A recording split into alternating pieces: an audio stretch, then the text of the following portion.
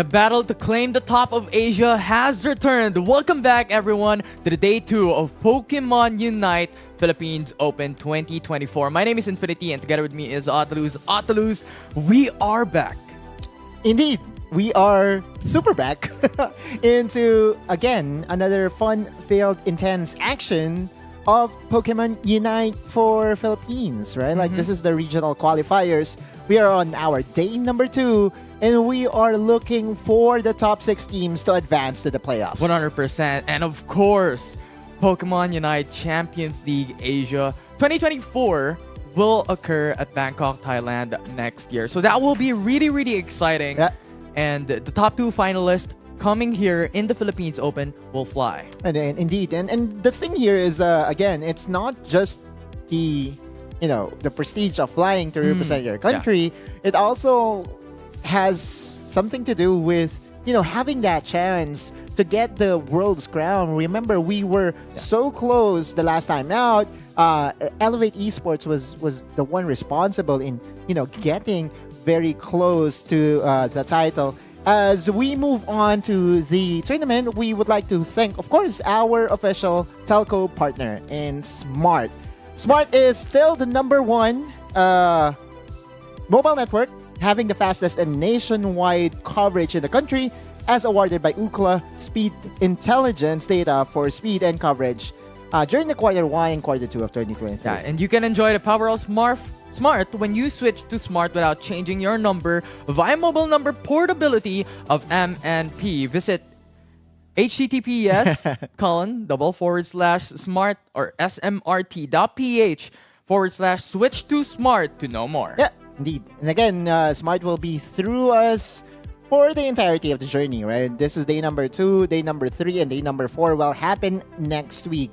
So when it comes to the matches that we will have today, I expect more intensity. I expect more close games. Yesterday, we closed everything with just a series of 2 games, just because there's clear disparity between the teams. Now we look into what will be the cherry on top, the prize that our teams will be fighting for, and we have a $20,000 US as our prize pool.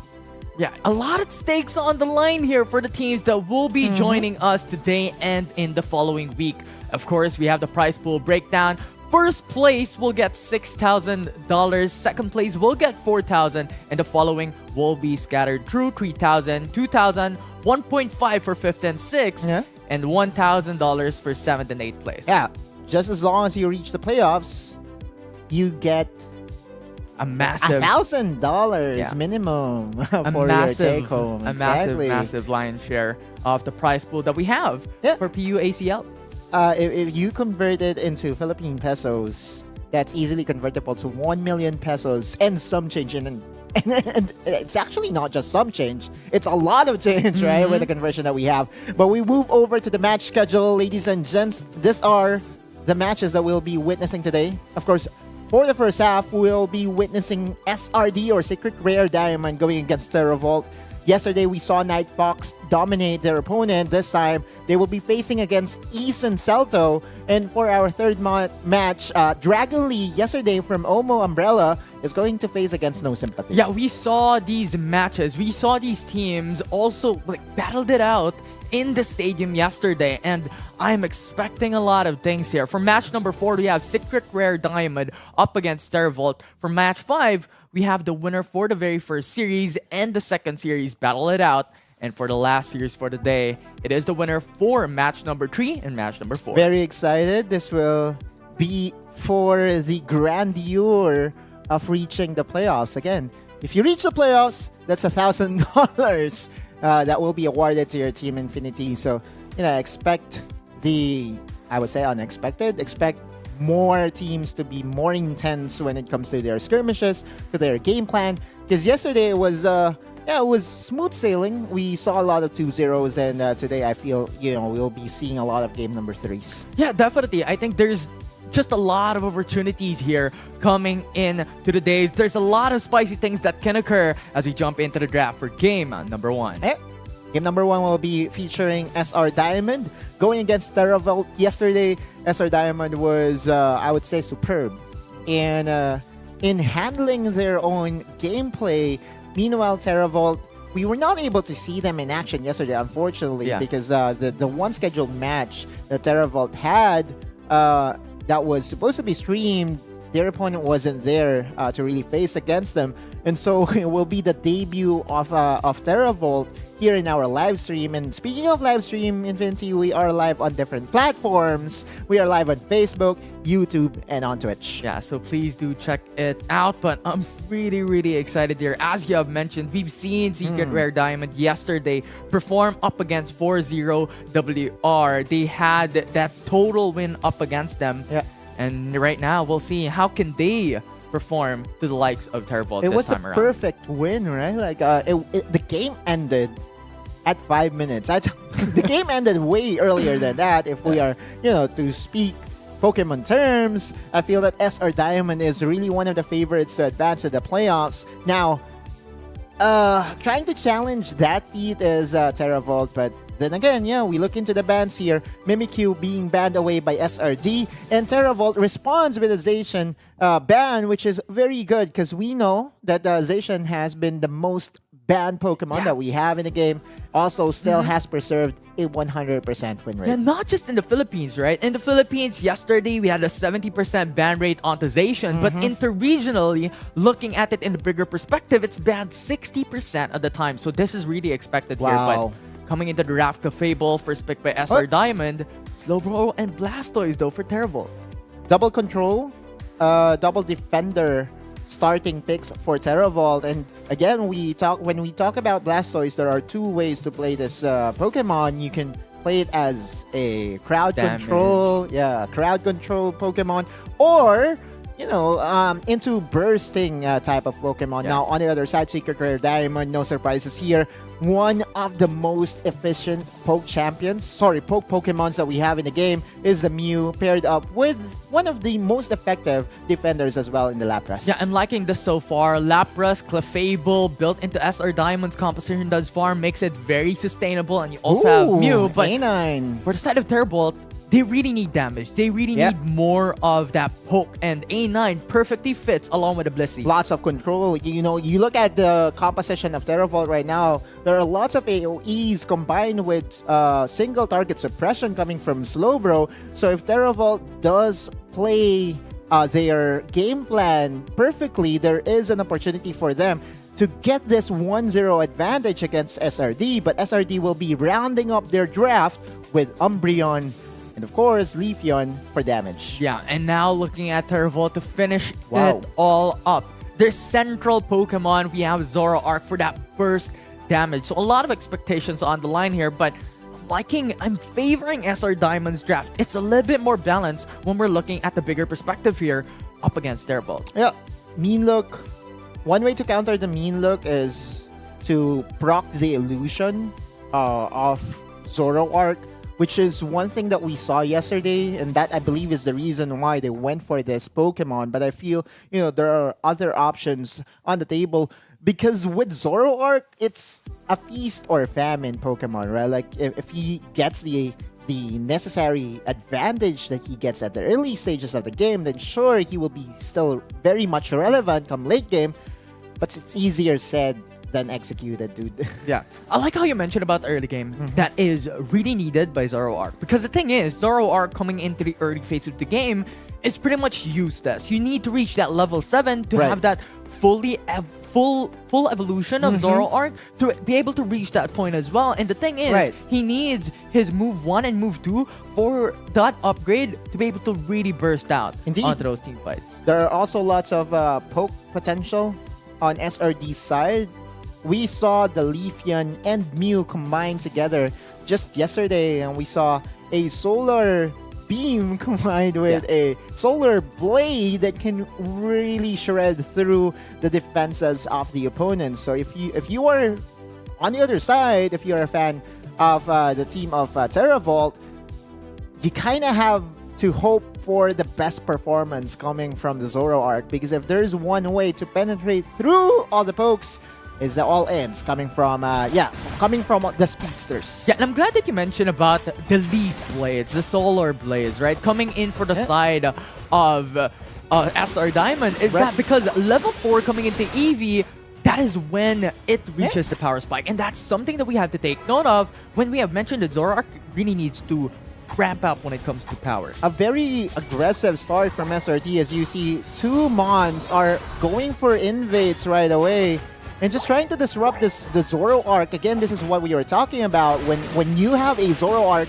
it's almost always a need for you to get that early game advantage, and SRD Diamonds really knows that that is the case, and they're trying to punish as early as now. Yeah, 100%. And just look at how Zoroark needs to really just look for those times, buy time for himself to be able to really ramp up when it comes to damage. And now Umbreon already reaches level 4 for that upgrade. You also have Mew into the bottom path, so a lot more potential here going to SR Diamond for at this stage of the game. Early stages, so far so good for both squads, but there you go. A heavy commitment on long-range artillery coming from SR Diamond, as we see the solar sword basically being invested or being picked up here by the Leafeon. And we saw this yesterday, the amount of damage that you can throw from afar combined with the Mew can really control team fights. So we'll carefully observe as to what's going to happen, because if you are SR Diamond, you don't want this all 5v5 to commence in an instant, right? You want to poke them down, you want to whittle them down before going in for the knockout blow. Yeah, we'll see. It's all about playing for time here for the side of Teravolt. We're already at level 6 here for Zoroark. It's all about that farming game. We have mentioned this already a while ago, and that is the reason why we haven't seen Teravolt really act up when it comes to these early fights, early engages. And again, with that said, with that in mind, SR Diamond is actually doing a very good job right now in controlling the early game advantage of the Zoroark. And you saw that slam. That's a 30-point slam coming from the Lapras, which also adds up to their experience advantage. 7 minutes and 30 so far. SR Diamond just playing to their composition and playing to their game plan. Yeah, and it's really now the time for Teravolt to just go in for the engages right now. Zoroark has unlocked the upgraded moves for move 1 and move 2. And you also have the Regis coming out. So I think this will be really important for both these teams. First KO. Zoroark reaches the back lines, but will be able to go back away. Clefable, though, telekinesis slows him down, but a Moonlight, so much sustain coming into the side of first Secret Rare Diamond. This is a 4v3, and the tower is really providing all the shields necessary for SRD. And the thing is, if Secret Rare Diamond loses this fight, they lose the possibility for the Regis into the bottom path. And now you have Leafeon coming in with a Solar Blade, a knockout secured. The thing here is Secret Rare Diamond was able to hold their ground, and with the amount of time bought by SRD, their primary carry was able to get himself ready for the flank, and Secret Rare Diamond, what a punish by them. Teravolt really felt that, and that's the first goal in the bot area. Just secured right away by SRT. Yeah, and they were able to capitalize onto their advantage, onto those team fights. And once again, Secret Rare Diamond is now up ahead when it comes to points. Teravolt lose their tier 1 goal into the bottom path, but this is a 4v5, an advantage for Teravolt. They still have Unite moves here. Mew has already used the Unite move. A-Knight has secured the Registeel.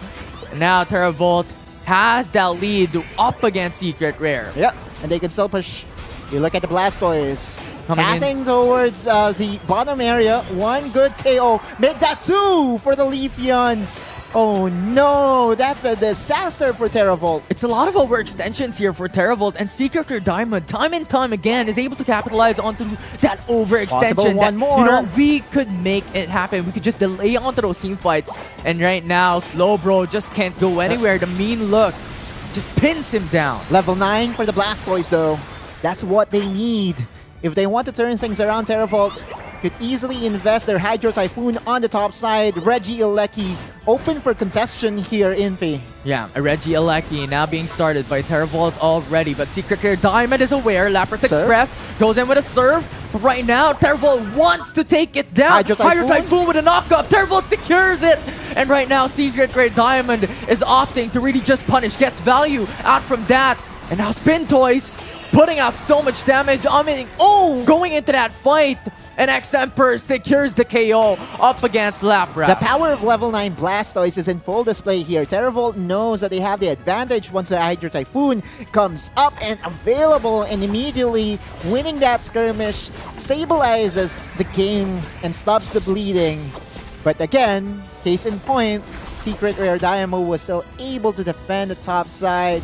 No touchdown for the Regieleki. Yeah, this is so good coming in from them, right? Because Teravolt secured the Regieleki. Yeah. Secret Rare Diamond denied it out from them. Teravolt secured the Registeel into the bottom path. Once again, Secret Rare denies it. So it's so much that Secret Rare is doing. You know what? You can have the objective, but we find value somewhere else. Yep, that's the trade-off, the cross-map play being fully executed here by Secret Rare Diamond. And, you know, with everything said and done, they're still in the lead here. Lapras going to get bursted down, and that's clutch. That's a very much needed advantage by Teravolt. And now Teravolt wants this Registeel once again. It's a 4v5, but Umbreon is coming into play here. Hydro Typhoon already used up, but a double man knockup. Moonlight is there, and Teravolt secures the Regi.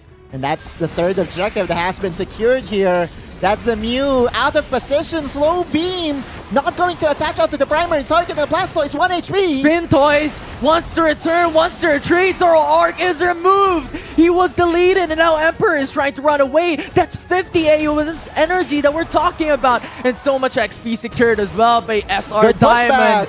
And Teravolt loses their objective, loses everything. Secret Rare Diamond just finds so much. Time and time again, Teravolt is the one to secure the objective, but the amount of investment that they use to secure these objectives is basically the reason why Secret Rare Diamond is still on the go with all their engages. And now Secret Rare Diamond is batting on towards the top area. There is a Regieleki that can provide distraction or nuisance heading into a potential Ray fight. Slowbro is here though to contest. Yeah, and Secret Rare Diamond is a very clever here. They're going in with a 2-man unit into the top path, going in for the Regieleki. Teravolt wants this. They need this. Who's gonna take it? It will be Teravolt who secures the objective. But Secret Rare Diamond has secured the tier 2 bottom path goal zone already. And once again, the macro play here by SR Diamond is impeccable. Yep, 200 points in the advantage, and we're close to the winning time. You look at the damage here, Teravolt! Spin Toys into the back lines, wants to access Leafeon, they secure that kill, but Moonlight to sustain every single one in the end. It will be a 2-for-1 trade. But SR Diamond has a massive lead. Still is at the advantage here. Infinity not yet over though. Teravolt can still turn things around with the X Factor in play. Rayquaza, whoever secures this will most likely secure the game. I mean, if you're a Secret Rare Diamond, there's really no reason for you to secure, or there's no need for you to secure this Rayquaza.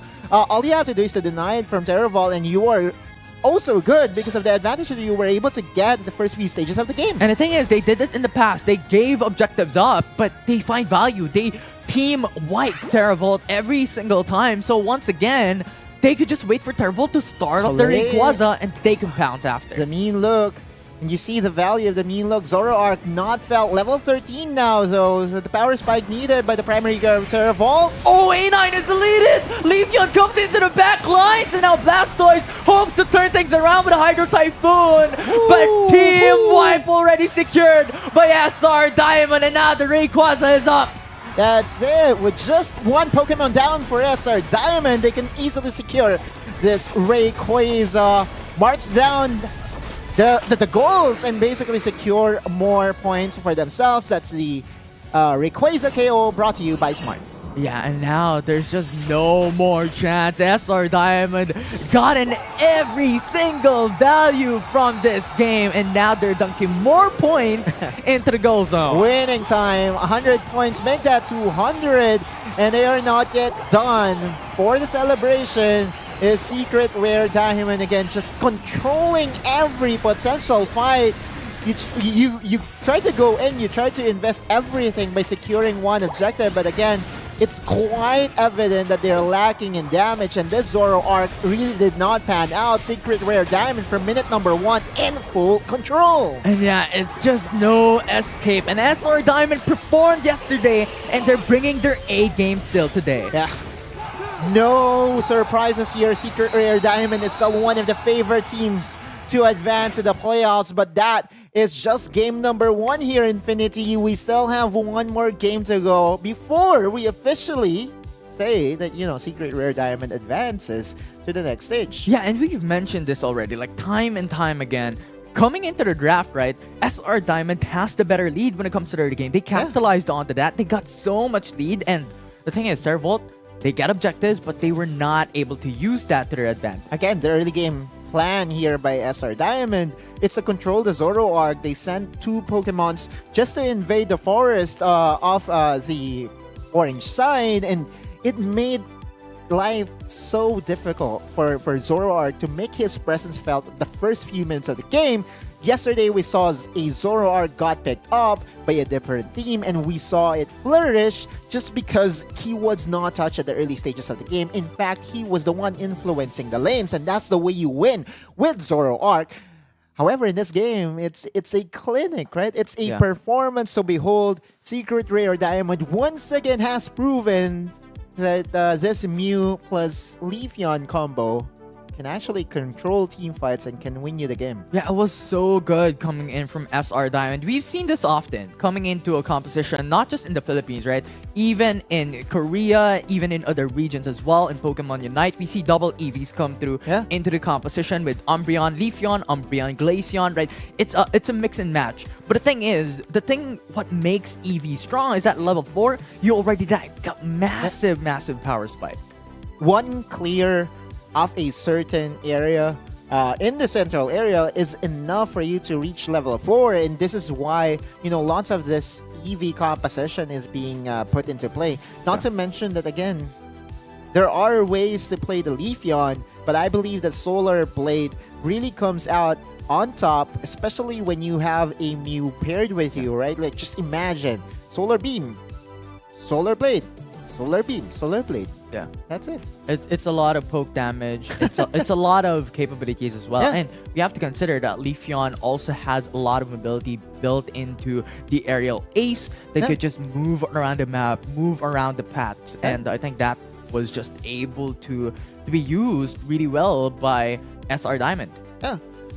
No, not a need for Zacian this time for Secret Rare Diamond, and we talked about Secret Rare Diamond in the past, saying that it's one of the teams that is being fielded by the Secret Rare umbrella. In fact, there are 3 teams being sent out by Secret Rare, but the community has been mumbling, saying that Secret Rare Diamond is their hidden card, hidden ace card, and in my eyes, right, they passed the eye test, basically. Yeah.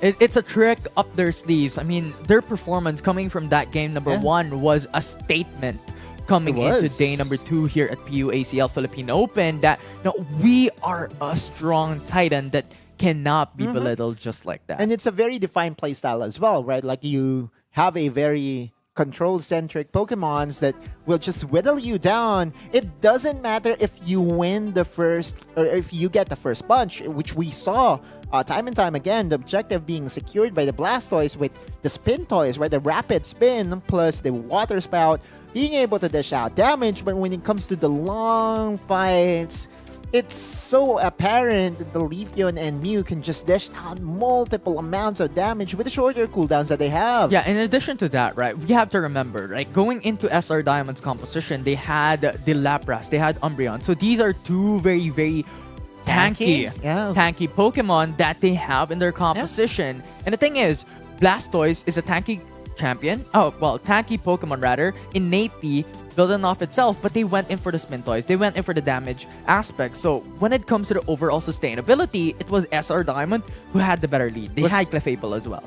Yeah, it was kind of needed too, because I feel that they were really lacking in the damage, but it's not really the Blastoise's fault, right? Like, just the fact that the Zoroark was controlled from the get-go, and this is mainly the reason why, employing and trying to draft around a melee carry is really proving to be a very difficult thing to do here in the regional qualifiers that we have. Yeah, plus in addition to that, they doubled down when it comes to late game scaling. They Right. went double down when it comes to that late game power spike, level 7 spike.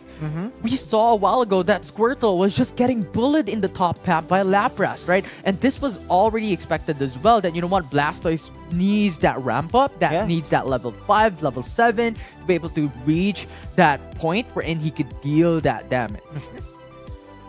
It's pretty much planned from the get-go. Just because they have the just because they know that they have the advantage, the top area and the bottom area, they had the freedom to send over their supports, their EVs, to invade into the forest of Zoroark, and that again is one way to control the speedsters that we are talking about. Now we enter the drafting for game number 2 here, Infinity, and again, now that there's a flip of sides, I believe that the burden to ban away the Zacian is on Secret Rare Diamond this time. And I love this coming from Teravolt. They opt to go into the purple side this time around, so they have that first pick. As you have mentioned, Zacian is expected to be banned away here by Secret Rare Diamond. Whoa! But that respect is still there. Mimikyu is also being banned. These two Pokemon has been one of the most annoying Pokemons to deal with.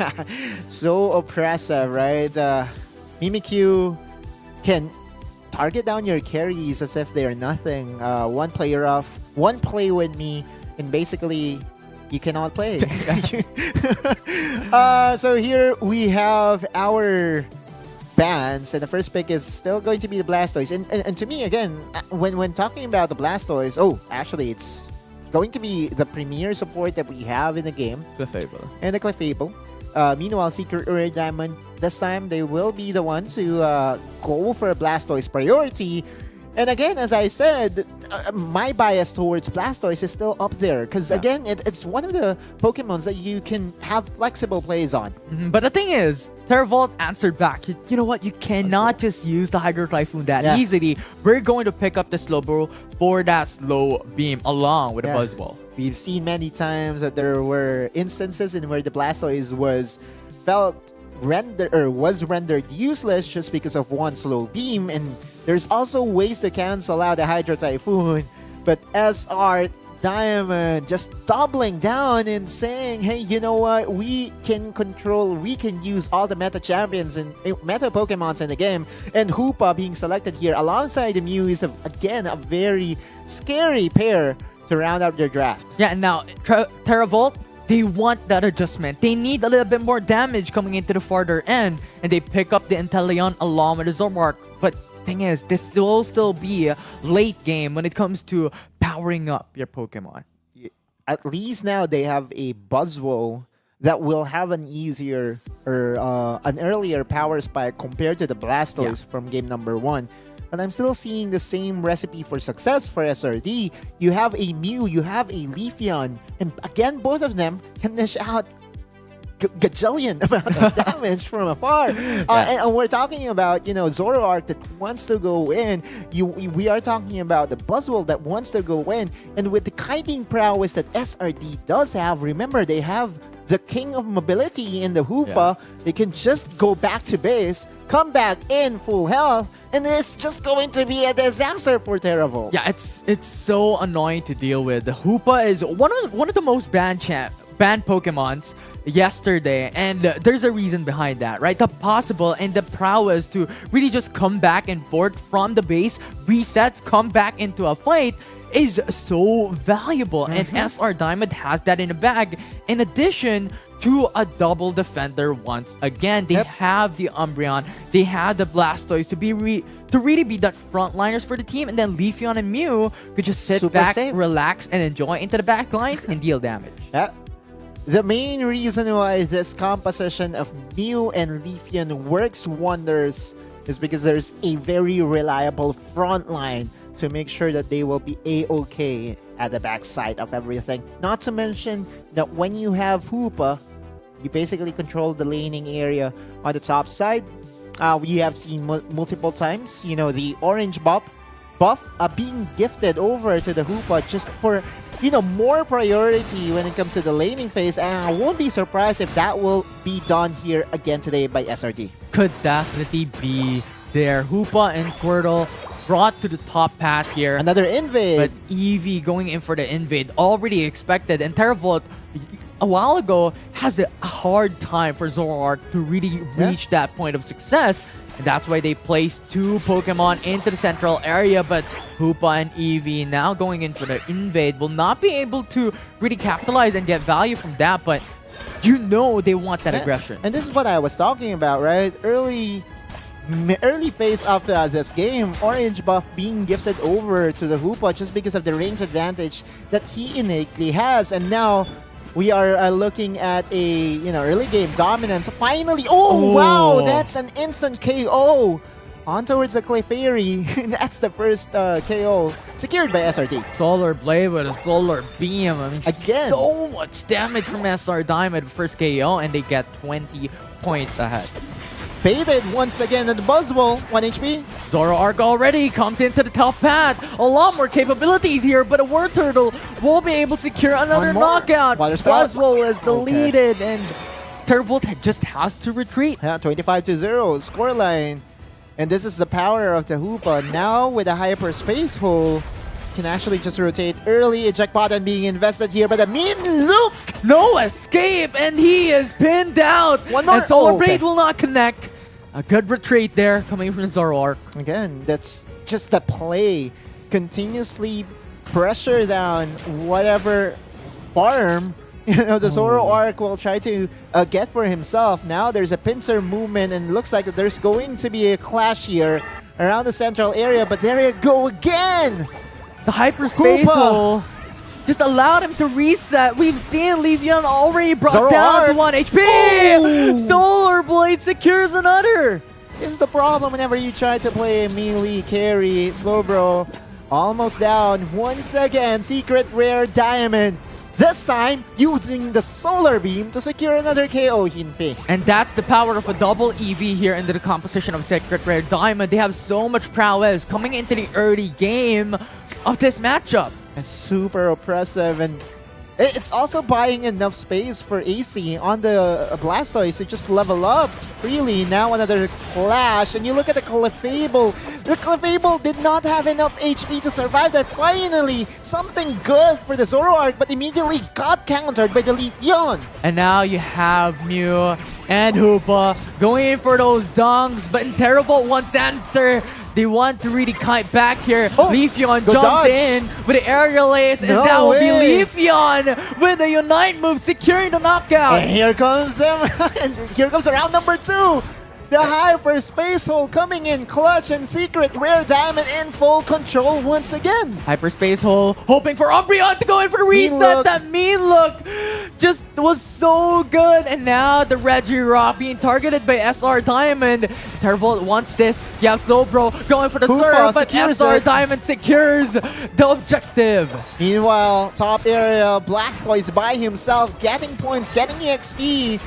And is basically gifted by his teammates enough space for him to get that level 9. Now he has access to the Unite move. He indeed has access, and you already have Leafeon already dunking. Tier 1 goes on into the top path. Broken down by SR Diamond. Regieleki is now being started down by Blastoise. The amount of pressure that Teravolt is receiving from Secret Rare Diamond is just too much. Leafeon! That was so good. The Ignite move catches up onto 2. Buzzwole trying to sustain himself, and zone away the opposing side. That's it. But Leafeon gets the triple knockout. Secures it. Goes into the top pad, wants to deny it out of from Blastoise and from Icy, but as you have mentioned, they have already secured it. Hydro Typhoon, and so now this Regieleki marching down the top area. Can he make him touch down is the question. Spin Toys Umbreon is here as well. And you look at the Leafeon, they're going all in. And now we'll see how they can capitalize here, how to go in for the zone. As you mentioned, Regieleki already touchdown on the tier 2 goal zone onto the top pad, and SR Diamond just dunks on that zone. Smackdown. Buzzwole wants to get that trade back. They were able to secure the Blastoise. They were able to secure Icy, but the trade back is there. Mew was able to get that knockout onto Clefable. No more sustain left for Teravolt. Yeah, but the Mew is here. And again, whenever you see a Mew plus the Hyperspace Hole, you can immediately just respond back and have full health for another encounter. Now the Mew finally getting caught here out of position. Pinned down, there's no escape. That's a 4v1 and Mew was eliminated. Not really the best spot to be in, but still the advantage is there. Secret Rare Diamond for the defense. Hydro Typhoon was able to defend the zone, and now Secret Rare Diamond wants to push them back. Teravolt has nothing left. They were wiped out. Again and again, Secret Rare Diamond finds themselves at the advantage. The power of the mobility of Hoopa is just being exponentiated here by Secret Rare Diamond. They were in the perfect position to secure the Regibuff downstairs, but immediately they called, hey, you know what?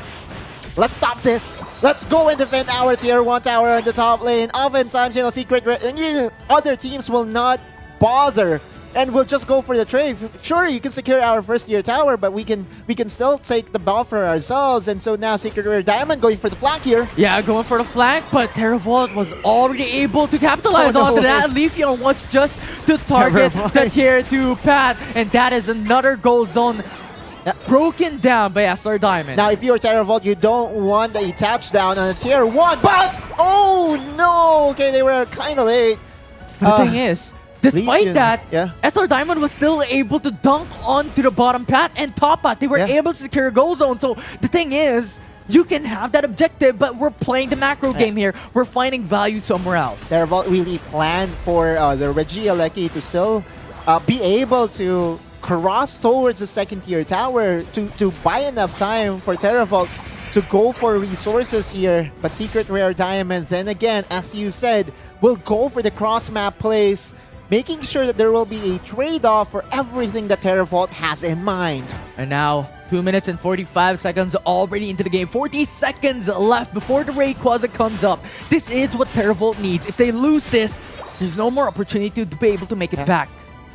Chances are Secret Rare Diamond will just deny this. They don't need to secure the Ray buff.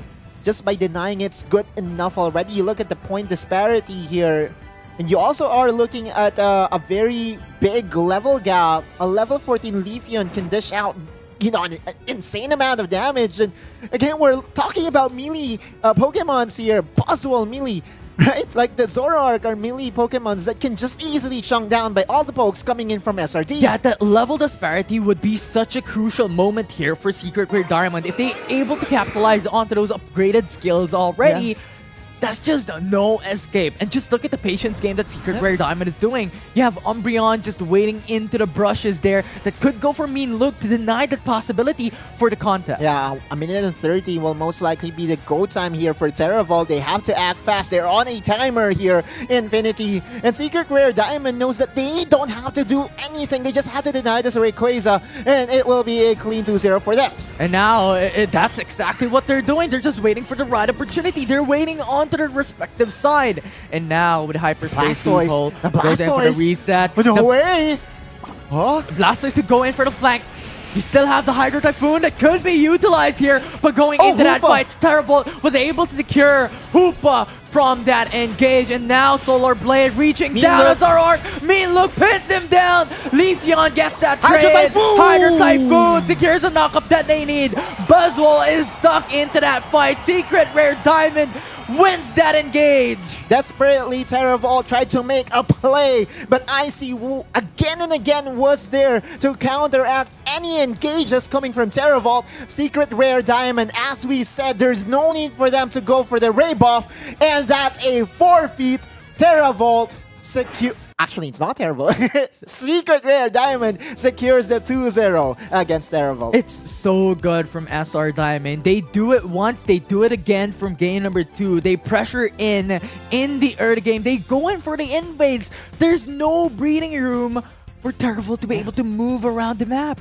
We saw this yesterday. Secret Rare Diamond can just control the game from minute number 1. This is what they did against 40WR. And now 2 games in a row, Teravolt just had no space to operate with. Micross on the Leafeon, Steam on the Mew. Those two nuke damage Pokemons can just shred down your front line in an instant, really making you second guess yourself. And can I just mention that we were not able to see Inteleon pop off, right? For the entirety of that game. It felt like, yeah, sure, he was dishing out damage, but that's not as effective as what we saw from the Leafeon and Mew combined. Yeah, there's just no breathing room coming from them, right? We have emphasized this already a while ago, but the thing is, Leafeon, Umbreon always goes in for the invade. They always wait patiently and go in for the flank, right? So there's just no space. If they go all in, your backline's going to be vulnerable into the attacks of SR Diamond. And that series number 1 wrapped up, ladies and gents. We still have more series to go, right? So that's one out of the 6 potential matches that we have for today, Infinity. But that said and done, we are going to enter a very short break. We'll be right back, and once we are back, more Pokemon Unite action will be underway.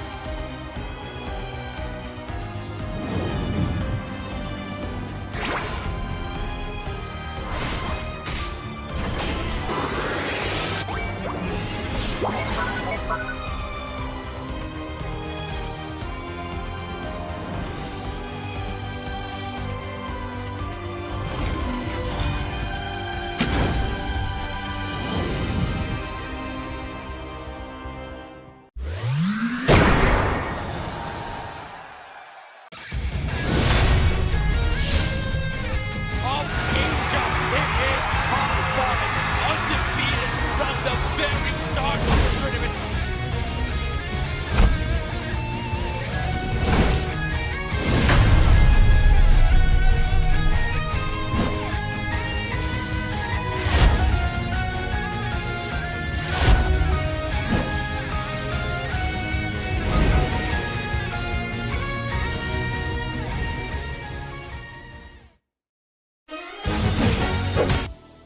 Welcome back, everyone, to the Pokemon Philippines Open 2023. My name is Infinity, and we're back. This is Otaluz beside me, and we're down to the series number 2. Yeah, I was checking the time. It was super fast Yeah. with what happened. Again, the development here in Pokemon Unite is that we will have a 10-minute game for each round. And the thing here is, when one side is already that dominating, the other team often forfeits. So we saw that happen numerous times now in the tournament, which is kind of understandable because really there's no way to catch up, especially with the Ray buff being secured by the opposing team. Yeah, we'll see if that will happen once again. But before we dive deep into Pokemon Unite, let's check up the match schedule for the day. Now that series number 1 has been concluded. Yeah.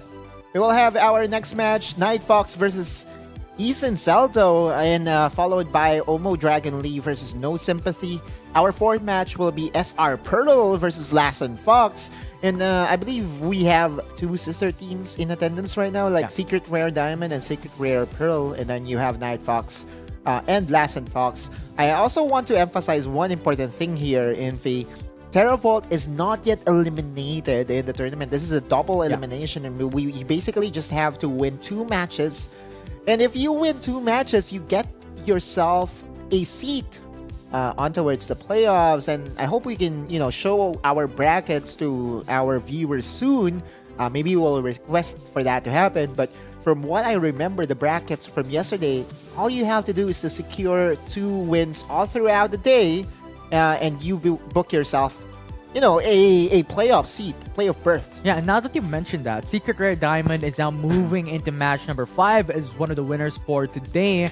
Now we're waiting for the winner for Night Fox and Easten Salto to be the challenger here for Secret Rare Diamond. Yeah, we would like to thank, of course, our official telco partner, Smart, the official telco partner of Pokemon Unite Asia Champions League 2024. And again, here in Pokemon Unite Regionals, we are looking for the top 2 teams that will be sending over to Bangkok, Thailand to represent the Philippines against, the best of the best. Yeah, and it will be really exciting because Philippines, I think, is one of the best regions thus far.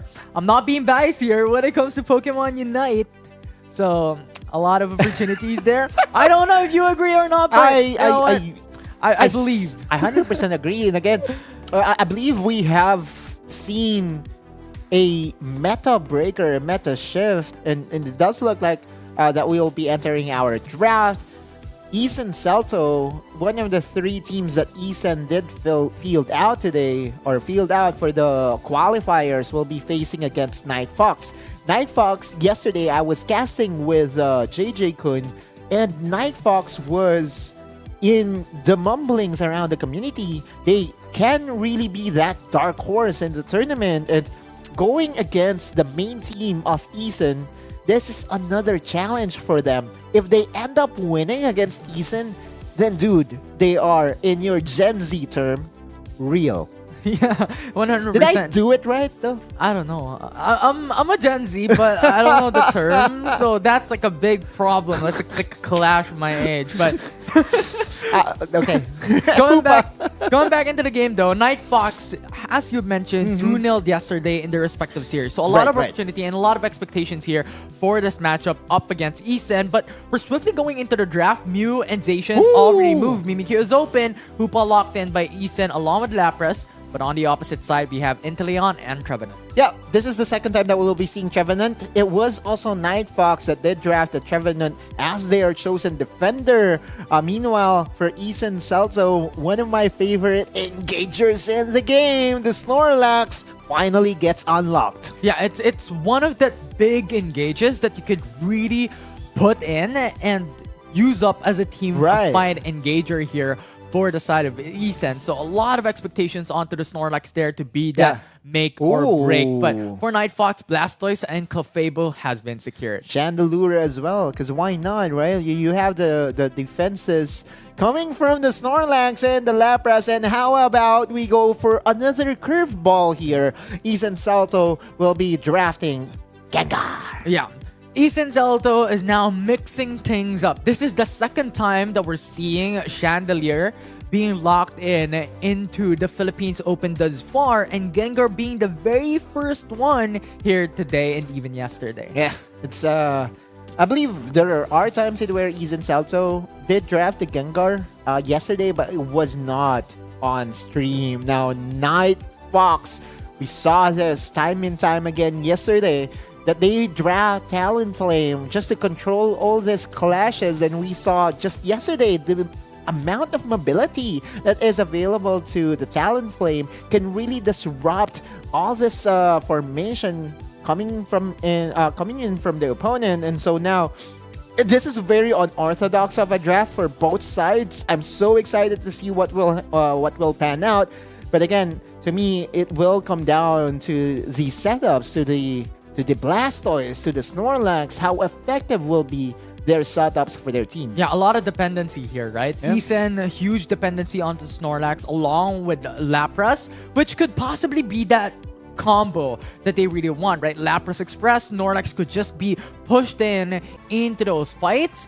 And for the side of Night Fox, a huge dependency now onto Blastoise and Trevenant to really just change the tides of the team. Yeah, meanwhile, Talonflame will be hyper aggressive.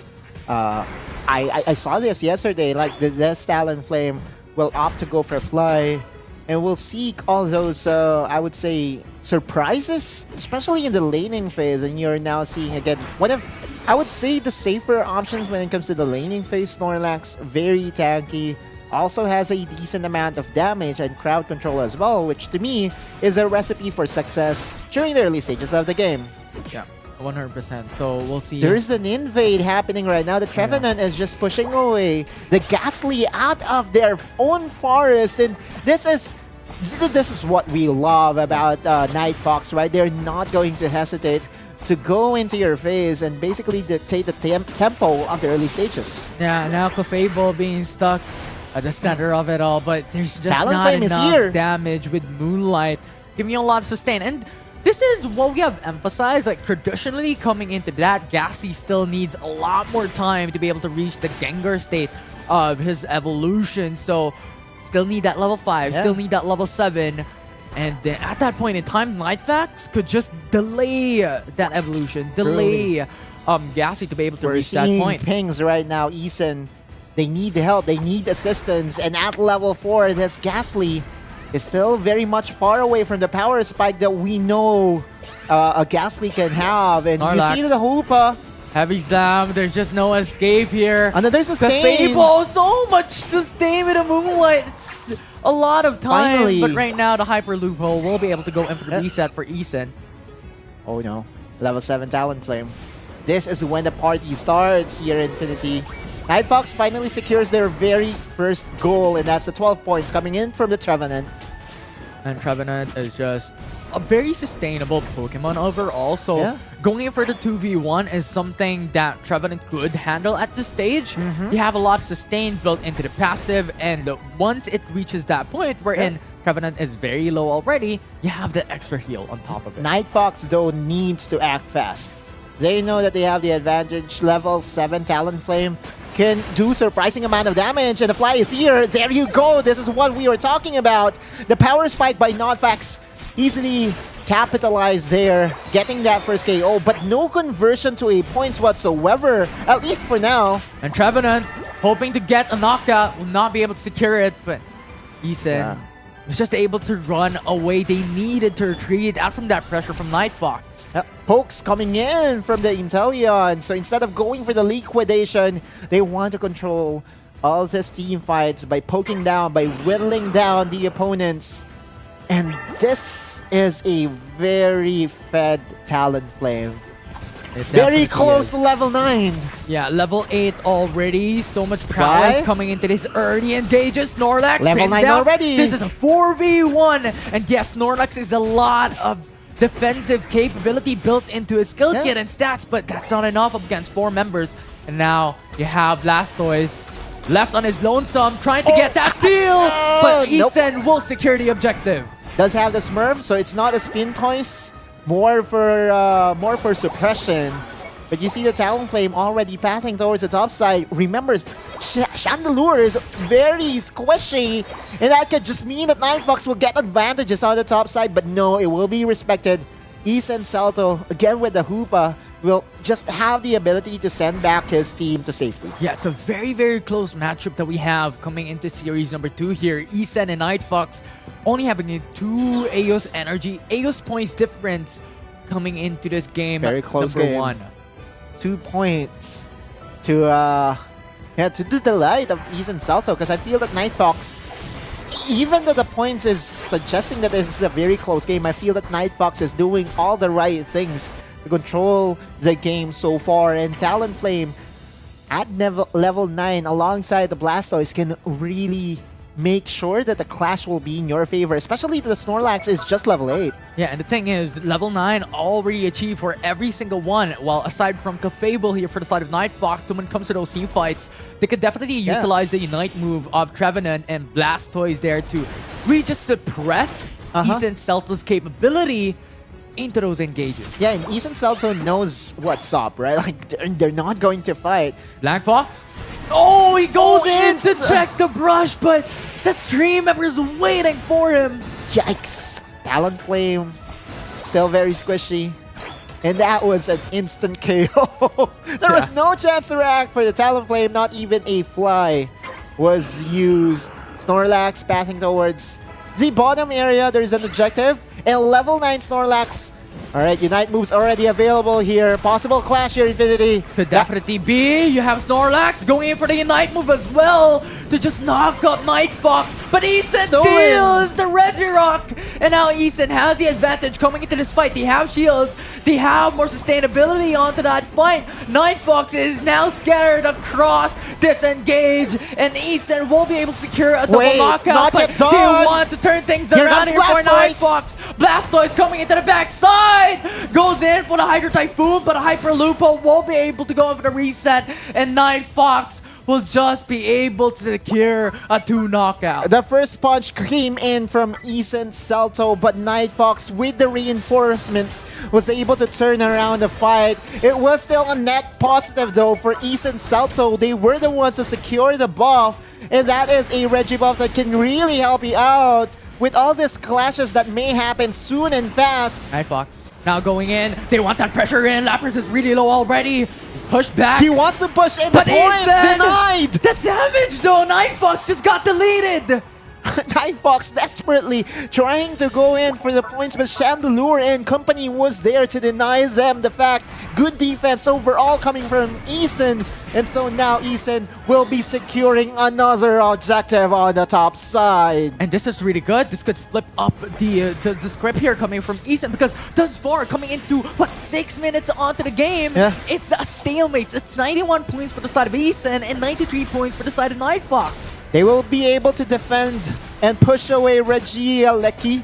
No touchdown to be had, but on the bottom area, it feels like a Talonflame is already being engaged on. Trevenant trying to zone away the opposition here. You have Talonflame almost deleted. The heavy stem secures it, and Hoopa for the final blow. And Trevenant just has to retreat. No more sustain could live up to the name of 4 people of Easten. And the dunks are there. So much points already secured. And Night Fox wants to dunk as well coming into the top path, but Lapras was able to zone them and push them back. Easten Salto doing all the right things in the middle part of this game, and we are closing in to the winning time here, Infinity.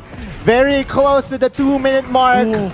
And that's another advantage to Easten Celto. Their macro is just so clean. Yeah, this is really good coming from Easten. They secured the Regirock at the perfect time because 2 minutes in, the Rayquaza will come up. And having that Regirock buff will give them a tiny bit of advantage up against Night Fox. Exactly. It will all come down as to how they combine their Unite moves. All Unite moves available except for the Chandelures. Revenant just zoning away Snorlax here. Heaven Slam already used. Revenant still just playing the patience game here. Right. They just want to deny this Rayquaza buff, but this could still be anyone's game. That's the pushback. Not going to connect onto the Snorlax, but you have to be careful. But Night Fox needs this. They're at a massive disadvantage here, and Easten Celto is playing the patience game. They're just buying time. Down. Snorlax now being pinned out. You have Night Fox trying to get the hold of the top side here. The Night move coming in from Inteleon gives so much information, and now Snorlax pushes the opposing side back into their own side. Now Night Fox already a minute in. They loses 2 of their Pokemon already. A 3v5 occurs in Rayquaza Pit. And the Rings Unbound just calls in reinforcements with only the Clefable. Here comes the backup though. Night Fox already very low. Trevenant pushes them back. The knockout is there. Surf. The block. No follow through. It's just buying so much possibility here for defensive capabilities onto the Snorlax. Trevenant with a stun, but no follow up. They want the Rayquaza. Night Fox goes all in onto the Rayquaza pit, but there's not enough time. There's no HP. A 1-for-3 trade, and Easten will win it all. Rayquaza will be open for them. Night Fox only have Inteleon left coming into their side, and Rayquaza will be secured by Easten. Easten Celto with the smart Rayquaza buff secured an instant forfeit on the other side. Again, that clash was so good. Yeah. It was the Snorlax. The Snorlax was, how should we say this, was focused. He was focused by 3 or 4 Pokemons, but instantly with the sustain available, the power nap, able to heal back up, and that's the tankiness that this Snorlax provides. In addition to that, he went in for the block, right? So when it comes to those team fights, Snorlax just uses the block, and that's just so much defensive capability overall for the whole team. They had the right idea. Night Fox went, or the Talonflame went for the backline, but there to defend are the other members, right? If you have a Hoopa, there is just a lot of avenues for you to deny this all-ins. One hyperspace hole, that's insta bye-bye, right? Yeah, it definitely is. It's just so much back and forth here coming into the side of Easten, and Night Fox is just not able to be on par onto the capabilities here. And time again, we saw Talonflame get deleted coming into their front lines, and there was a lot of these micro mistakes that occurred, and Easten just capitalized onto that opportunity. The snipes also coming in from the Inteleon was not felt that much coming by Easten's squad, and that again is because their front line is just too far forward. That all the backline damage, the Chandelure, which we have regarded as one of the best secondary carries in the game, it is still able to dish out damage from afar. Very good game overall. I would say it's a very tightly contested game so far. And this is a good indication that we might reach game number 3. Game number 3, right? Yeah. Maybe we saw it coming from that game number 1 from 8 minutes or 7 minutes into that matchup, coming down to 3 minutes technically. Is that pretty much these two teams was only having a difference of 2 points. So that just speaks so much volume of how close these two teams are. It was extremely close, and it was a pleasure to watch and cast as well. Infinity, this is what we expected in day number 2, in where, you know, the best thing about day number 2 is it's quite forgiving, but in a sense you still have to do your best, right? Because what's at stake here is a playoffs berth. Now, out of the 8 teams that will be playing today, there will be 6 teams advancing. So only 2 teams will, you know, be sad today, I guess, will be eliminated today. Yeah. But that still brings out the best into everyone. I reckon, you know, this is the time for them to really just show what they're capable of. We saw Talonflame. I thought it was a cheese pick yesterday. I thought it was, you know, out of the... They were trying to hide something. but in fact, it was their main. And Night Fox, as many did say, right, they are the dark horses. They played well. It just so happened that Easten Salto still very much true to their objective, and their execution when it comes to team fights was super clean. Yeah, it was impeccable. And I think coming in from that latter part of game number 1 as well, it was Easten was just buying time. They knew that they were on a massive lead. They were 70 points ahead when the Rayquaza spawned up. Yeah. So the thing is, they just need to buy time. They just need for that Rayquaza to not be touched by Night Fox. And even if Night Fox opts to go in for the goal zone, the thing is, Easten could just go in for the Rayquaza objective. So the thing is, it was Night Fox who was stuck onto the decision on going all in onto the Rayquaza, going for those team fights or going for the goals. They were cornered for sure, and desperately they wanted to go for the Ray buff. However, it wasn't touched, right? For the entire duration of that skirmish, of that Ray dance, no one was hitting the Rayquaza. And so when they wanted to burst down the Rayquaza, the HP total of the Rayquaza was still over half health. And you still have to respect the damage coming in from the Rayquaza, right? Like, there's also lots of crowd control AoE that once it hits you, it basically deletes a lot of your health points as well. And so that was capitalized here by the team of Easten Salto. A very good start for them. Can't wait to see game number 2 as to how it will happen. Can't wait. There's a lot of opportunities here for change. Because the thing is, Mimikyu was also left open. That's the interesting point. Because from what we have seen coming from day number 1, coming into day number 2, Mimikyu has just a lot of potential coming into those fights. It is one of the Pokemon that could really just stop the unstoppable. This is really very surprising. You're right. Like, just looking at the draft of Night Fox and Easten Salto, I feel that Mimikyu will work wonders for either side. But now that we are going to enter the draft, Night Fox will be on the purple side this time.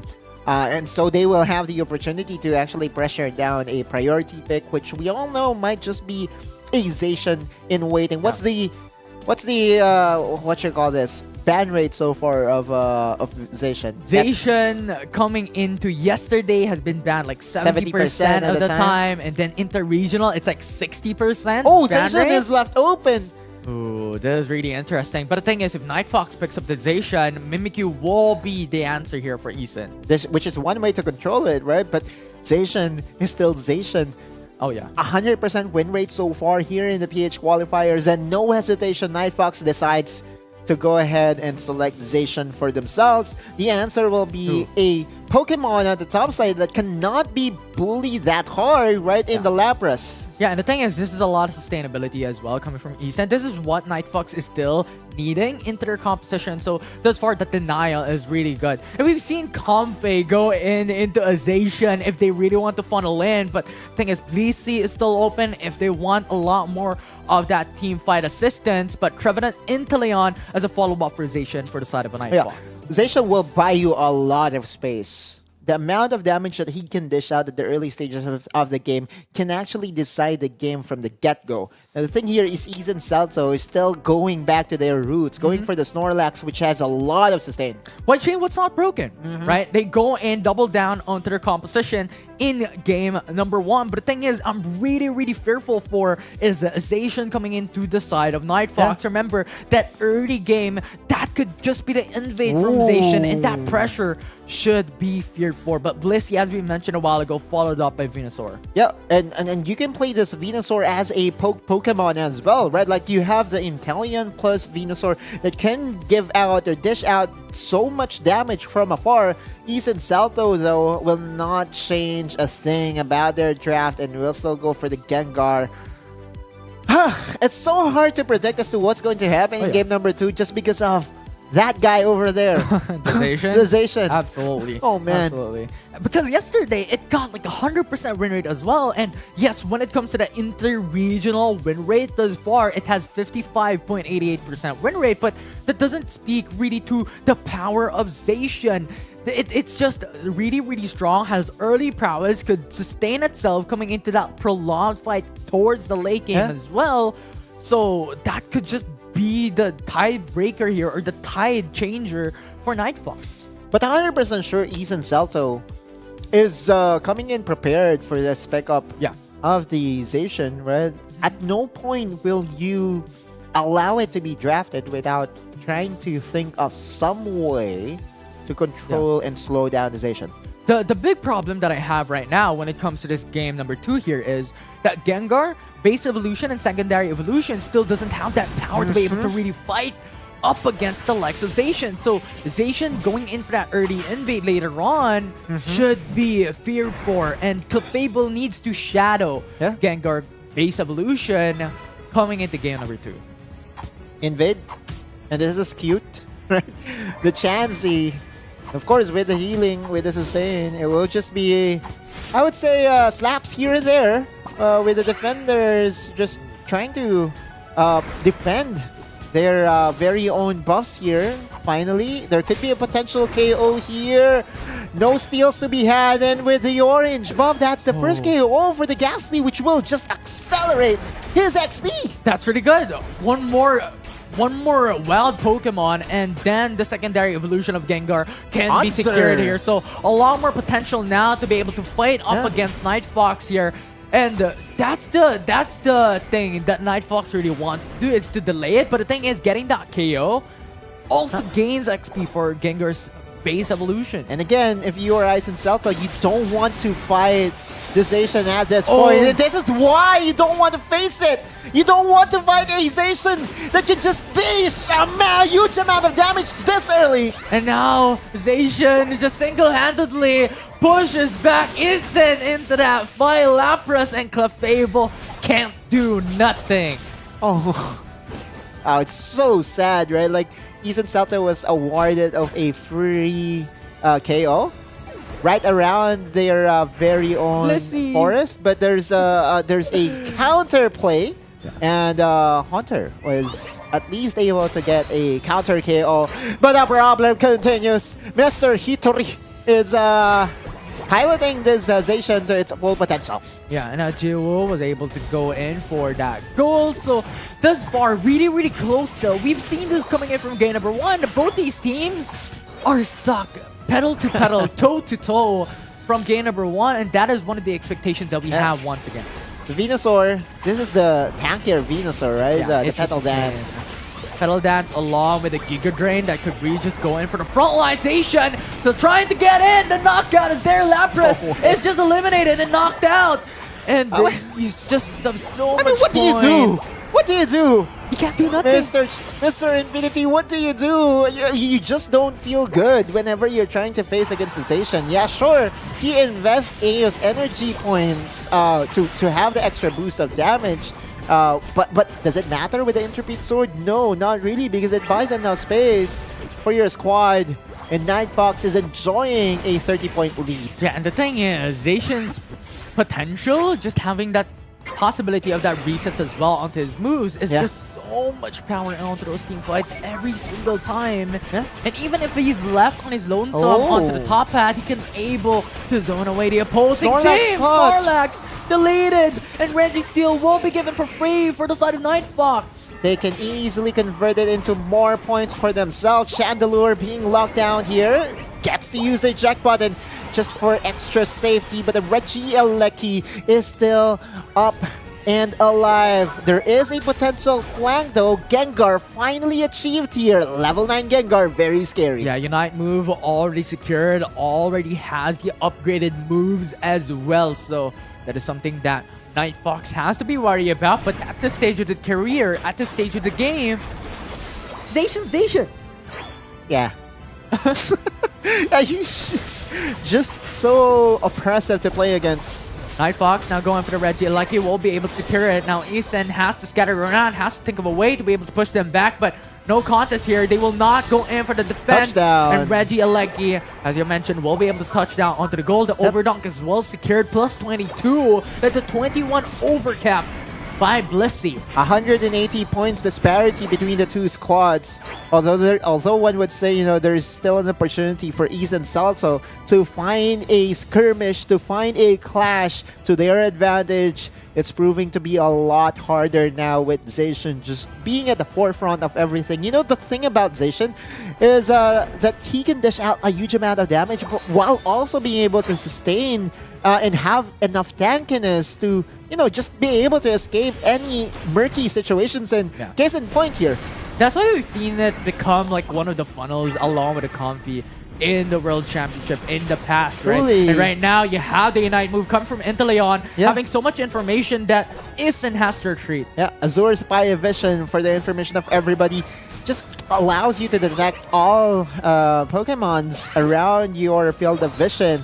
And now 5 seconds before the next Reggie buff spawns up here, Infinity, and this is another advantage. A Reggie steal is actually a very good price if you ask me, especially at this point in the game where you are already at the advantage. Yeah, and this is the thing. Nightfox has done this time and time again, right? They go in for the 4-1 split, where Zacian is left alone onto the top pad, but thing is, it's no worries. It's fine. And now Heavy Slam coming in from Snorlax with a block as well, denying the possibility for that goal for the opposition. Power nap. And now the power nap is there.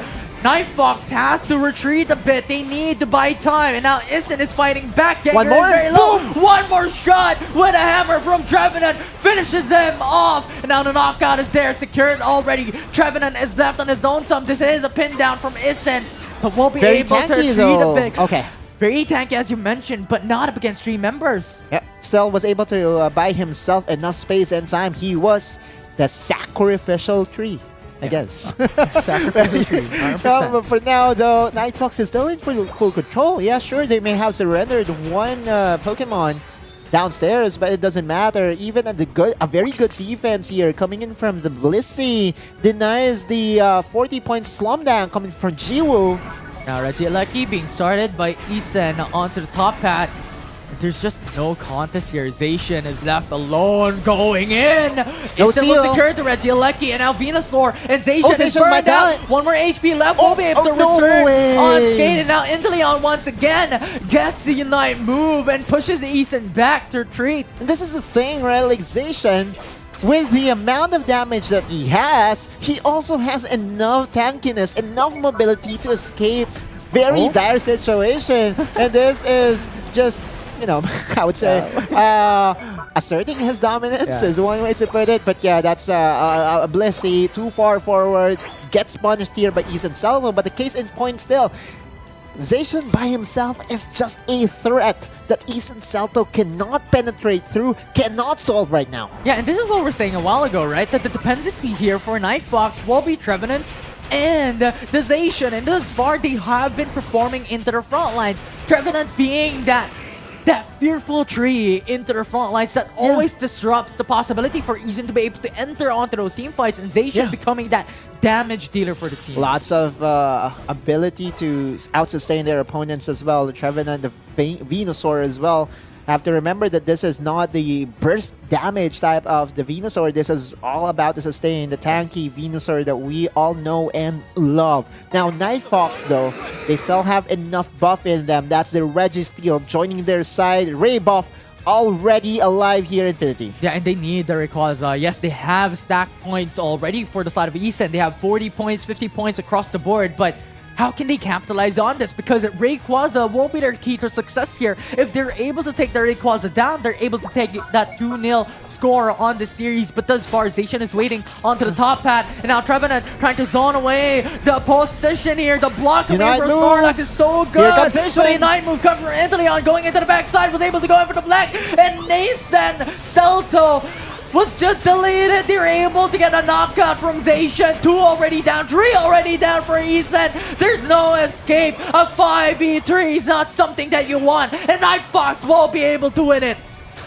We are staying true with our initial observation, Infinity. Zacian can still win you games, and at 1 minute left, this Ray buff presented to you by Smart will help out Nightfox force a game number 3. And Nightfox is just here to win it all. They're not here to just play and be belittled. It's Easten's time now to think about the draft. What do they need to do here? Because at this point in time, Nightfox is just gonna dunk, and get that win. Push this to game 3. Are you going to ask me what will be my first adjustment? Could be. Banawayization. So far, 4 times it was picked. And the rest, for the entirety of the tournament, in all the games that we have had, Zacian has a ban rate of almost 80%. So far, with all the games that he was left open, it was picked, and it still carries a 100% win rate. And that just means to say that, the Filipino players knows how to play around the Pokemon. And that just means something, right? Having such a high ban rate and having 100% win rate so far means a lot to this Pokemon. And indeed. We look into the damage department. Teravolt. 35% of the damage share came from him. And although he wasn't slamming a lot of points, it doesn't matter. Just as long as you can buy your team enough space and enough time to dunk those points in, and you can really see one-sided affairs such as this. Easten Salto pinned down to just being able to just 16 points is a statement coming in from Hit. You look at Hitori. Hitori did not even slam dunk any points. Yeah, it was just a difficult time for the opposition here for the side of Easten, right? Because the thing is, every single Pokemon coming in from Nightfox there was absolutely insane. They had so much sustain, right? Venusaur had 22k heals, and then you have Trevenant with the same amount. Blissey had the same amount. Blissey had to just focus on Zacian and also Inteleon. So it was just so much frontliners. It was so much peels for these damage dealers that Nightfox has in their composition. I thought like Blissey wasn't minding Zacian, because Zacian can actually sustain by himself. Yeah, he tried to steal one Regieleki upstairs and was able to escape the very dangerous situation that he was in.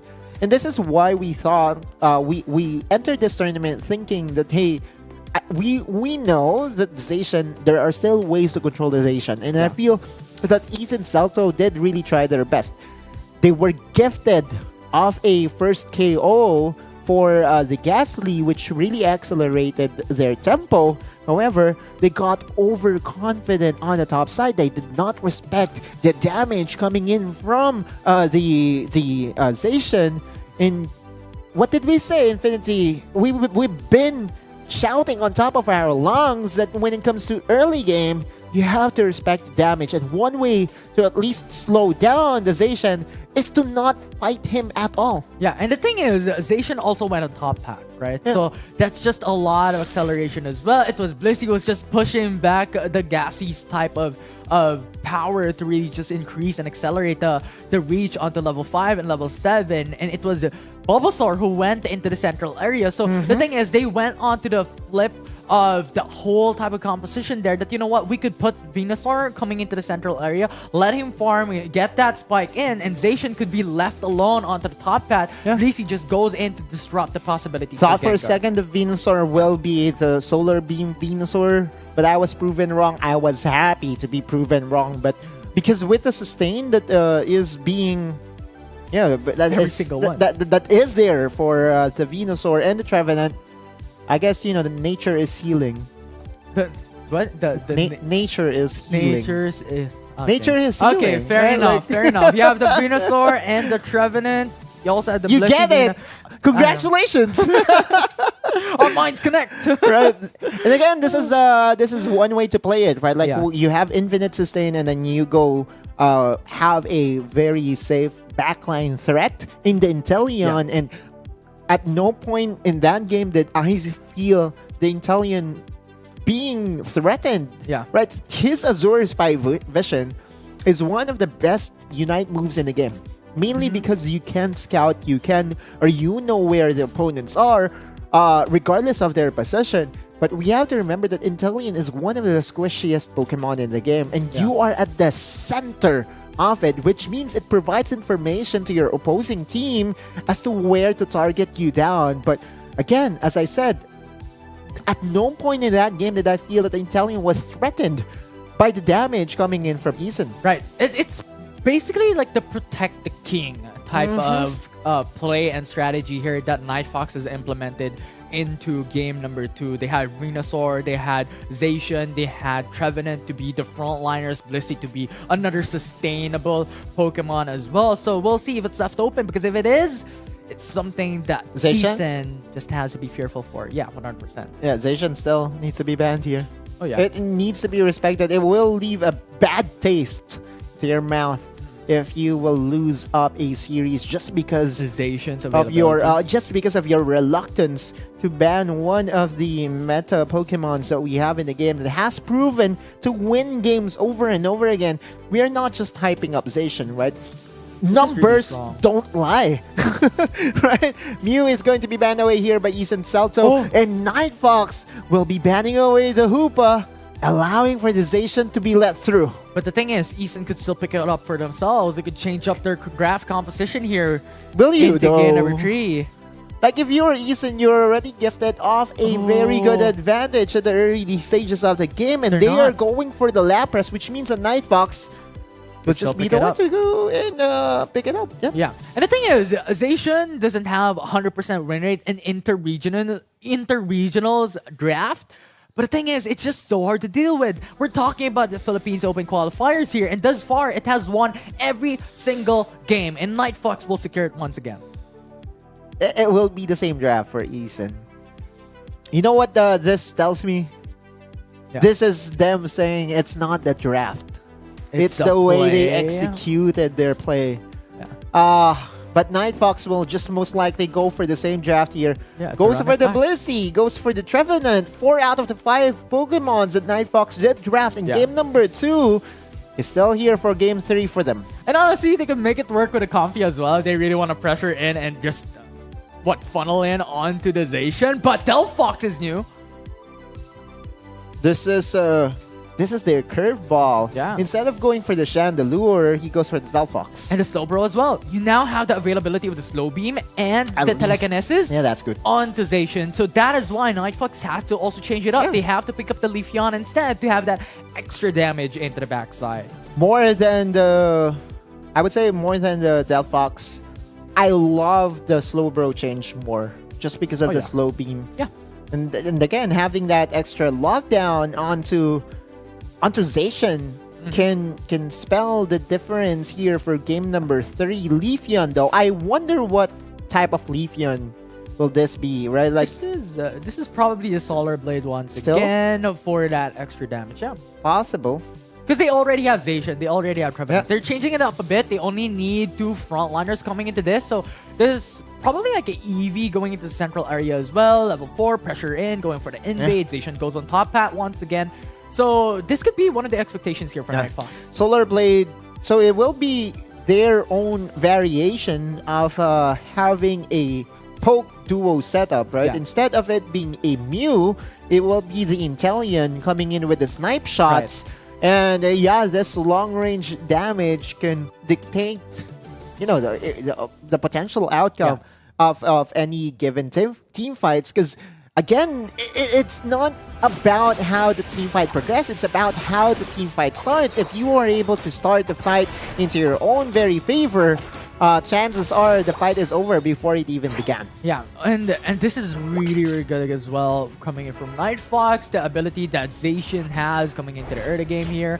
And you also have the base evolution for Trevenant, just fighting up against Slowbro. They need that security. They need that double central, because the thing is, Night Fox has done this before. They just went in for the invade time and time again.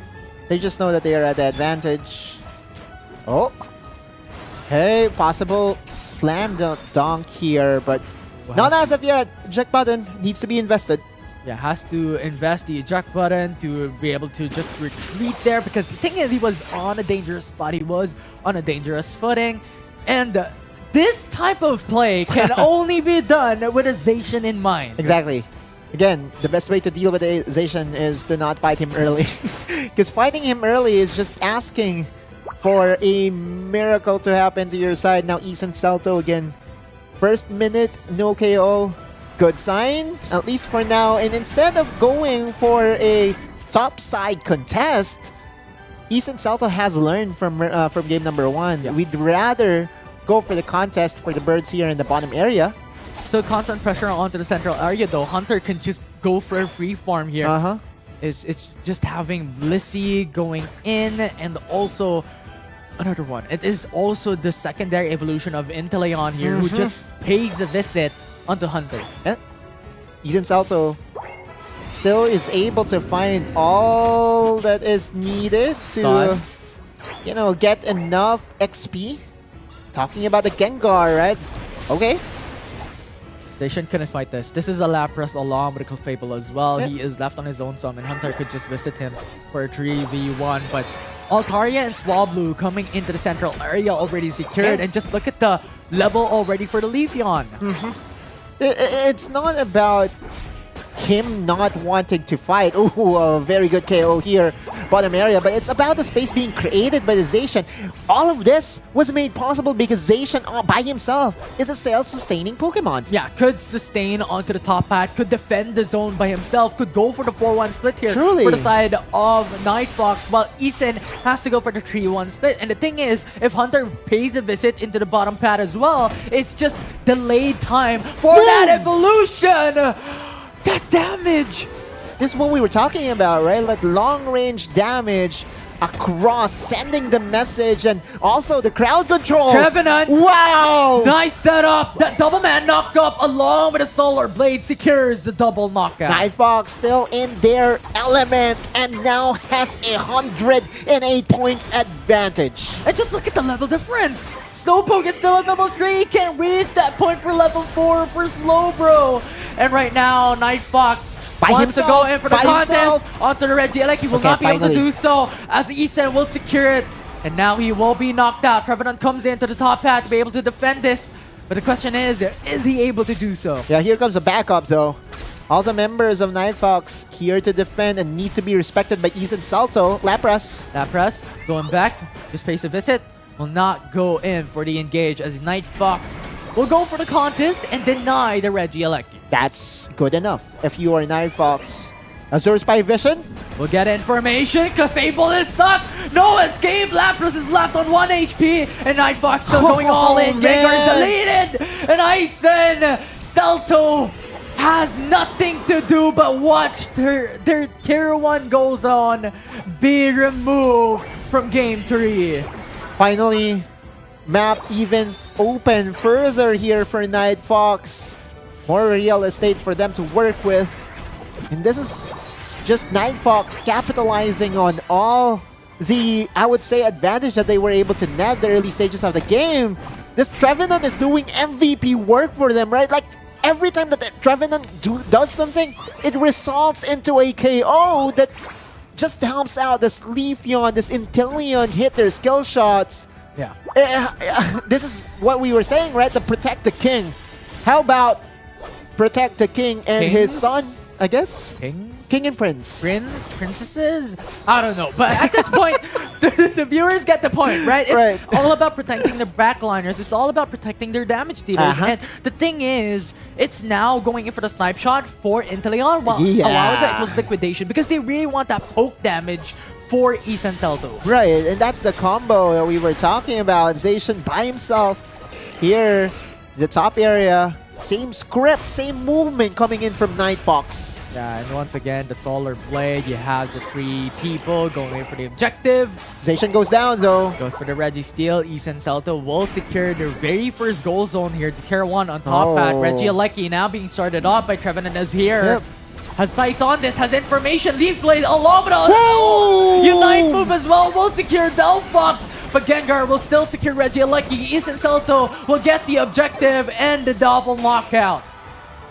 Inteleon was left by himself here in the bottom area, and clearly they lack damage. Night Fox, that's the first skirmish that they lost. But I believe Easten Salto will be gifted another prize here. Blissey. Oh? Wait. Oh! No way. That escape! That's Yeah, just... the Unite move. That was so good! Coming in for the side of Night Fox. Easten Salto lost so much time just because of that. Clutching it out, saving himself, saving his teammate as well. Azur's by Vision. Has info, and now you have Leafeon trying to catch up. Trevenant onto the front lines, won't be able to go in with the eject button into the back lines, but Gengar just deletes him. Too far forward. And Nightfox needs to respect the man advantage of Easten Celto. And yeah, so far though, again, this is the best that you could hope for if you're Easten Celto. It's not as one-sided as game number 2. Zacian is being slowed down and is not as impactful as it was in game number 2. But the question though is, yeah, sure, you're slowing down and you're not allowing the Zacian to pop off.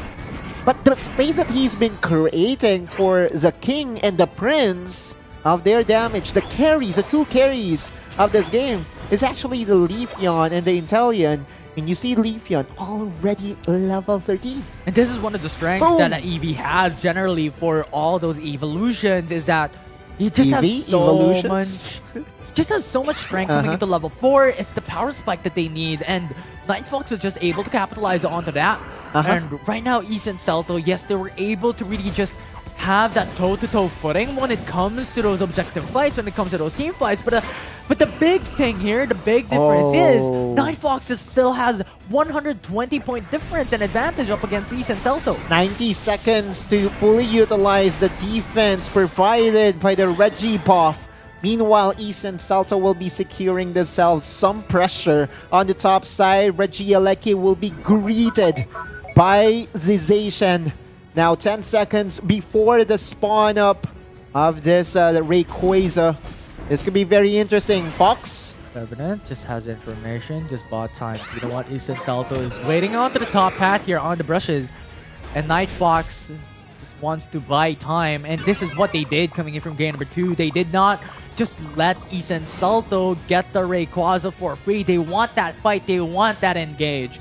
And thus far, Easten Celto is just on a stalemate. What are we going to do? Yeah, they're being forced into a corner, and they have to be mindful of all the pokes coming in. Did you see that damage? It was insane. That's more than half health of the Gengar with just one skill shot. One snipe shot. Half HP already. Gengar coming into the Rayquaza pit. Revenant still zoning him away. It's a play of dance here up against Nightfox, but 1 minute and 20 seconds left. And Easten Celto has to force the Rayquaza. Trevenant going into the backside. Leafeon coming into play as well. And Trevenant with a Unite move. Nightfox uses their Leafeon, but the trade back is there. A 1 for 2, a 2 for 2 coming into this fight. As their Spy Vision still gets information. Rayquaza untouched. 1 minute left for Easten Celto. They can do it. Be able to secure the Rayquaza, but Zacian comes into play here. They want to fight. Sacred Sword, so much damage. Lapras trying to retreat, trying to buy time, but 45 seconds left is not enough. And they need to change things up. Easten Celto waiting for their carries to come back up. And so now here, Nightfox. It's over. I mean, 30 seconds left. Rayquaza's still untouched. This is what we're saying that Nightfox just has to do. They just need to buy and delay time for Rayquaza to not be objectified or, well, taken down by Easten Celto, and that is exactly what they did. Easten Celto got no opportunity for the objective. They know it, and so now Easten Celto, even if they secure this Ray buff, it's all for nothing, it's all for naught, because Nightfox is advancing onto the next round. The reverse sweep is secured. Nightfox came in at night and just snatched the win away. Zacian still is at 100% win rate, Mr. Infinity. Oh, yeah. And we've been saying this over and over again. We will be continuing. We'll keep on saying it over and over again until we find a team that can solve the Zacian problem. Although, you know, in this game, one would say Zacian was not as impactful. You see his damage, right? 25% compared to the 35% from game number 2.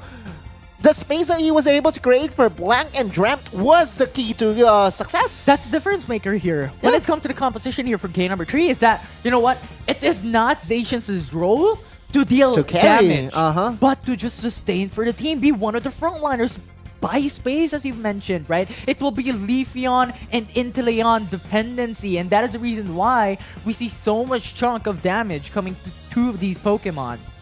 Intense battle overall. I still wonder how many seconds is needed for you to first secure the buff and then traverse over to the, I would say, the zones or the goals for you to be able to slam those points during the winning time. I guess safe to say it's around 1 minute. Yeah, and the thing about what happened there as well, in addition to that, is that Slowpoke was not able to get that level 4, was not able to get that evolution as early as he wanted it to be. And the thing is that Slow Beam was so much of an important onto those team fights to just hold down Trevenant or Zacian. Nightfox early game has proven to be the difference maker in the entirety of games number 2 and 3. In game number 1, it was Easten Salto being able to at least find a way to get some advantages here and there, but that's just series number 2. Autolus and Infinity will be right back. We'll just be going into a very short break, but by the time that we get back here, more Pokemon Unite action will be in store for everybody.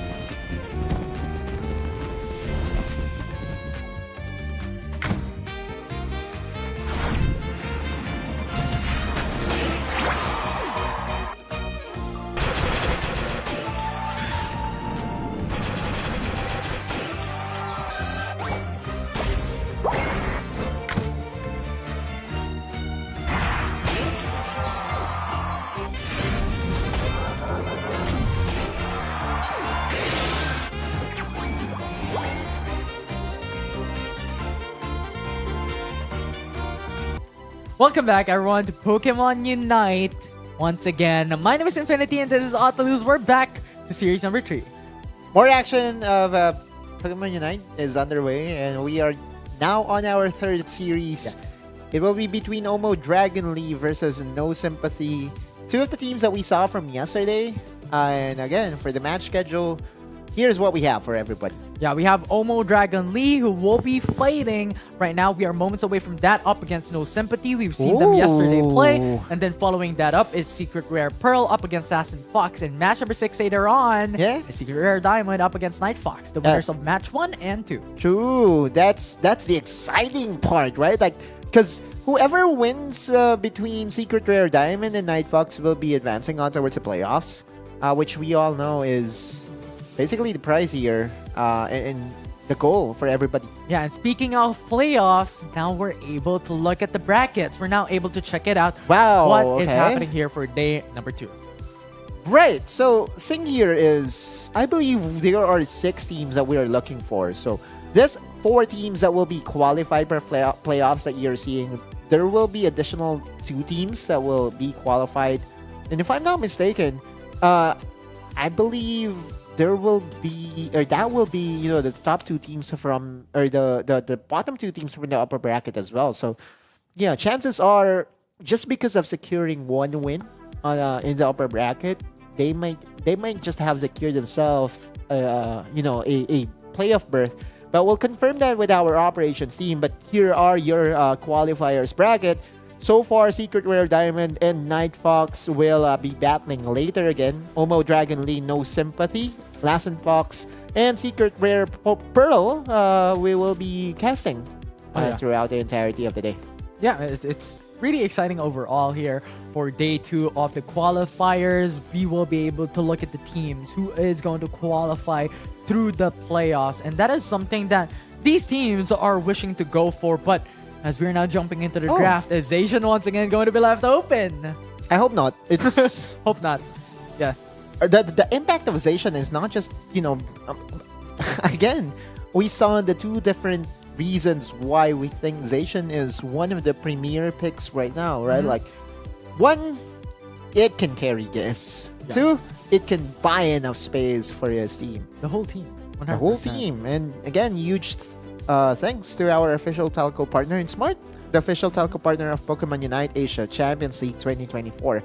We are going to enter the draft with Lapras being banned away, and yay! To our delight here, Infinity, it does look like that Zacian will be banned away here by No Sympathy, prompting for Dragon Lee to prioritize and open things up with a Blastoise. Yeah, it's a very flexible first pick here coming from Dragon Lee. They had the Blastoise that could go damage, that could go defensive capability here to the front lines for Dragon Lee's composition. So they could pivot themselves to anywhere coming into their composition so far. But No Sympathy, good answer. Mew and Clefable. I wonder if you go for the Slowbro for Dragon Lee, because or Venusaur, those are the combination that we often see paired up with the Blastoise. Inteleon will be there just to provide, you know, some pokes here and there, and the Slowbro will be prioritized by Dragon Lee. That's a massive problem coming in for the side of No Sympathy. Now they're forced on the back foot on what defenders and what frontliners do they really want to have. Umbreon is a good pick. They could pick up the Leafeon as well. They can go for the Leafeon Mew type of play once again. Trevenant has so much potential, but Mimikyu, as we have mentioned in the beginning of the day, that this is a really, really strong Pokemon to have. And that's a lot of control coming in from No Sympathy. They have the Trevenant, they have the Mimikyu that can have lots of abilities to suppress the opposing team. And so now Dragon Lee, they're going double down, right? They have the Slowbro and the Venusaur to just allow this Blastoise to dish out damage while also being tanky. Yeah, that's a huge, huge problem. And No Sympathy, good answer coming from this team. It will be Mimikyu and Trevenant who will be their frontliners, and Glaceon for that initial damage. And now for the side of Dragon Lee, though, they went in for the Venusaur. And once again, this is the Protect the King that we've seen before. Right? You have the Venusaur, you have the Slowbro. These are a lot of sustain. It can still pivot to go into damage for Venusaur or even Blastoise. I'm trying to think right now. Like, if I was the coaching staff of Dragon Lee, I might just go for the damage Venusaur here. Pair it up with Inteleon, and you know, the Blastoise will be there to provide the crowd control, the hydro pump type of Blastoise, and we saw it. We saw it earlier, right? We saw the hydro pump surfing Blastoise instead of the spin toys that we are accustomed in seeing.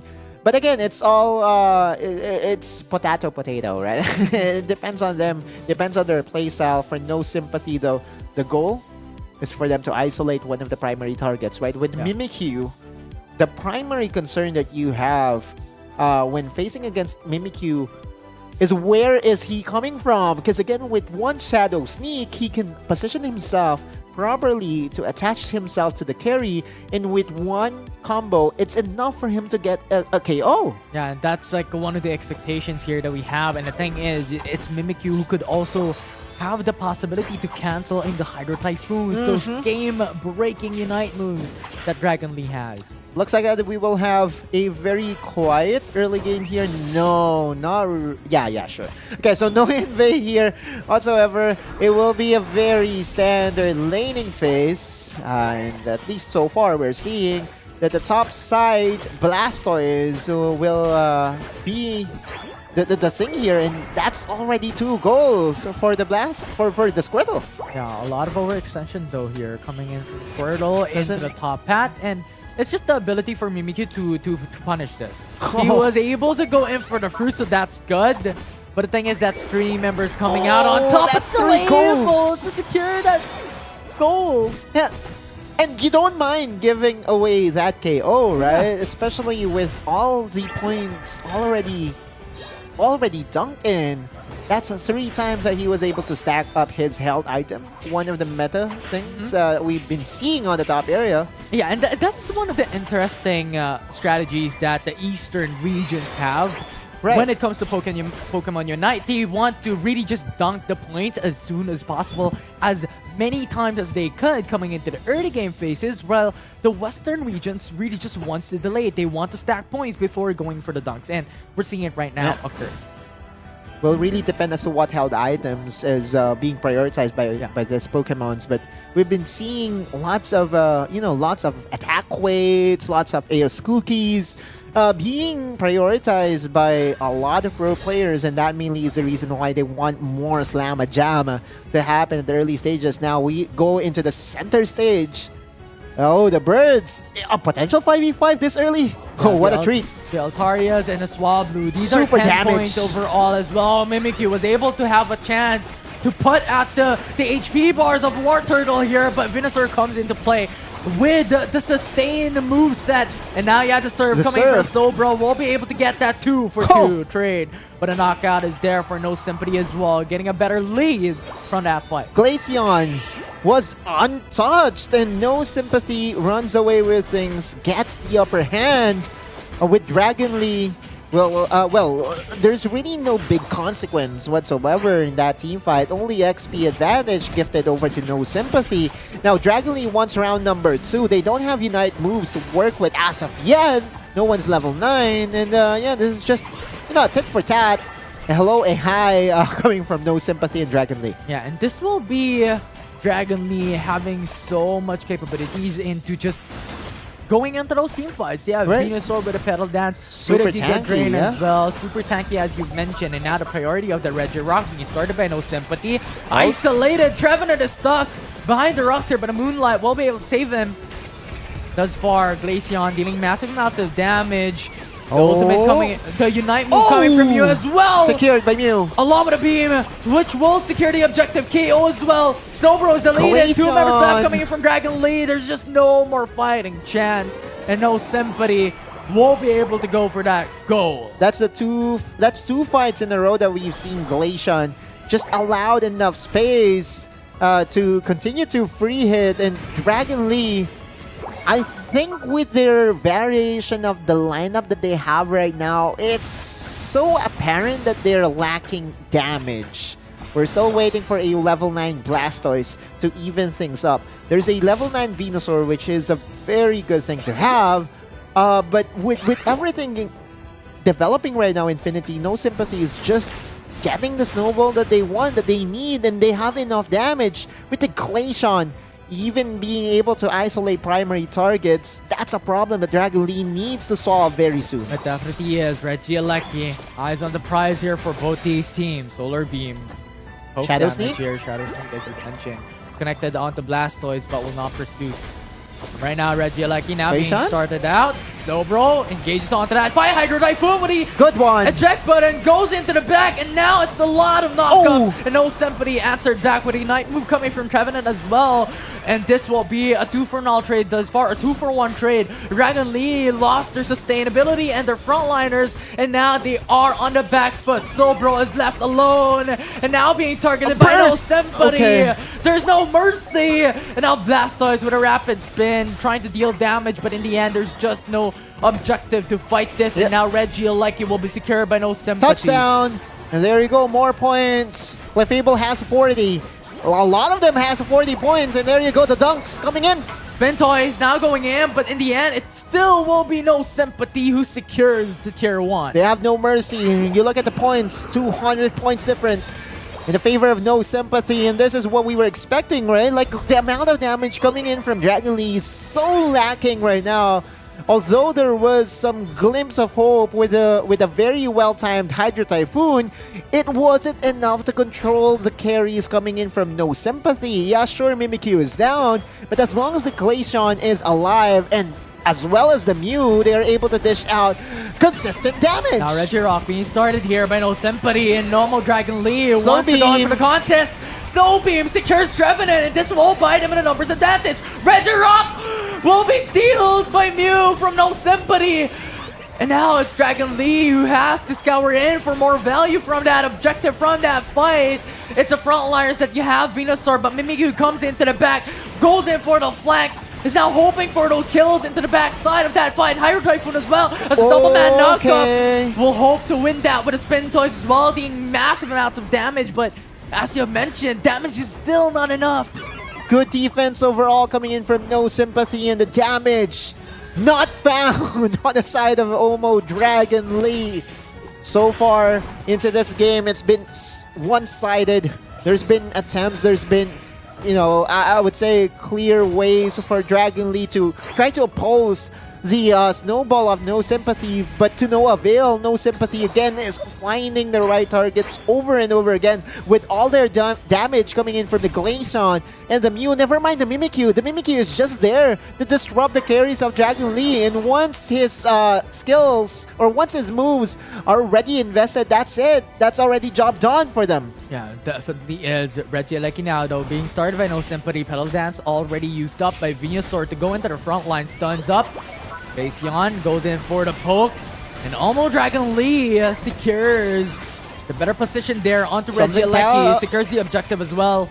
Something positive for sure, but you look at the position here by No Sympathy, it does look like that this Regieleki won't even be allowed to touch down on towards the Tier 1 tower. Dragon Lee, though, goes for some play here. Can they catch them off guard is the question. The thing is, they cannot force these fights. Both these teams have to play it patiently because the Rayquaza will come up at 15 seconds. But the position here for Omo Dragon Lee is picture perfect. It's their position into the bottom pad here.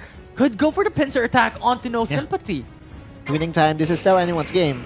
Sure, No Sympathy has been in full control for the first 8 minutes of the game. Rayquaza, though, can really turn the tables, and Dragon Lee just knows what's up. They are being forced onto a corner, though, and they need to act fast. Someone is going to get detected here. The Venusaur absorbing some pokes coming from the Mew. This is the value of all this poke composition that we've been seeing so prevalent in the tournament. Now Venusaur comes into the front line. Stuns coming in from Venusaur. Blastoise comes in. It's the Spin Toys. And now there's so much damage. Mew might get deleted. Perfect use up by the Unite move. And now the Hydro Typhoon as well coming into the center of it all. And the Phantom Forest coming from Trevenant. Wants to CC the opposition. But Omo Dragon Lee has just so much potential. Has so much sustain. And now Glaceon and Mew, the only ones left standing for No Sympathy. But Venusaur will be deleted in the end. There's just so much damage. And No Sympathy shows no mercy. They just got kited for days here in Infinity. No Sympathy is still at a very big advantage. The pressure is on Dragon Lee. Do they have enough time? I don't think so. There's not enough time here. Dragon Lee has to force up the Rayquaza as soon as possible. No Sympathy has information here. Moonlight is there. Trevenant just buying time with the stunts. And now Spintoy's coming up with Blastoise going with a Water Spout along with a Rapid Spin. Here comes Trevenant Tyson with a One Hammer. Double stun. And that's really good as Glaceon connects with a lot of damage onto That's one Inteleon. down. And now into the Rayquaza pit. Yes, it's No Sympathy who secures it. It's a team wipe. And No Sympathy strikes first in the series. Presented by Smart as the Rayquaza buff that was secured by No Sympathy. And now they are up 1-0. It's 1-0 indeed. No Sympathy. Outright showed no mercy from that game. It was their play to make sure that their backline will be ultra safe. Yeah.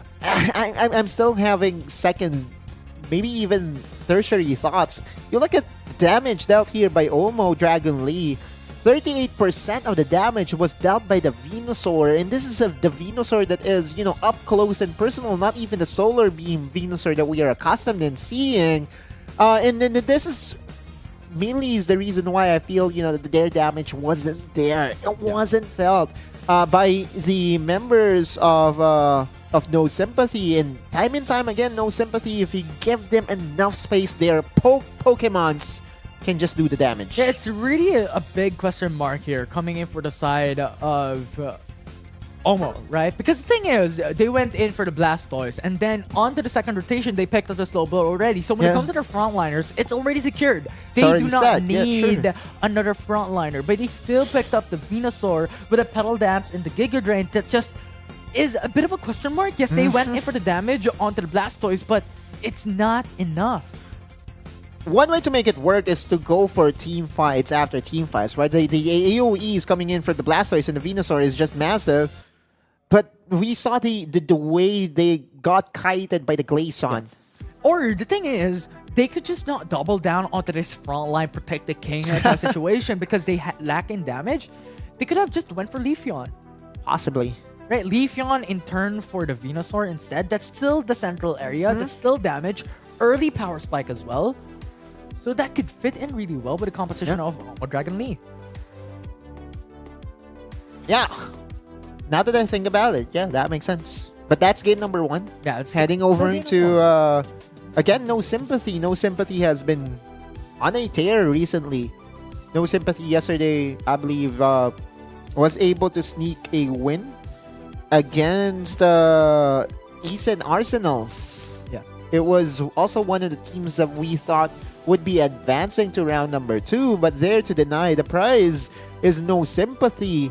And this is a draft that is centered around the Mimikyu, but the Mimikyu was not the true carry, right? Like the Mimikyu was there just to disrupt the flow of the opposing side, and we saw it time and time again. It doesn't matter if it was the Bleezy that will be targeted by the player off. Once you take away the sustain, coming from the Bleezy, you actually take away a lot of the game plan revolving around the opposition, because Bleezy provides a lot of healing. Yeah, it definitely is, right? The eggs being showered upon his teammates, and that's just good sustain overall coming into the compositions here. And as you mentioned, it was not Mimikyu that was really the carry for the team. It was the Mew. It was just the poke damage coming in from these teams as well that just shredded the HP bars of Omo Dragon Lee, especially coming into the latter part of that fight. Mew and Glaceon dealt a combined damage of 190,000. And on the other side, you have 70,000, right? Like, you compare the two, and it's so apparent what was the difference in game number 1. But in game number 2, I know for a fact it's not yet over, right? Like, there will be numerous adjustments that will come into play here, and maybe your suggestion was the real deal here, right? Leafeon has been, I would say, so successful so far in the tournament. One of the Pokemons that has a very high win rate so far. Now we enter game number 2, No Sympathy. Now the purple side can pressure in, of course, the Zacian pick. It could definitely be, right? It could change things up, especially with the switch in size. Omo Dragon Lee now has the priority when it comes to two picks successively. coming into their first rotations, the ban will be quite a crucial thing as well. We're waiting patiently here. Possibly. Oh.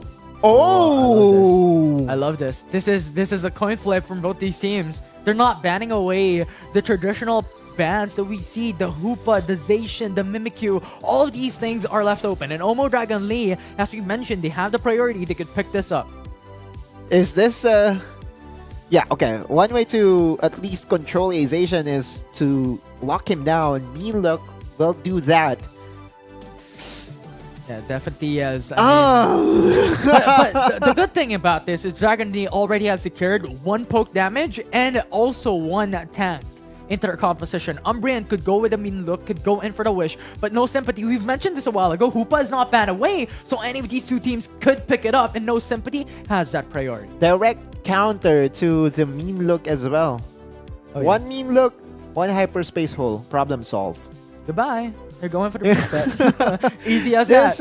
This is a, I would say, a dream for No Sympathy. Oh, comfy. Oh, There's a no funnel. This is a funnel, most likely a funnel Buzzwole, just to make sure that they have enough punch to deal with the Zacian on the top side. I see it, but will it be in, I would say, will it be converted into a win? That's the question. It's a very, very difficult from here on out. And yes, you have the Zoroark, you have the Buzzwole as a frontliner, but the thing about Comfey is that it's pretty much a heal bot, right? It's a heal bot coming into these potential carries with the likes of Zoroark and Buzzwole, but having the Zacian on the opposite end, early invade could happen. Leafeon is there as well. And if Zoroark doesn't reach that level 5, level 7 for that evolution and upgraded move 2, this will be so much more of a difficult time for them to reach that late game. Yeah. Like, surely on the top side, it will be easily dominated by the Zacian and Hoopa.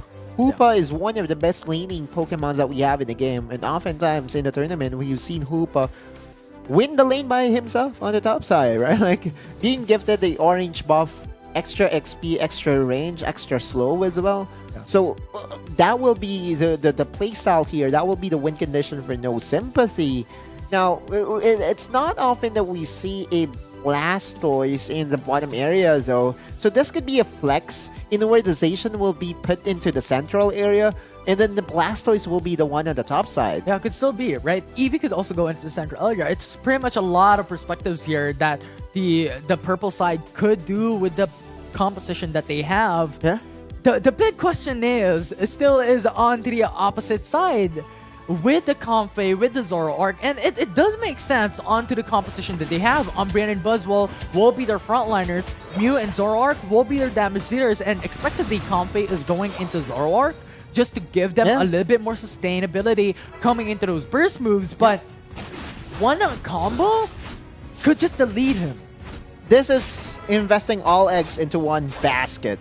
You're right. That's the Comfey. That basically is the way Comfey is known for, right? Like, you try to funnel your primary carry, and at this point, it's not going to be the Buzzwole, but instead it is going to be the Zoroark. And we've mentioned this during the draft, right? These early invades, Hoopa can just go in and out of fights. That's going to be a much more safer because of the skill kit that the Hoopa has. But good rotations coming from Buzzwole, right? They needed that just to alleviate some of the pressure. Right. Looking at the top side, though, it will be the Zacian. So, no central Zacian this time around. Again, it's kind of expected that on the top side, they will just be dominating. They're waiting for the birds to spawn up on the top side. Meanwhile, on the bottom lane, it will be Dragon Lee that will be securing this. Zoroark going into the backside. Mew goes in for the poke. Secures a knockout. That's a initial KO, but here comes the backup. The Leafeon is already evolved. Does have the Solar Blade as well, but it's not going to hit. Yeah, it's just something that they have to retreat. They have to go away from that fight because of the hyper loophole. Here comes the Zacian. Zacian comes into play, but the thing is, you have lots of healing. Yeah, lots of healing for sure. And this is why I think Omo Dragon Lee really did come in prepared by drafting the Comfey, which is not one of the Pokemons that we've seen at the tournament so far. It has negated the early game advantage that is innately present to all the Zacian teams that we've seen so far. Definitely is. But Center now, stage. The fight onto the central area for Altaria and Swablu. Wants to secure it. KO. Buzzwole deleted. It is Leafeon who gets the knockout. By himself. And now Zoroark, once again, along with Comfey, wanting to sustain. Zoroark is still alive just because of the healing coming in from Comfey. But Hyper Lupo will go in for the reset. Oh, mean look. War Turtle in trouble right now, but the Hoopa is there to save him up in a 1-for-1. But yeah, no clear advantage, at least so far. No Sympathy and Omo Dragon Lee very close. Early stages into the game. A lot of utilizations of skill sets, a lot of utilizations of moves as well. Coming in from those engages, really important overall. But Hoopa going for the Astonish has a lot of sustain. Delphox as well. Yeah. This is pretty much Oh, a punish! play for experience, but the punish, as you mentioned, that's really good. And now Leafeon knockback. Another one! Knockout from Zoroark. That's the combo of Buzzwole being able to provide enough crowd control. Now Hoopa trying to defend by himself. Will get targeted. Enough healing, enough sustain, and Dragon Lee finally gets the advantage that they want. Another KO. The lunges coming in from Buzzwole. That was so good. And now Regiai is being targeted by No Sympathy. Zacian comes into play as well. They really want this buff. But Omo Dragon Lee wants it for themselves. They steal it away from No Sympathy. Or well, rather it's No Sympathy who takes it. But knockout is there coming from Omo Dragon Lee. They want value out from that fight. Zacian and Zoroark having to have a little bit of fight and engage coming in from that. But No Sympathy overall gets the objective. No more value to fight for. Good play still coming in from Dragon Lee. But this next fight could be massive here in Infinity with the Unite moves being available right now for majority of the Pokemons that we have in the game. This could just spell what will happen for the entirety of the game, because the pokes are still coming in. Leafeon is still level 10, Zacian is still level 9, so yeah, there are still ways for No Sympathy to actually win this game number 2. It's just being, I would say, challenged by the genius drafting coming in from Omo Dragon Lee. It is definitely genius here. It's unexpected, but it's making it work. And right now, yeah, Zoroark wanting to go for that burst damage, and Hoopa just got eliminated, knocked as down. Well as the Zacian. Immediately coming into that fight. It's 3v5 now, brought down Buzzwole, zoning away to Leafeon, and Leafeon just got erased.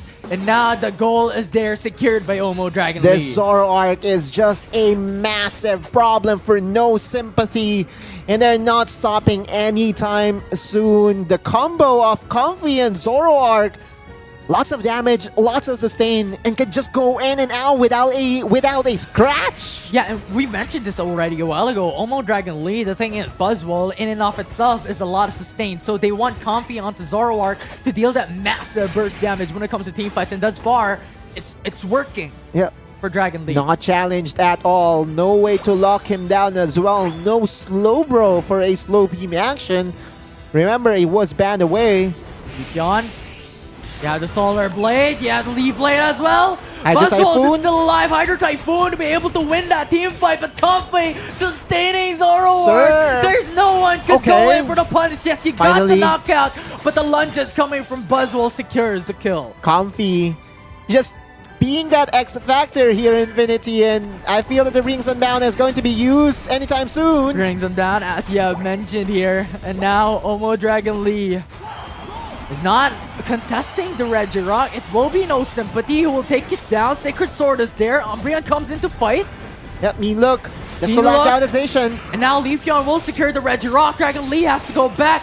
It is Umbreon who just got the lead. And Zoroark as his Oh my word, Zacian just got the knockout. It's a double knockout. Buzzwole coming into the backside along with Comfey as well. A 2v5. No escape. Comfey sustain will not be enough, not sufficient enough to escape from that. And No Sympathy answers back. Mew and Zoroark on top of one another just got Leafeon, ladies and gents, and now No Sympathy is back in the game. They're indeed back into the game. They're going for the goals. Umbreon, with a blink of an eye, he just got swept away. And Dragon Lee hoping to defend. Still 11 points left on the tier 1 goal. No Sympathy will not secure it, but nevertheless, they got points after They don't that. need to. They don't need to. Again, they are so close to the winning time, and they can force the Rayquaza buff to be taken. Once they secure it, it's just going to be massive for them. Regieleki, though, this could be the X factor. This could spell the difference for the upcoming Rayquaza fight, because this just provides a lot of map control to whoever secures it. Yeah, and they could still secure the Regieleki here for the side of Omo Dragon Lee for extra Rings Unbound. points. The thing is, that's really, really good for Omo Dragon Lee. That puts up a lot of pressure onto the top path. Yeah. Okay, the only caveat there is they can still summon just by using their Unite, just by using Hoopa's Unite move, right? The Rings Unbound can call in reinforcements almost instantaneously. But again, the prize here, this is still anyone's game, Infinity. It's still anyone's game. Every single one has Unite moves available here for both sides. Finally. Very significant. Going into the Rayquaza pit. 2 minutes into the game, Rayquaza is now up. Buzzwole. Oh, going to get spotted. And he wanted the Leafeon, but Leafeon still very mobile. Disengages away just with one dash, and Zoroark. Oh man, he's sniffing his prey. Yeah, he definitely is. Hyper Loophole is there as well. Potentially go back in. Zoroark coming into the backside is hoping to get that knockout onto Hoopa. And right now it's Mew who has that poke damage. Yep. But Rings thus Unbound. far, no all-ins. Rings Unbound was burnt here, invested fully by No Sympathy. Dragon Lee just denying them. Zoroark, The a Ray little buff. bit of an overextension there, but Comfy Sustain will bring back his HP. No lockdown. They're having a hard time. Good reset. The Zoroark is very immobile and just can evade and evade. And now Omo Dragon Lee could still come back into this game. Bring it to game number 3 here. Blastoise now going in for the serve. Finally. And now Hydro Pump as well, already used up. Zoroark coming into the backside will still survive for that fight. And Hydro Typhoon will not connect onto anyone. Buzzwole will go into the knockback into the backside. Leafeon will Zoroark secure the down. knockout onto Zoroark, but the trade back coming from Comfy will be there. And now the Solar Beam along with the Light Screen as well will answer No Sympathy. And there's just no mercy. Mean look onto Blastoise. The serve to try to deny it, but the dunk coming in from Omo Dragon Lee will just secure the fate that Dragon Lee wants this game number 2. They know it. They know it. They smell it. They know that with enough points, they can force a game number 3. And Omo Dragon Lee, well thought draft, Comfy solves the Station problem, and we have a game 3. Yeah, it definitely is amazing to watch how Dragon Lee that turned the script when it comes to their composition. And they brought this to game 3. Another 3-game series that we have for today. There was just no lockdown. Oh yeah. You saw Zoroark come in. And with enough sustain coming in from the Comfy, he was still very much safe to disengage. And that was so hard to play against, right? Like, what's your lockdown? Almost nothing, right? Like, Leafeon does not really have a crowd control. Yeah, sure, Hydro Pump can push him away, but that's not the lockdown that you kind of hoped for, like the mean look, like the slow beam. Yeah, and that's the big brain if you may, to the part of the composition of Omo Dragon Lee, right? Because the thing is, they picked up the Zoroark at the very last moment. And the thing is, Zoroark's weakness is the suppression, right? Coming from Mimikyu, coming in from the likes of Slowbro as well, but Slowbro was banned away. But the thing is, coming into that final moment, the opposition couldn't just change their draft because, once again, Zoroark was the last pick. They picked up the Comfy first, coming into that, and it was just a difficult time for them. They already secured the Blastoise, Zacian as well, and another frontliner doesn't fit the composition. This is also the veteran experience that we knew Omo Dragon Lee will bring into the tournament. We've reviewed this team. 4 out of their 5 members are veterans. Ryota, Sergi, right? Louie, and Shius are 4 of the 5 members that we can easily say hasn't been around for a long time, and that Comfy pickup, to our surprise and to the surprise of their opponent, was super effective. Yeah, it definitely is, right? it was a draft that was unorthodox but well thought out, right? Because you have a very squishy type of composition because you have Mew, you have Zoroark, then you have Buzzwole along with another Pokemon that they have and Comfy. But it was Comfy who just brought out the sustain of Zoroark that can just be the frontliner for the team instead. Yeah, there's just no way to target down Comfy. Whenever he's attached, that's it. Like you have to focus down Zoroark, which at that point in the game, he was just going in, going out, and there are also frames in where he was untargetable, and this is why Zoroark gets drafted. I remember when Zoroark was the meta, right? Like, we've seen a lot of funnels, and we've seen a lot of Comfy just because of the kit of Zoroark, but it has been controlled by a bit. It has been toned down by a bit to a point, you know, that the other teams or the other professional teams has other things in mind. But we have to remember the veteran still knows their ways, still knows their old days, and they just bring out another classic here. Yeah, and the thing is, Zoroark was already one of the Pokemon that they used yesterday up against PNK here, Raya, and they just used it to a degree that's just mind-blowing here today. Yep. That's not, I would say they really baited out that station pick. Oh yeah, it was all according to Keikaku. And so now, Omo Dragon Lee and No Sympathy will be squaring off for a do or die. Yeah, it's basically that point wherein Omo Dragon Lee and No Sympathy has to put their best foot forward and not allow any stones left unturned coming into this game number 3, because it's one more game away to come into one more before the playoffs. Right. Now, with No Sympathy being on the orange side, are they confident to bait out a Zacian pick? No, they're not. No Sympathy will be banning it away. Especially considering as well that Omo Dragon Lee has already brought out the Comfy. They know how to use this. Right. And if Zacian comes through as well, and you know what, Zoroark is one of the perspectives that Dragon Lee wants, but if Zacian is picked up by them, they could really just funnel this in. So a good ban coming from No Sympathy here as an expectation. Maybe Mimikyu and Slowbro can now see the light of day.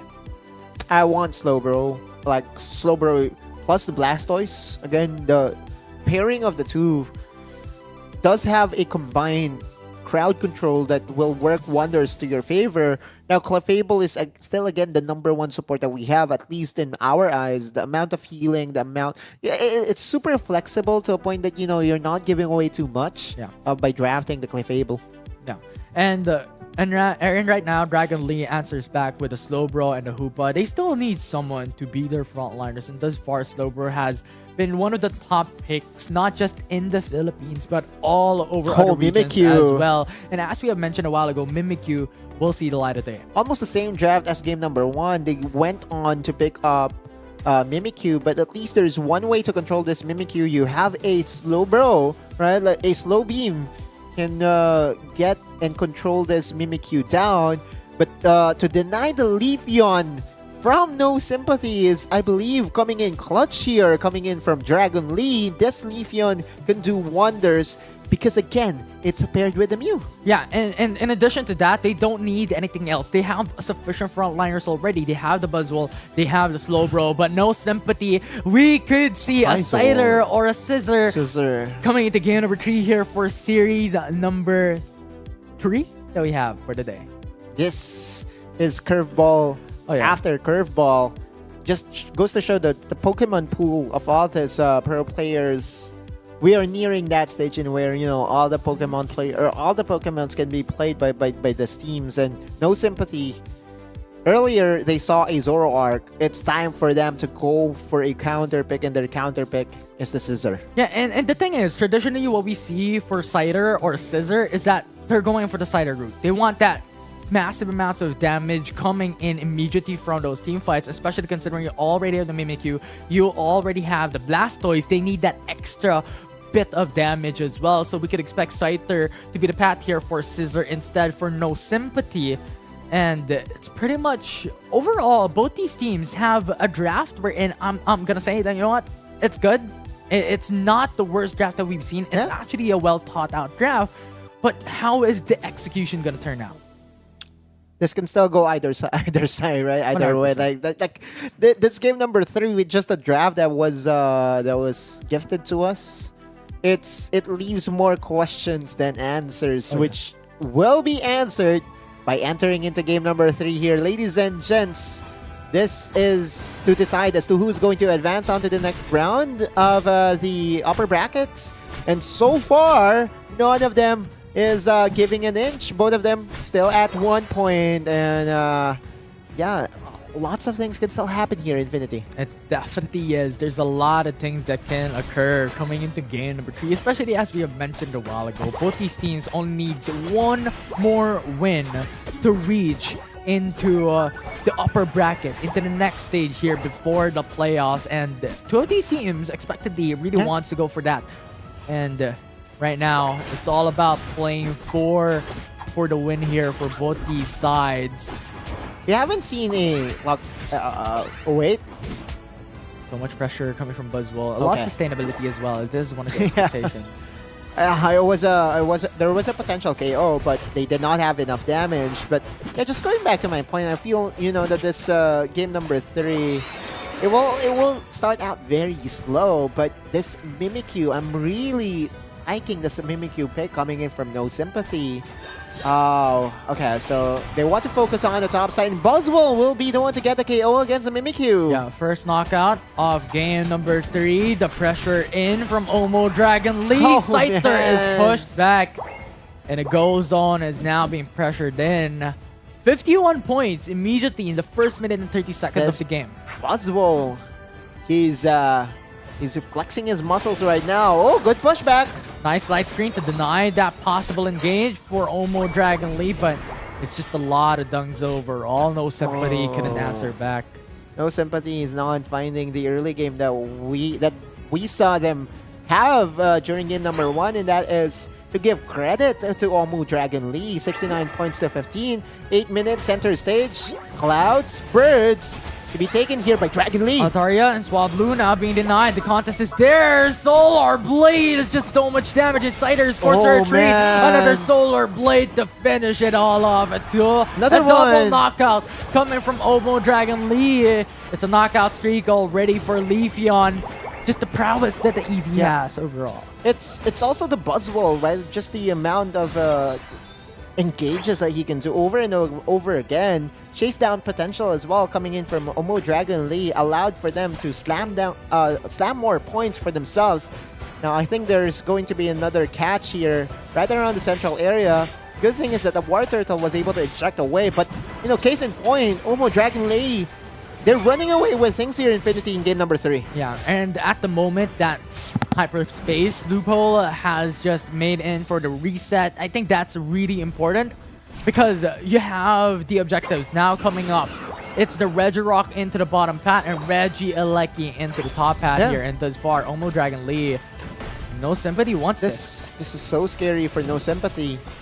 They're on the back foot. Satoru is not even level 9. Yeah. Right now, already half HP serve there coming in from Slowbro. Scyther steals it away from Omo Dragon Lee. And that's really important coming in from them. And now Buzzwell and Mew wants to go in for those poke damage. Has the Solar Beam onto Blastoise. The Hyperspace Hole will not be enough. Scyther into the backside. Has the KO of 4 Pokemon. And this is what we're saying. They needed that poke damage, or well, burst damage. And Scyther is just enough to deal that. Signs of life indeed, but the Buzzwell not yet done.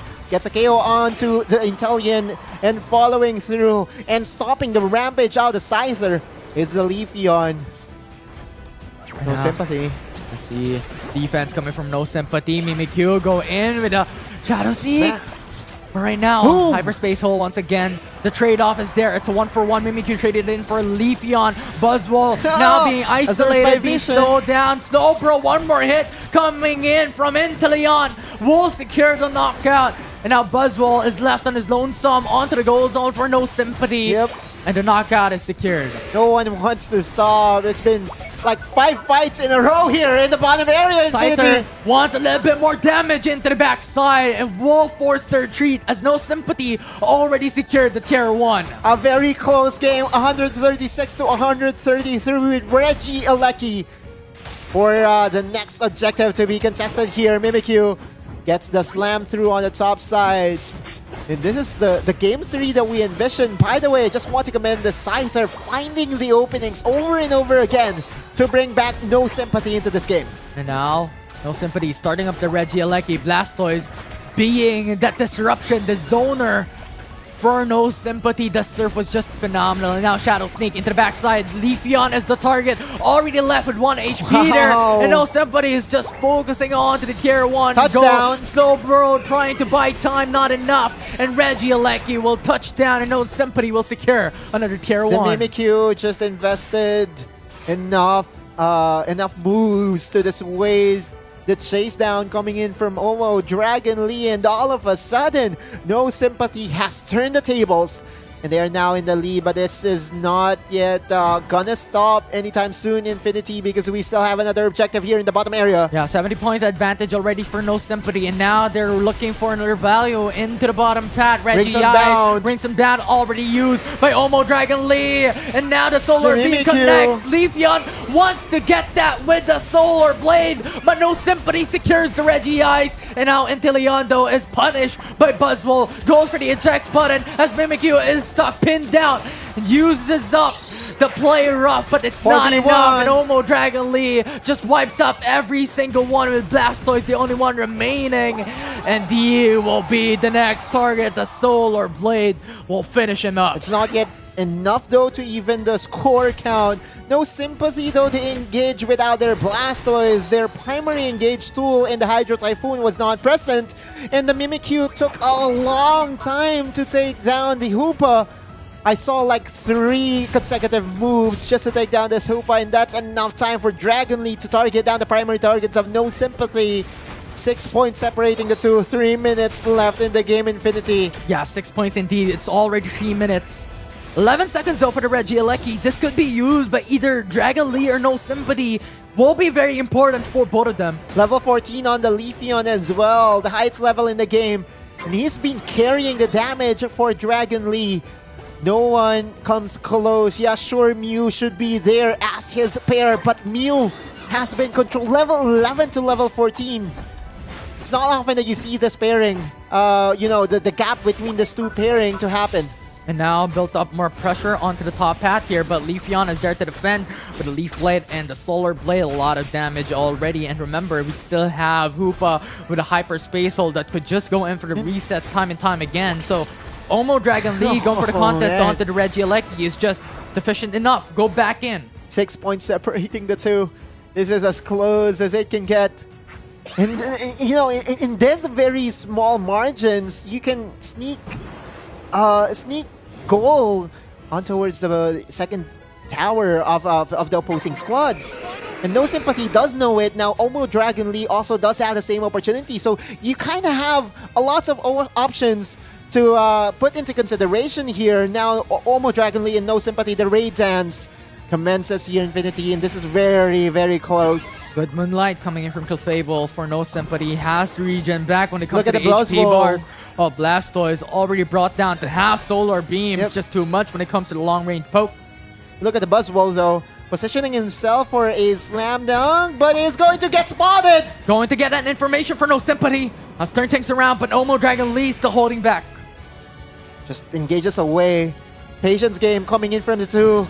Who's going to start the engagement? Will be a slow bro. It's a perfect opportunity for Omo Dragon Lee to secure the Blastoise, but the Hydro Typhoon will secure the knockup that they need. The shield was there, sufficient enough as well. Inteleon with a Azure Spy Vision will get information. 3 knockouts already, 4 knockouts. It's No Sympathy will wipe out Dragon Lee, and they will turn things around. Rayquaza will now be the target. Mew, the only last one standing for Omo Dragon Lee. The Solar Beam could definitely do it, but a Snipe Shot brought his HP down below, and No Sympathy will secure the Rayquaza KO powered by Smart.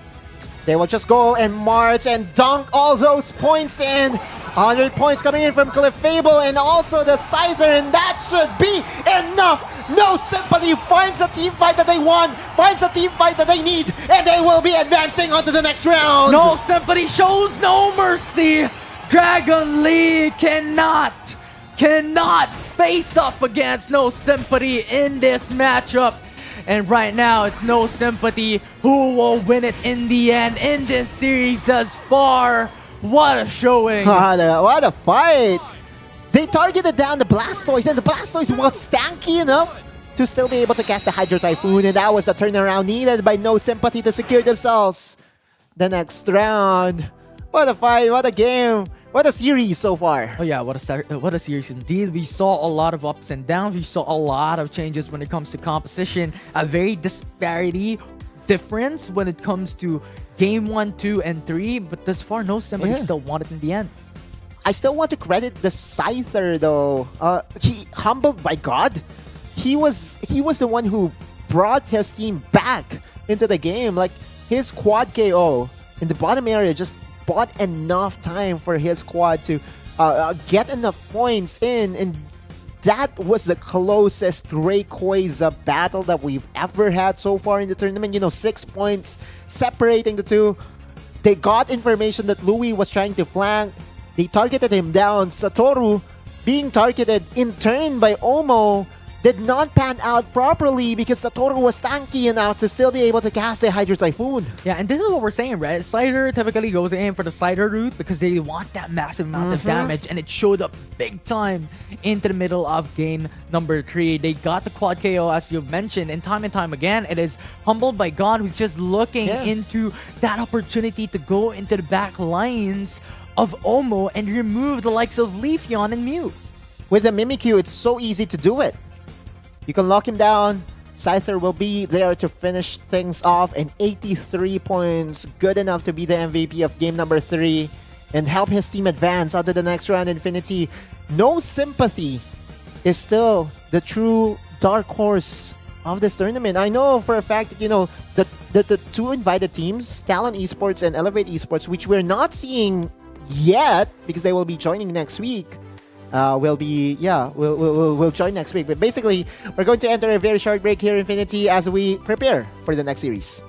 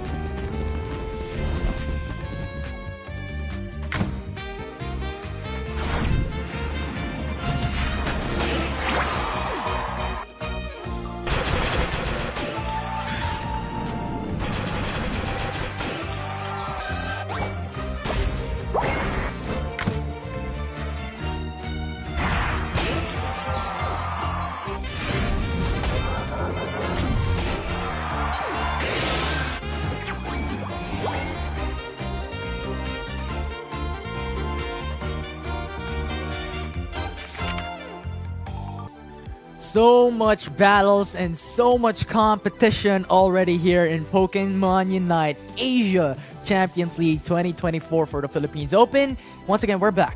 First half done and over with, and we are now entering the second half of the day. Yeah. Infinity, where we'll be casting, of course, the fourth series featuring Lassen Fox going against SR Pearl.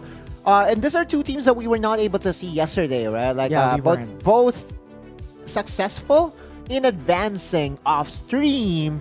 And I just don't know what to expect, I guess. I also don't know what to expect. I think this is something of a new names that we're seeing into the stream, into the broadcast as well. Compositions can change. Pokemon that we haven't seen before could show up. But before then, let's look at the schedule for the day. Schedule of the day, fourth match. Oh, so far, everyone on the left has been... Yeah, everyone on the left has been favored by Lady Luck, I guess. Secret Rare Pearl, again, going against Lassen Fox, followed by SRD versus Night Fox. The winners from earlier will be facing against one another for the playoff berth. Yeah, it's very, very exciting to see here. SR Pearl, Lassen Fox, whoever wins this will go through to battle No Sympathy. But going into the brackets here, we're already almost going into the matchups to qualify for the playoffs. Yeah, the thing here is, again, we have 6 teams advancing, right? Now, if you are on the lower bracket, if you are Teravolt and Easten Celto, with one more defeat, with one more loss, it eliminates them. Yep. Yeah. So the thing here is, what you want to avoid are 2 straight defeats. If you are to avoid 2 straight defeats, that's okay. That's already fine. You are qualified for the playoffs.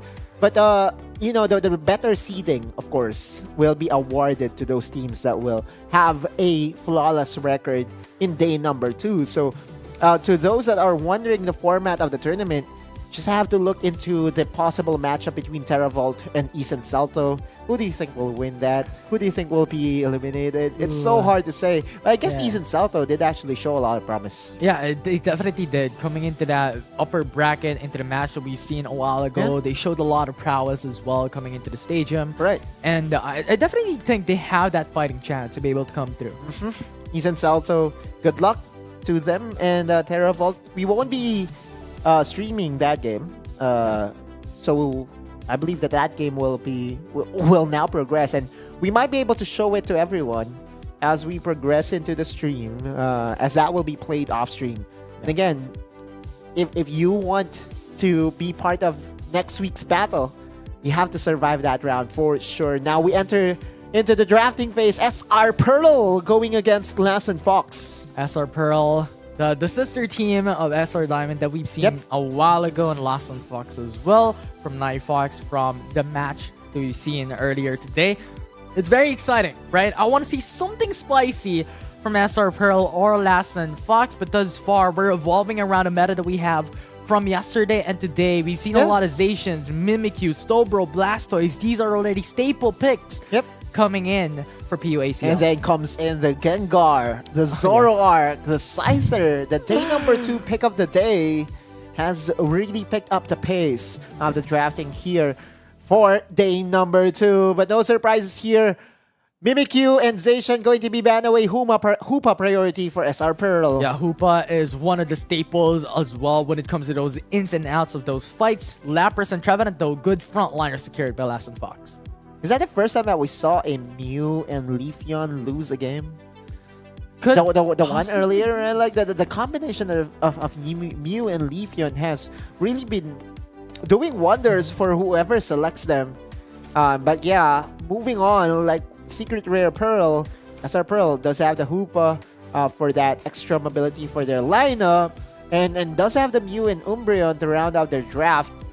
Yeah, and the thing is, Secret Rare Pearl could now look into another frontliners. Yeah. Frontliner Blastoise into their is- composition here. Leafeon is still open for them to pick up as well. Yeah, Blastoise and Leafeon are 2 of the things, or Glaceon. Glaceon could also work out for them, but I really like the composition here by SR Pearl. It has a very, very good power coming into level 4 from the EVs that we have coming into their composition. So there is a lot of expectations for them to go a little bit aggressive when they reach that point. But Lassen Fox picks up the Scissor once again, or potentially even the Scyther. coming into we the saw competition. Scyther win the game by himself, getting a quad KO earlier. And although there was a Mimikyu that really set up almost everything for the Scyther, right? Like he was just jumping, getting all those eliminations one by one that was basically presented by the all-ins coming from the Mimikyu. Same can be said for the Trevenant. The Trevenant can go in, same as the Lapras, deal massive chaos inside of the backline of SRP, and that's where Caesar will clean up. Yeah, it definitely is, right? If you just let Scissor and Scyther have that opportunity to access the backlines, it will definitely be chaos breaking down loose onto the likes of Mew, Hoopa, and Glaceon. Because the thing is, Umbreon and Blastoise will only be the frontliners here for SR Pearl, and I think that will be such a thing that we have to look at if SR Pearl is able to peel their backliners. Yeah.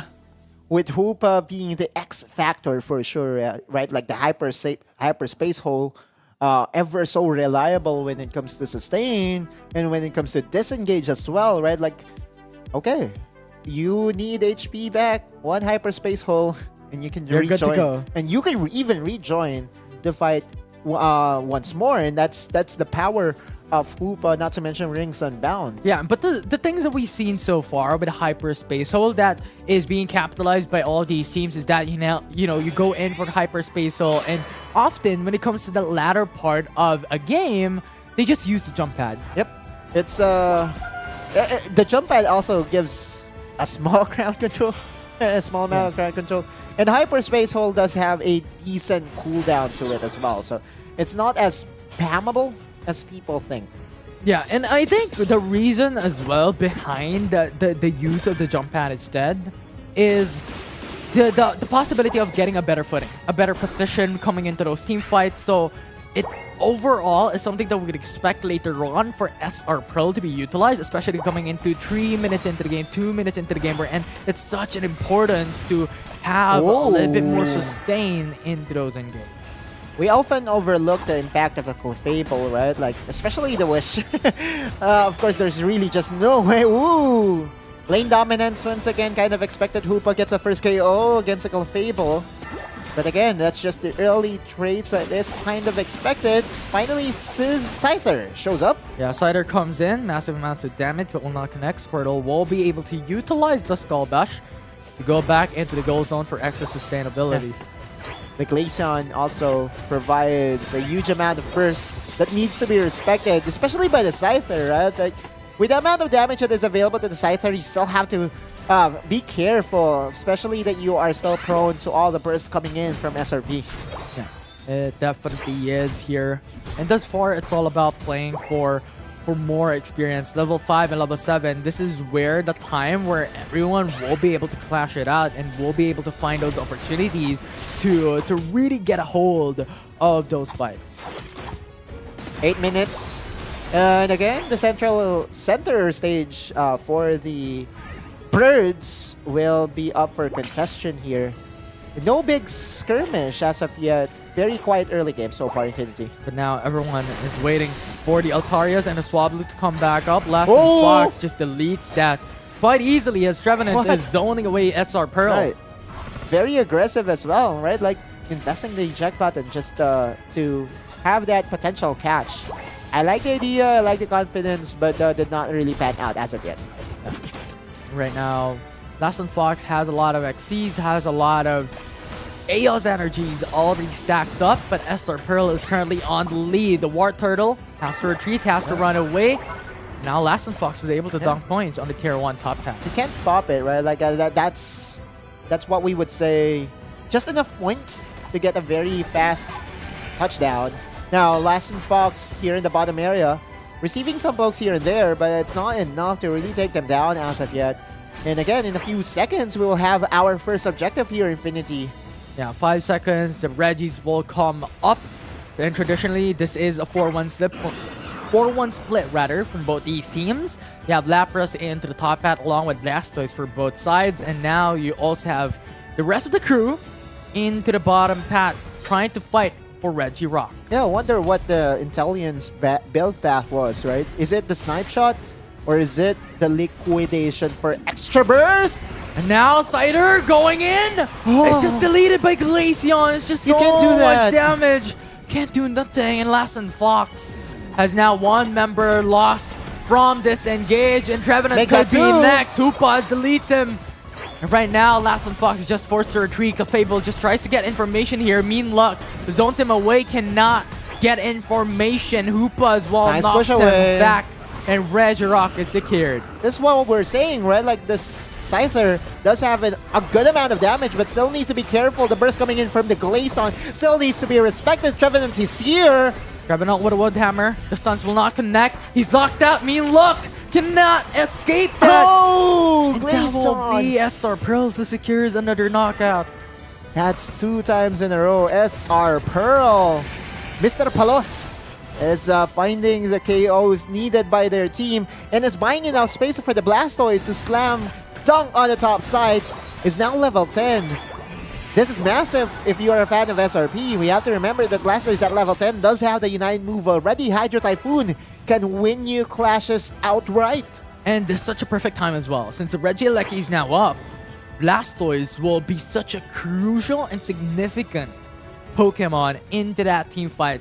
Now, Lassen Fox is now having to think, what can we do from that? Because the thing is, their advantage comes from eliminating Elevator. one before a team fight occurs. Umbreon being targeted here was able to run away, gets that fruit to go for that sustain, and now the Wood Hammer. But the counter attack coming in from Blastoise with a Hydro Typhoon changed the tides of that team fight.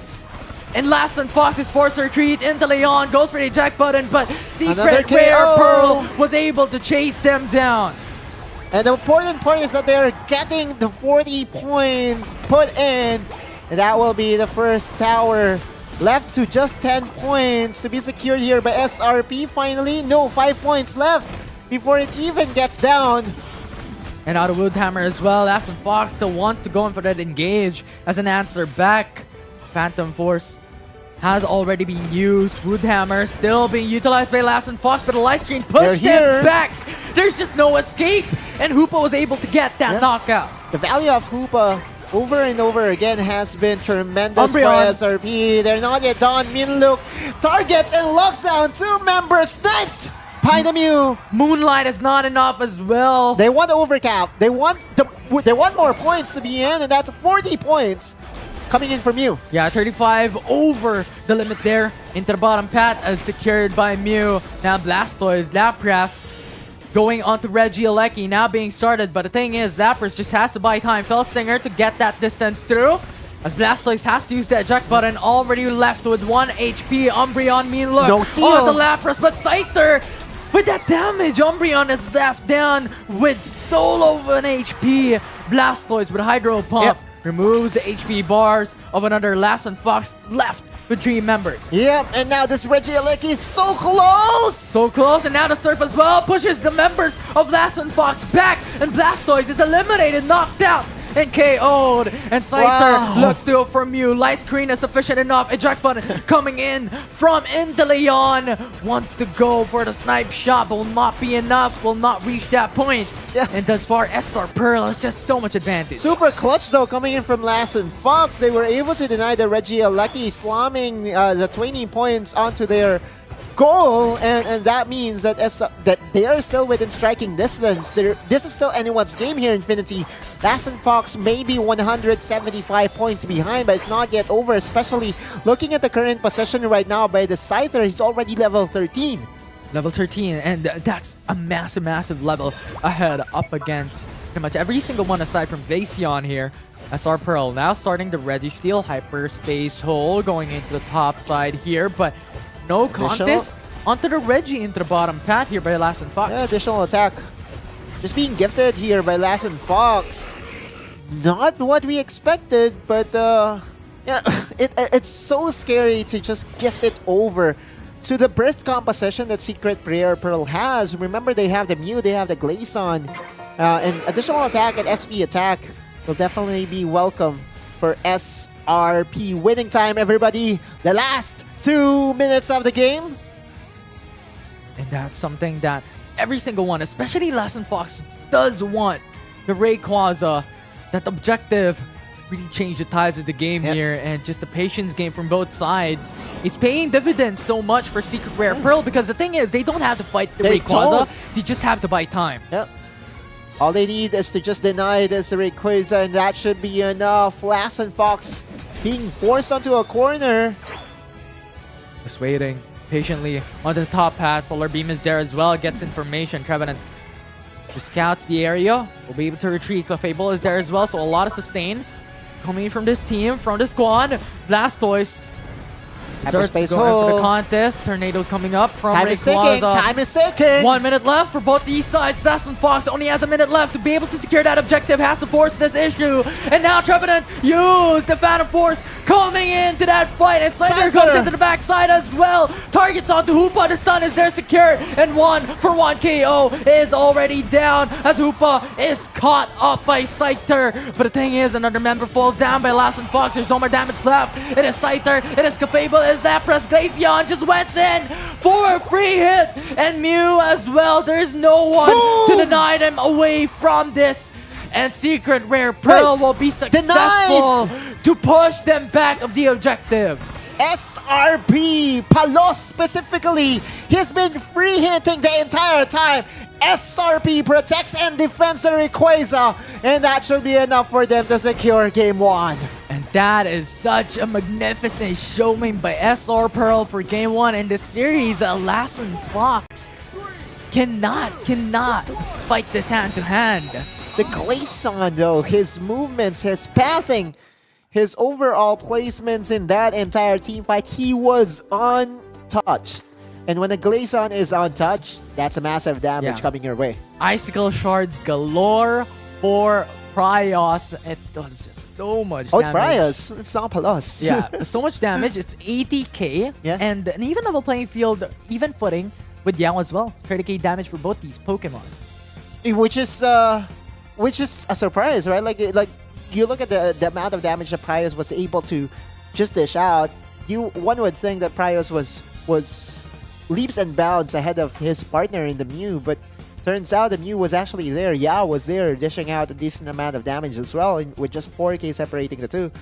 Mithril, though, the game plan here for Lassen Fox is for this Scyther to really find the backline. And at one point we saw a big mistake, right? A big overstep. He was the first to go down. He was bursted down by the Glaceon. And we know the capabilities of the Glaceon to really just dish out, isolated damage to just bring you down. But the MVP goes over to Kalel on that Blastoise. Yeah, and the Blastoise was such a strong Pokemon there as well for the side of SR. It was just capable enough to really just push back Lassen Fox from game number 1. Lassen Fox still is in it for sure, right? Like that again is a very close game. And we've been seeing close games after close games in Infinity. There's so much, right? This is what we call a welcome moment coming in from Pokemon Unite, I guess. Yeah, 100%. We're being welcomed to I would say, the best possible welcome. And again, guys, we also love to welcome everyone watching right now on different platforms, YouTube, TikTok, and on not TikTok, YouTube, Twitch, and Facebook. And of course, thank you very much to the official telco partner of Pokemon Unite Asia Champions League 2024, Smart. Smart is very cool. 100%. Do you know that you can now get yourself a digital SIM, an eSIM? Ooh, I didn't know that. A prepaid eSIM. Yeah, I'm planning to get one for myself. Depends if Amazing. your handheld supports the eSIM functionality. It's a very new technology, and Smart already has that available for everybody. So if you have a very new spanking phone, I might as well just go and upgrade yourself onto the eSIM. I was reading about it, right? It provides extra security because there is no physical SIM card that whenever your phone gets stolen, you can still automatically disable it because it's a digital SIM. Anyway, So much for that. I'm nerding out. Pokemon Unite is still in full display and in full throttle here, Infinity, and that's just game number 1 of our 4th series. Yeah, it's still game number 1 of series number 4. And we have so much more to go, right? We have series 5, the winners coming in from series 1 and series 2 will battle it out. And you also have series 6 to be able to really identify who will come in onto those matches to really play in for the open qualifiers or go in for the playoffs. Yeah. That's the goal, right? Like, we are looking for the top 6 teams to advance to the playoffs because there are already 2 teams locked in. Talon Esports and Elevate Esports. All right away, we enter into the drafting phase. Lassen Fox and SRP, or Secret Rare Pearl. Match point to SRP. Match point indeed. And Lassen Fox has to think of a way. Has to think of an opportunity for them to be able to really go one up against Secret Rare Pearl, especially when it comes to the draft composition here. It was SR Pearl who had not totally the biggest difference and the biggest advantage coming into the composition, but they just had the better edge. It's also because of the overconfidence coming in from Lassen Fox. I feel that the Scyther really just needs to be extra careful. He knows it, his teammates knows it, and there still will be opportunities for him to show his prowess into the series. Now, the bans are in, and it will be the Umbreon and the Zacian, leaving the Mimikyu and Mew available for the taking for SRP. Yeah, I know Lassen Fox has to look for a way to be able to answer that back, because the thing is, Umbreon is already gone, so they could probably go in for Blastoise and even Slowbro here, but again, Trevenant is still the priority. Yeah, lots of crowd control and very tanky as well. But taking away the Blastoise is a very good move here coming in from Lassen Fox. Yeah, and now SR Pearl could go in for the Slowbro and the Clefable. Yeah. It's 2 single target though, right? Like if you have a Mimikyu already locked in, that's fair pairing enough. it with Slowbro might just be, I would say, an overlapping way of doing things, right? An overinvestment onto one thing, and that's the reason why Lapras is going to be prioritized here by SRP to respond to the Blastoise on the top side. Yeah, it makes total amount of sense, right? And SR Pearl has just secured them a really, really good composition here. They could go for another poke, or they could go for another showing of like something that could deal massive amounts of damage, because thus far from what we have seen from the past series and the past games, it could be poke or it could be burst damage, but Inteleon will be the priority. Now they have still, a good amount of damage source for SRP. They do have the combo of Mew and Inteleon, and you can never go wrong with Mew, right? Like, over and over again, when you've seen the Mew top the damage charts just because of the reliability of the skills, move reset, right? It allows you to spam your moves to a point that it needs to be respected. Yeah, 100%. Lassen Fox, though, they do have the Hoopa. Yeah, agreed, right? You could go in and out of fights, and that is one of the important things. Hoopa is one of the most contested pick as well when it comes to Pokemon, only being second to Zacian. So I think that's something to take note of, the power that What's the win rate has. of Hoopa yesterday? Hoopa yesterday has won 100%. It's a 4 picks, 4 wins, but the bans are 6, so 60%, only being second to Zacian as well. It's really, really strong, right? And it's just because of the resets potential. Yeah.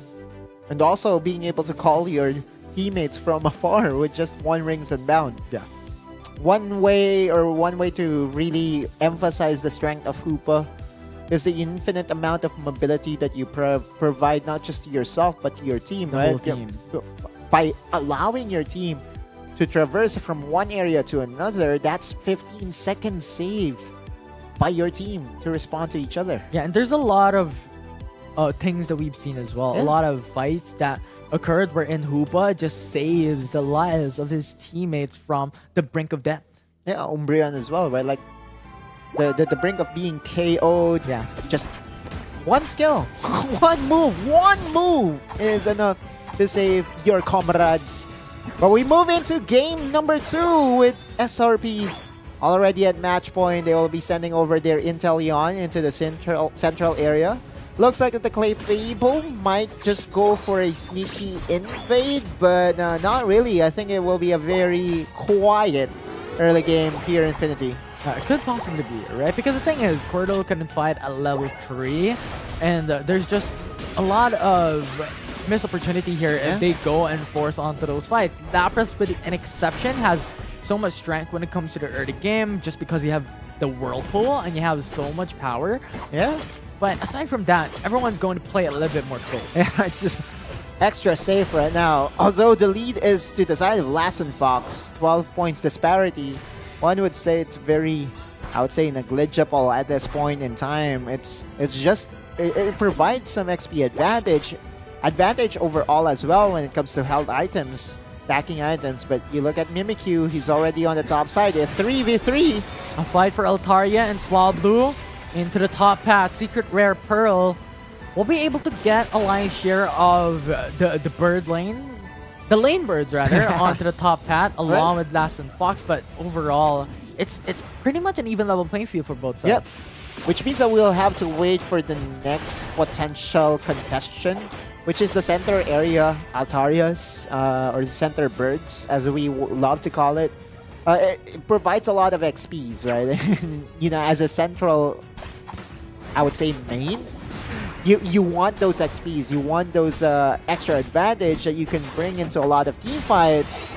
Now we'll see though, lots of pokes here and there, but no heavy commitment and no KOs so far into the game. And right now, everyone's positioning themselves onto the Altarias and Swablu's into Quickly. the central area, but just like that, with a blink of an eye, it's gone already. The Secret Rare Pearl will be able to dunk themselves a lot of points in the process. Eject button invested here. Mimikyu got saved by the shield. Extra move speed as well. And on the other side, the Inteleon was actually, it was on the top side as well. The Inteleon was able to get a return KO. 32 points this time for SRP. They're now back in the lead. They're now back in the lead. Very, very minute lead to say the least here. Everything is going to come down at 5 minutes, wherein every single one of these teams are looking for the opportunities to be able to secure a lot of advantage, and Mimikyu just stole that away with the Shadow Sneak. Now we have our answer, right? It's going to be the double poke composition. It's the Inteleon that went for the snipe shot instead of the liquidation burst, which means that we will be seeing the Mew going for the solar beams and Inteleon going for the snipe shots to really just control the team fights from afar. Meanwhile, of course, Mimikyu still needs to be respected. And right now, Registeel, we're looking at it as an objective for both these teams. Who wants it? Registeels will be able to go in for the knockup up against Lapras. The Lassen Foxes want to go for the all-in. The resets occur onto the Registeel. Secret Rare Pearl is fighting up against Trevenant, and that will be a knockout secured by SR Pearl. Azur's by Vision. We'll get information onto the location for Lassen Fox. Stolen. And into Leon will get it. Registeel will be secured by SR Pearl. And Lassen Fox is holding for their breaths into the tier 1, into the bottom path, and into Leon with just so much damage. Just be able to get that pokes into Leon, though, will get deleted by the Blastoise. Wait, Mimikyu by himself, though, I don't think he has enough damage. For the flag? We'll at least get one. Oh, that's so much. Trevenant is down to 1 Lapras? HP. The There he Solar goes. Beam secures the KO. Yeah, not yet done, though. The Mew is still here. Hydro Typhoon getting 2. But it's not enough, though. The Mimikyu still is able to attach himself out to the back line. Delphox will be finally going down, and that's 3K already onto the Mew. Good serve to really just slow them down. Buy time for his teammates to be able to come back up into this fight. But Trevenant is very low. You cannot be attacked up against tree-fed Pokemon. And now that's Hoopa. Perfect timing for the hyperspace hole to go back and go into that fight. But the goals are already there. SR Pearl will secure a lot of points coming into these 5 minutes into the matchup. The sneak attack just to escape. And there you have it. Secret Rare Pearl all of a sudden just has expanded their lead here. Mimikyu, overextension, Shadow Sneak onto Blastoise. SR Pearl can still answer back. We'll be able to get that KO onto Hoopa. Wow. It's been like 3 minutes that we're fighting here in the bottom area. No one wants to stop. SRP can path towards the top side, though. There is an open objective. That's a Regieleki. And although, you know, some other Pokemon are left here, At the bottom area, we have to remember that Lassen Fox still has the ability to call in reinforcement through the Hoopa. Yeah, we'll see. SR Pearl, though, has a better initial position into Reggie Alecki. Lassen Fox a little bit too late. Already half HP. When it comes to the objective, the surf is there. Coming from Blastoise to buy time for his teammates to come back in. Here comes the pokes. And Reggie Alecki might just be stolen. Hydro Typhoon to secure the capabilities to go into the Reggie Alecki. But the Blastoise is pinned out. Secret Rare Pearl is now on the chase. Up against Lassen Fox. Player off gets double stun. Woodhammer will be able to secure it. It's a 2-for-1 trade. Yeah. A Secret Rare Pearl will get the advantage. Mimikyu with a Shadow Sneak will be able to go in with the Play Rough as well. Massive amounts of damage, but Trevenant is one of the Pokemon that has so much sustain. Yeah. There's no reason for Secret Rare Pearl to force themselves onto the top side.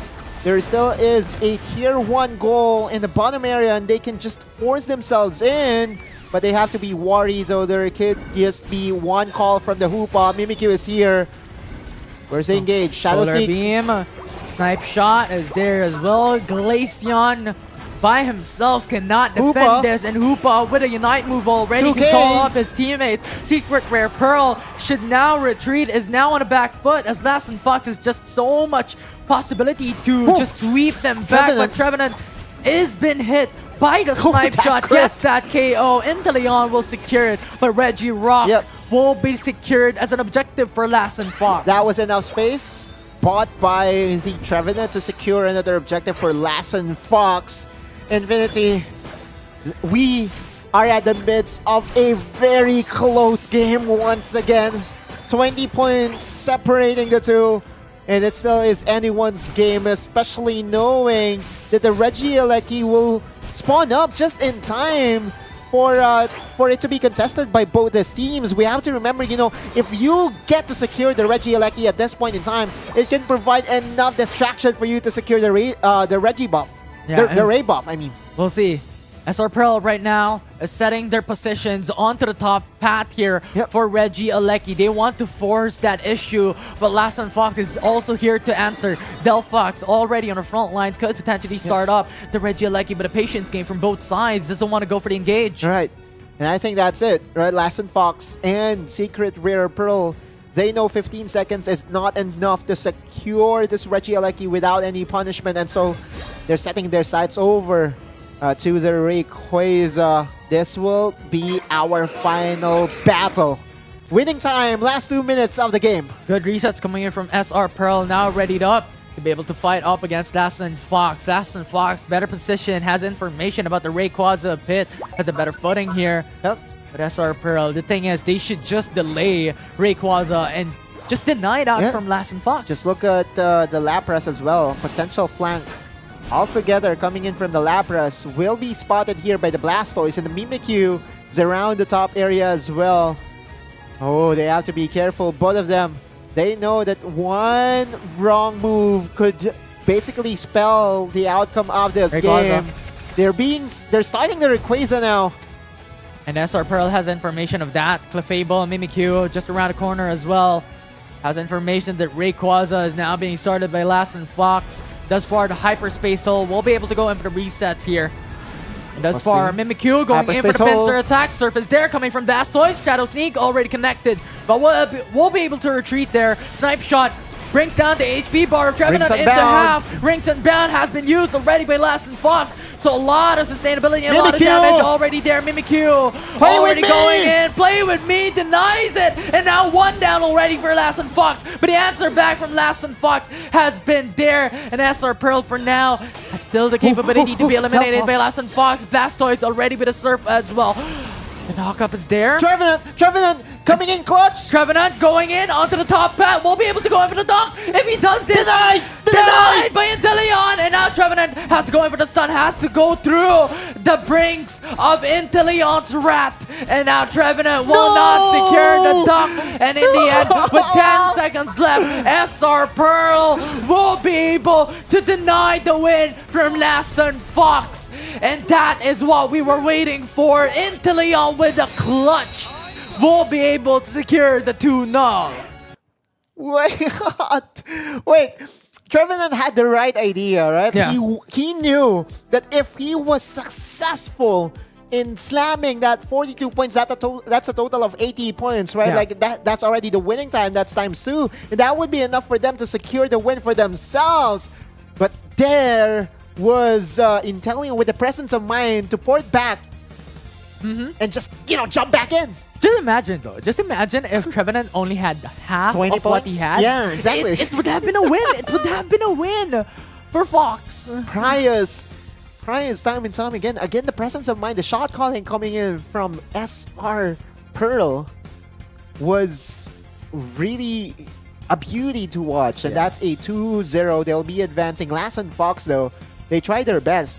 And at no point in that series did I feel confident that SR Pearl was a better team. I feel that they're very evenly matched. Yeah. And it came down to, the X's and O's that happens into the game, the breaks of the game that went into the favor of one team. Yeah, and the thing is, it already happened in game 1. It followed through into game number 2, where into the Rayquaza pit, it was only SR Pearl who was on a little bit of a lead, but was just buying time, was just delaying the Rayquaza take by Lassen Fox, and that just took them the win time and time again. Yeah, Kalel on that Mimikyu. I saw him just heavily influencing that clash. Because after getting the chunk of damage onto Trevenant, he saved his ultimate just so he can cast his play with me on towards the play, on towards the Fox. And then that was what was needed, right? Because it doesn't matter if you don't get to KO the primary target, just as long as you can hold them down. Yeah, it's just very, very important to be able to suppress the opposing team. But for now, before we jump into the next series, we're just gonna take a short break. But when we come back, it's Series 4 for the day.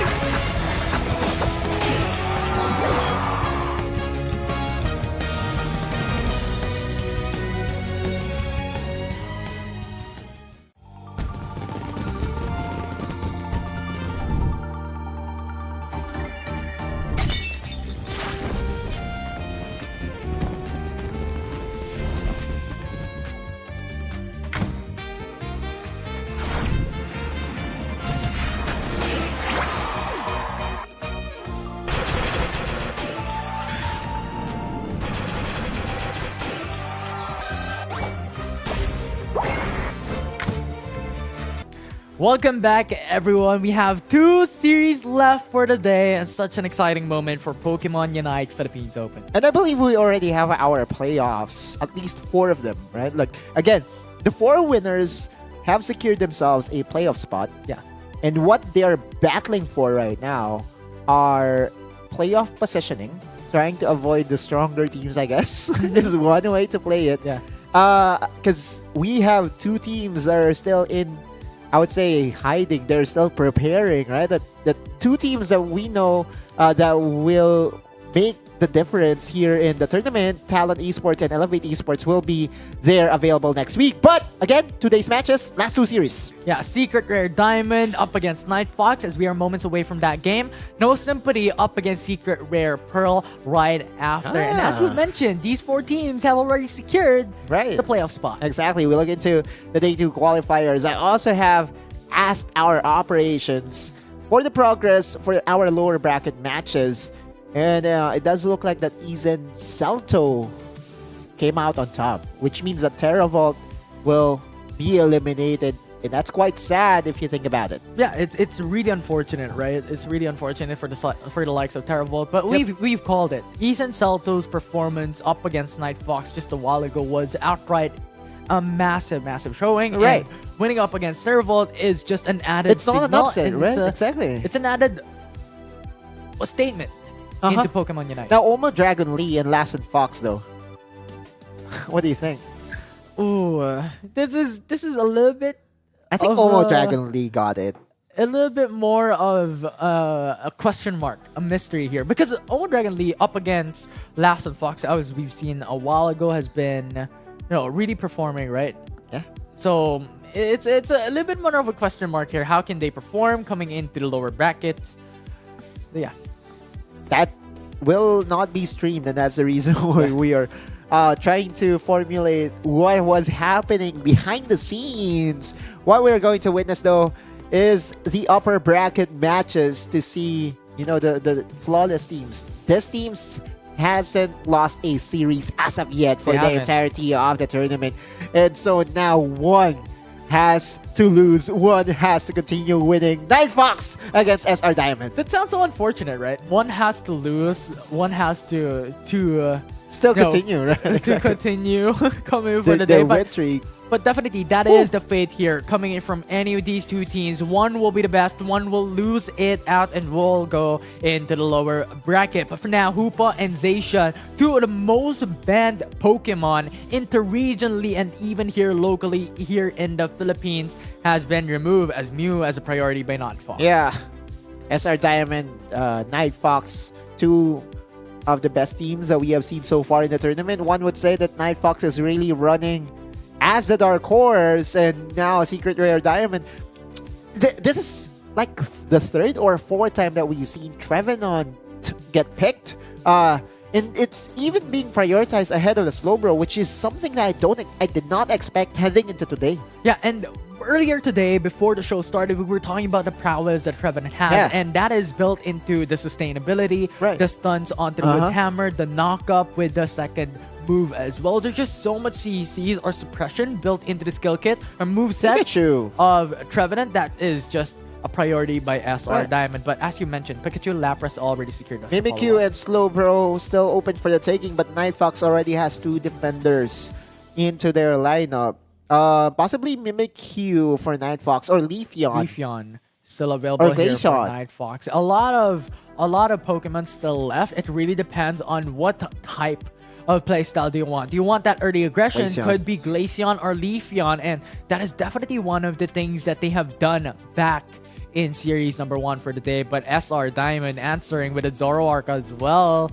This is feisty coming in from SR. We saw a very successful Zoroark earlier when it was paired with a Comfy, right? Like that was the funnel. Make sure that the Zoroark will still survive even with 1 HP. And this is not the same draft. It definitely so is to not. speak, right? Like this all in on the Zoroark, it leaves more questions than answers. Yeah, it definitely is, right? How will Zoroark especially perform up against the likes of these early aggressors that we have for Night Fox? Umbreon and Glaceon, level 4, already evolved, having the evolution secured already, would really be allowing Secret Rare Diamond to be susceptible to invades. Not to mention that Umbreon can lock you down with the mean look, right? Like, which is one of the direct counters on towards the Zoroark.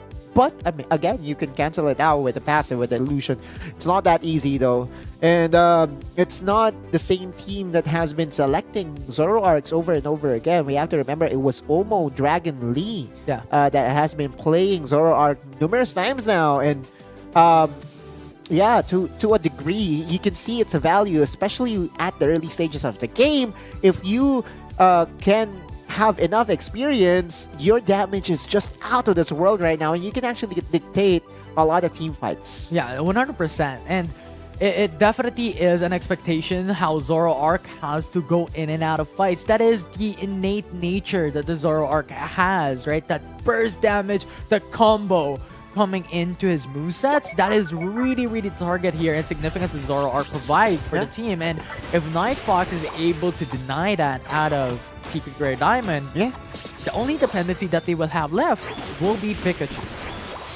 One thing to note though, if Zoroark ever gets himself in the position to get to scratch the Glaceon, the Mew, oh, that would be very problematic to all the squishy Pokemons that we have in the game. We have to, again, realize that one of the strengths of the Zoroark is to dish out a huge amount of damage very early. Huge chunks of damage early on. Very, very significant here. And Lapras once again. As always, as we see typically that Lapras is centered around, it will be the top path. Right. It's like it's almost always going to be a Lapras versus Blastoise on the top side, right? Yeah. If Zacian ever gets banned away, Lapras will be the, I would say, proper answer to a Blastoise priority on the top side. And again, no KO so far, but 3-man push here in the bottom area. Umbreon pays a visit Zoroark into the bottom path. That's evolution. Zoroark, perfect timing for that evolution here. Has that KO onto the Umbreon. But Night Fox, the thing is, they were able already to dunk the points of Umbreon, so not as hefty as SR Diamond has hoped for. But still, a dunk, a KO. A KO, this is what we were saying, right? Like a very timely level up allowed for Zoroark to go level 5. And not only were they able to get a KO here in the bottom lane, they got a man advantage on the top side, which basically allowed for them to slam dunk more points. SR Diamond in the lead. 17-9, very early into the game, but you see the promise of this lineup. Yeah, it's just the right moments, the right timings here. SR Diamond has been capitalizing onto that so far. Umbreon will be able to meet Clefable at this point in time, but Night Fox just at the better position when it comes to the Altarias and Swablu in the central area. Right.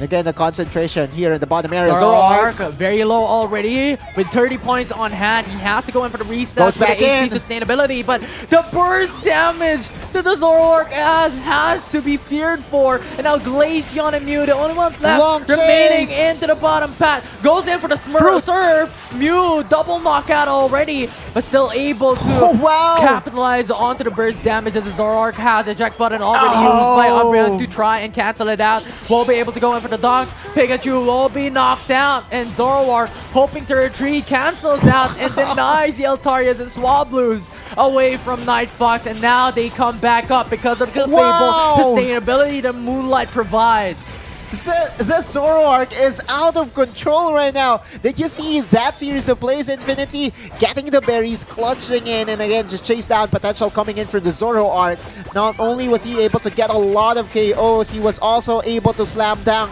more points for SR Diamond, and now the next objective is this Regibuff. And now Unite move already used up, but Glaceon, Regirock secures by Secret Rare Diamond, and now Umbreon going into the front lines trying to deny it, but Zoroark with a Wood again. Hammer, but a Trevenant, the 3-man stun coming in from that was phenomenal, but Zoroark was already removed. Hydro Typhoon coming in from Night Fox, an added detriment to Secret Rare Diamond. the And now defense. Lapras, the only one left standing, coming into the bottom path, tries to get another value coming in from these left Pokemons from Night Fox. Will be able to deny those dunks, and overall, good A successful defense response. again for SR Diamond. By himself, Lapras was able to defend against 5 Pokemons coming in from Night Fox. Zoroark was a little bit overconfident there, right? Like, he was feeling it. You know, when you're playing and you're too far ahead, that you feel like you can conquer everyone. That's what it feels right now to be in the shoes of Zoroark. It was immediately punished by Night Fox, but make no mistake, SR Diamond is still in the lead. 100%. I mean, Zoroark a while ago has been performing out of his mind, and I think that's a reflection of how confident he is coming into the bottom objective. Love but to right see now, it. Regieleki is now being started by Secret Rare Diamond. Night Fox playing it a little bit more slowly here. Secret Fox, or well, Night Fox, trying to really just play it a bit more safe. I'm merged both their names, I know. but the thing Secret is, Fox. Secret Rare Diamond now going for the contest. Hydro Hydro Typhoon! Typhoon goes for a 3-man knockup. A good disengage there coming from Zoroark to go back and retreat. Denies the Hydro Typhoon. And now Blastoise Good brought thunder. down very low. Moonlight still sustaining. Hello! Zoroark with a Night No Splash! way! So much power! And that was just a double knockout already coming into that engage. Secret Rare Diamond. Mike Ross showed up big time. The back and forth from Micros is just so clean right now. Secret Rare Diamond getting the advantage altogether. Meanwhile, Trevenant just healing up, doesn't mind. He's pretending as if he's a tree. Well, he's a tree right now. Yeah, a stationary tree. Yeah. Trenan, I'm not here. I'm just a prop in a stage. And now on the top side, I believe that the Regieleki is being secured. That will go to the hands of SR Diamond unless you snipes. Oh, will not be No. able to go in for that snipe. And interesting enough, it will be the Water Pulse that will be the moveset here for Lapras, not the Perish Song. True. But right now, Regieleki Touchdown. will be dunked. That will be a 44 over dunk. Night now here into the bottom path. Mycross being targeted by Glaceon. Goes back. Umbreon is here to fight though. Mean Look pins down onto Clefable. Night Slash into the back lines, but Mycross has no escape. Glaceon. And now Blastoise will be able to serve them. Double knockout Finally. already. Night Fox answers back for KOs. And now they can push on towards the bottom area. Trevenant Ooh. can still jump in. Hydro Hydro Typhoon. Typhoon just to push him away, right? They want to push away the Pikachu and Steam. Still, again, with all the AoEs available, he can defend the secondary goal. Now, Night Fox, although they were able to stop the bleeding, the lead is well, in fact, into the hands of SR Diamond. Yeah, it's just too much right now. But at the end, it will be... We have to go to call for a pause. Yeah, it will There's be a something pause. happening. There's something happening. Too much intensity. I guess it's the Trevenant? Yeah, I think so. Like Trevenant was acting like a tree, but instead, you know what? He's supposed to move. He was doing that. And then Trevenant still did wonders though for the team, right? Like, and just the fact that he was, how should I call this? He was ignored for the entirety of his AFK duration. Yeah. Right. No, It just goes to show. Because the thing is, Trevenant has been, you know what, a stationary tree in the stage, but he still has lines to play, right? He still has a role to play coming into that. yeah. He still needs to help his team. Yeah. Even though he's a tree, he's not inanimate, I guess. Yeah, he's not a useless tree. He provides power for his team. Yeah, he was a priority pick, so to speak, right? Still though, it's a massive advantage for SR Diamond. SR Diamond already seeing themselves almost 200 points ahead, and Around so. yeah, around so. And the thing here is, if you're SR Diamond, you are closing in to the winning time, in where all you really have to do is to deny the Rayquaza, Yeah. tomato, infinity. Oh, yeah, exactly. I should have denied that, but you know what? I'm just going with the flow. But as you mentioned, right? As you mentioned, the thing that Secret Rare Diamond just has to do is play from what we have seen as a strategy over the past series. Right. To not give the possibility and an opportunity for Night Fox to go for the Rayquaza. Yep. It's an objective that you try to deny. It's an objective that you try to defend, make sure that no one gets themselves close enough to secure the X factor that we've been saying, right? Because like if ever a team secures a Ray buff, it's almost always certain that that team will be securing the victory for themselves. And yeah, for how SR Diamond played it, this Zoroark pickup coming from them, I was skeptic at first, but now I'm a believer. Yeah. Doubters keep doubting, but when it shows Not up... yet over though, not yet over. Okay, Alright, we're a little bit too soon. We're a little bit too quick to judge there. we're but just waiting for the game to progress again. Yeah. We are currently on a tech pause. And does look like that we are We're back. re-entering the game. yeah, we're back into the matchup here. 3 minutes and 20 seconds left into the game. So under 1 minute and 30 seconds before the Rayquaza shows up, and that will be the important aspect that Nightflux has to secure. Umbreon already making his presence felt on the top side. There still is one tier 1 tower, tier 1 goal for SR Diamond that can easily get invaded. You look at the total points being handed or being pocketed right now by most of the Pokemons coming in from Nightfox. You have 50 points on the Blastoise, 50 points on the Glaceon. So one win, one team fight win, that should be enough. Could definitely be, but the thing is, I don't think Secret Rare Diamond will be able to give that easily. Right? They don't want to, for sure. Yeah, 100%. And right now, 11 seconds before Reggie Aleki shows up, and another Reggie coming into the bottom pad as well. But expectedly, Wow. it will be Secret Rare Diamond who wants to stack up more points, because coming into that Rayquaza fight, they just want to buy time. The Blastoise is Trevenant. stationary right now. Trevenant Oh, by no. himself. He's just left alone, acting as a prop once again. But this time around, Nightfox will secure that KO. And so now, Secret Rare Diamond does have a good advantage. A touchdown Oh, on the top side. That's our Diamond, though. I think we will be entering... Wait. No pause. No pause. Action continues here. Winning time here, Infinity. yeah. Trevenant is back up, is now moving.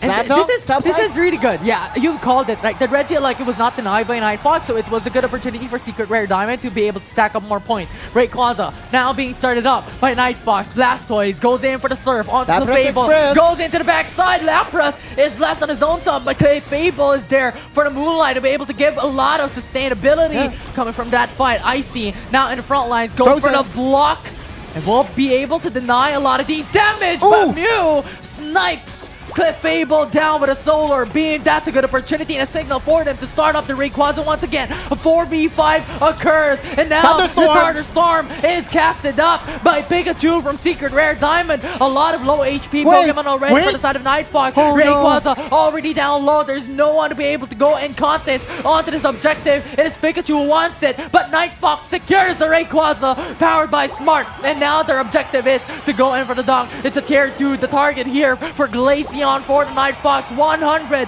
for the other, and Secret Rare Diamond just has to put up the white flag. Tough.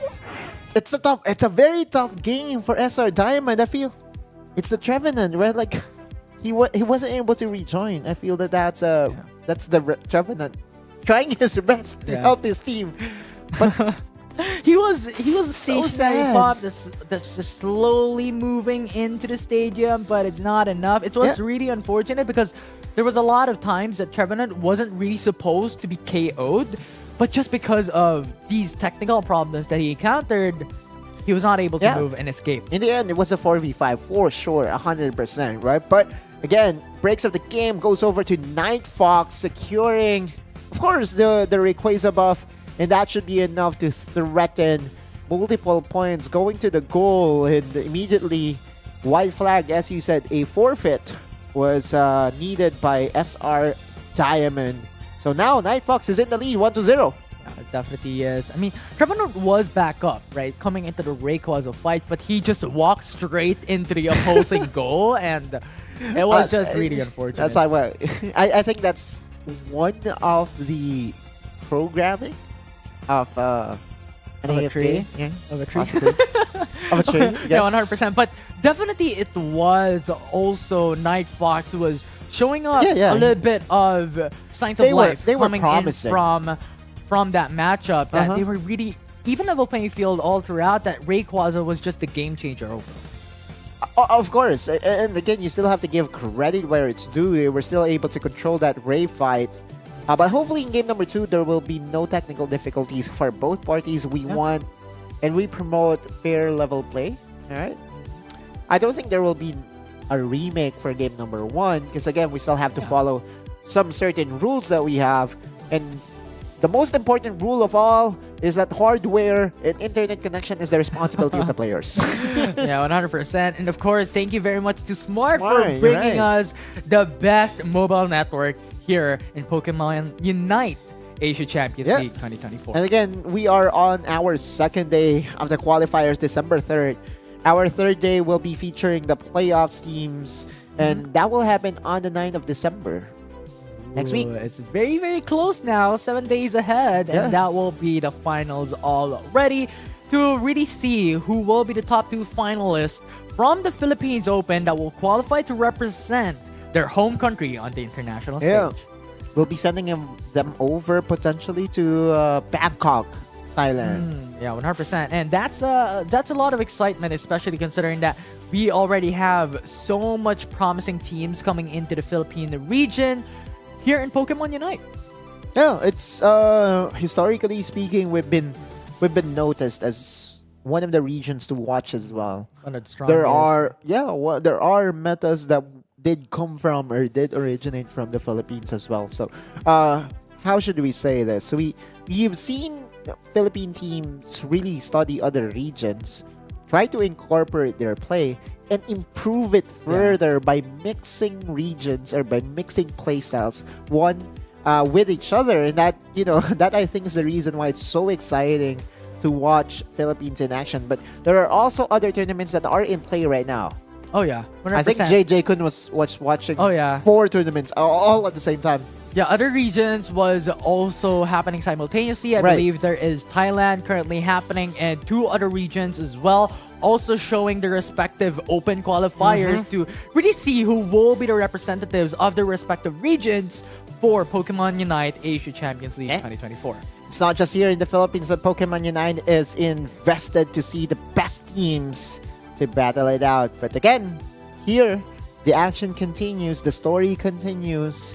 And so far, it's a 1-0 in favor of Night Fox, the dark horse. They are the dark horse of the tournament. And like everyone was saying, Night Fox, they're winning games against the top teams during their scrimmages, during their practices. And it's now showing they're now legitimizing themselves, I guess. Bringing it to reality. Right. Right. The Night Fox's strength and Night Fox's potential coming into the previous games, previous series, even yesterday, they were able to really just have that 2-0 series up against PNK Apple.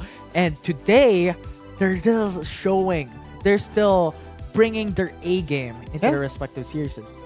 Night Fox, match point, everybody, and although it was a stellar performance overall still for the Zoro arc for SR Diamond, I hope we get to see that again, right? Like the flashy plays coming from the Zoro arc doesn't need the comfy to be very effective. Like at one point in the bottom area, I remember he was in a bit of a pickle, found himself 2 berries, was able to rejoin the fight, and the chase down potential with all the dashes and the damage coming in from Zoroark, all the resets.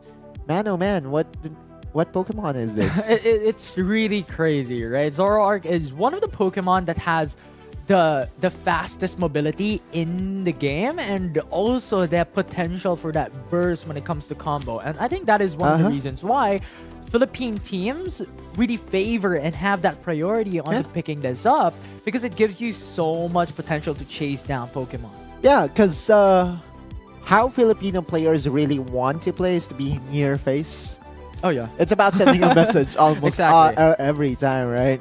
And that's why we play hard even up until the last Moment. last second. It doesn't matter if we are, if we know if we already won, we are going to dunk in more points and try to reach the highest possible gap. But I believe we're entering the draft here. Infinity SR are. Diamond will be on the purple side this time. Yeah, SR Diamond will be on the purple side, so they have the priority when it comes to pickup. And I think Night Fox just has to ban away the Zacian if ever they really want to remove that very annoying Pokemon coming into game number 2. And as far, we could also see respect bans coming in, right? Zoroark, Umbreon, these are Pokemon that we have seen such a Oh. formidable Pokemon to be able to be used. And Cafable, removed by Secret Rare Diamond, could be a signal that they want to pick Hoopa as a priority. Yeah, Hoopa, Blissey are basically two of the supports that Yeah. I believe can really change the tides of the game. Mew being prioritized here by Secret Rare Diamond, no surprises here. Still very flexible, and it will be a very, I would say, very okay priority pick for almost every team. Now Hoopa and Mimikyu. A very, very Wow. good answer here for Night Fox. And the thing about Mew is that it's one of the most winningest Pokemon thus far from the Philippines. Go ahead. Right? It has like what? Mew at 85.71% Right. win rate, being second to Zacian as well. So really, really strong overall. But the follow-up by SR Diamond is also not to be feared Another three. or belittled here. Trevenant and Umbreon locked in. You know, I just hope that this tree moves this game. Has feet. Yeah, because in game number 1, it was stationary. Hopefully, this tree gets his branches out. Sturdy and strong. Night Fox, though, will be the one to pick up the Slowbro and will also have the Inteleon. Now, Night Fox, this is, again, the dilemma that I have. If you draft a Slowbro with a Mimikyu, that's a lot of single target lockdown, which to me, you really lack when it comes to team fighting prowess. You have a pick composition for sure. Yeah. And the thing that I'm liking about SR Diamond is they lock in onto Leafeon, because traditionally we see Mew, Leafeon being locked in, Umbreon, Leafeon also locked in. But something that I'm looking at is that they don't have any supporter, right? They locked in onto the Buzzwole instead, which brings me to question, like, what do they really want to do for game 2? Oh yeah, you're right. Like, no support. Huh.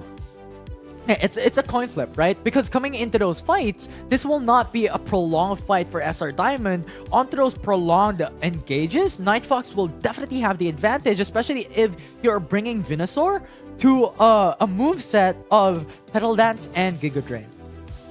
Yeah, Secret Rare Diamond just basically has recognized that there is no way for them to outpoke the opponent. But I mean, main reason why you draft the Leafeon and Mew together is for that long range artillery, right? Yeah. And Buzzwole is that one Pokemon that does have one agenda in mind, and that is to just push forward, push forward, push forward, push forward, push forward. There is no front to back with the Buzzwole, which means that this Pokemons will just be free to hit. Yeah. And you know what? No, I'm answering my question as well. Go ahead. Our, mystery coming into the composition here for SR Diamond is, you know what? I'm looking back into these respective Pokemons that I have. Trevenant has a very self-sustain moveset. You have Move 2 and you have that passive that can self-sustain. Buzzwole has self-sustain as well with the Leech coming into Move 2. And then you also have another Pokemon that can self-sustain. And you know what? Looking back at it, it makes much more sense now having 3 frontliners into their composition to really just balance it out. You know what? Not having a glass cannon, but not also having a full-on defense at the time. I hope it's enough though, because we're talking about Hoopa. Definitely And in Hoopa, if you ever get your pokes in onto primary targets of Night Fox, Hoopa can just go for the hyperspace hole. Yeah. And that will reset back the fight to normal, which, again, a no supporter composition for Night Fox. Sorry, for Secret Rare Diamond is very interesting. Yeah, definitely is. And I think that is something that Night Fox also has to capitalize going into Potion. game number 2. And also looking at it, right? Umbreon Oh, no. also has the possibility to All go right. in for the Wish. One more? For a lot of Okay. sustain. Now Buzzwole just goes in for the eject button for that first KO. Yeah. Just, again, pressing forward. That's the goal here for SR Diamond. No breaks whatsoever. Just wants to push forward and get the level 4 in. Leafeon already level 4. Slam dunk. Yeah, was Get some able points. to get a lot of points going into the early game. 6 points already by Oh. SR Diamond, but in the bottom path, a lot of engage with a Wisp coming in. A lot of damage as well, but not enough. Because coming into these early matches, it's all about, you know, playing for pokes, playing for damage, getting a lot of experience. So yeah, level 5 is the goal. It is indeed. Now we enter into the early stages of the game again. They just want to evolve. Oh! Oh, that is a really, really good Fell Stinger coming in from the secondary evolution for Good defense. Inteleon. A good defense from Night Fox, pushing them back. Secret Rare Diamond with a light screen coming from you, just pushes them back into the own side of this engage. Solar Blade with the Electro Ball from you. Okay. Secures the Hoopa. KO. Hoopa not yet done, and finally the Mew gets that KO. That's 34 points to 0 of Night Fox, and the Mimikyu is nowhere to be found because he's being isolated on the top side by the Buzzwole. Yeah, it's Buzzwole who is self-sustaining. We all know that typically when it comes to these fights, a 4-1 split, 4-1 split always occurs. And Okay. right now, Night Fox has eyes on Umbreon. Will be able to take down Trevenant, so that's a good KO. Will be able to have that opportunity to go for the dunks. 30 points, another 30 coming from the Inteleon, Massive. and all of a sudden, Night Fox is in the lead. That's really, really massive there, and Secret Rare Diamond is now on the back foot. Night Fox has a massive lead coming into their early game, having around 40 point advantage. Yep, snipe shots coming in from afar as well. Again, this are the long-range artilleries that we are talking about. With Hoopa being there, they can just sustain forever. Hyperspace Hole. There That we will go. be able to reset, come back in to Full those HP. spies. Just so good from Hoopa. And there you go. Just because of Hoopa's presence, they can take down the tower. Oh, by Yeah. himself. Solar Blade coming into the back. Was able to go in for the Unite move as well. Slowbro is knocked out. Oh man, but the Hoopa again rejoins the fight with the Venusaur at the middle of everybody. Inteleon. The target, very low already. Trevenant is going in for the chase there. Umbreon is knocked out. And now with a Wood Hammer, goes in for the stun as well. Oh. Hoopa tries to catch up. Trevenant falls. That's 2 KO. Inteleon trying to brace for his life. On the top side, there's a solo KO. Buzzwole winning the top area by himself is massive. And he's trying to translate it over onto a Regieleki. And now, Night Fox going for the chase once again. They already have the Regirock in their bags.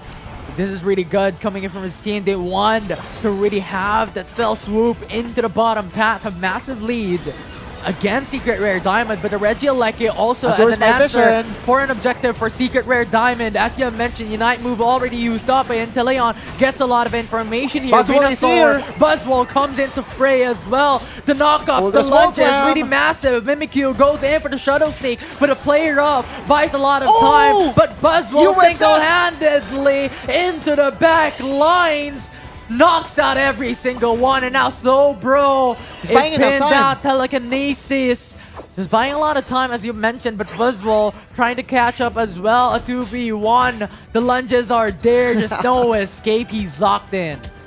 Can still regen back up.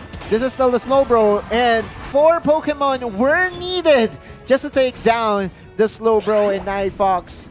That's enough time, actually. I think, you know, the space that was created by the Slowbro, it's the small things that really helps out all the teams that we have here.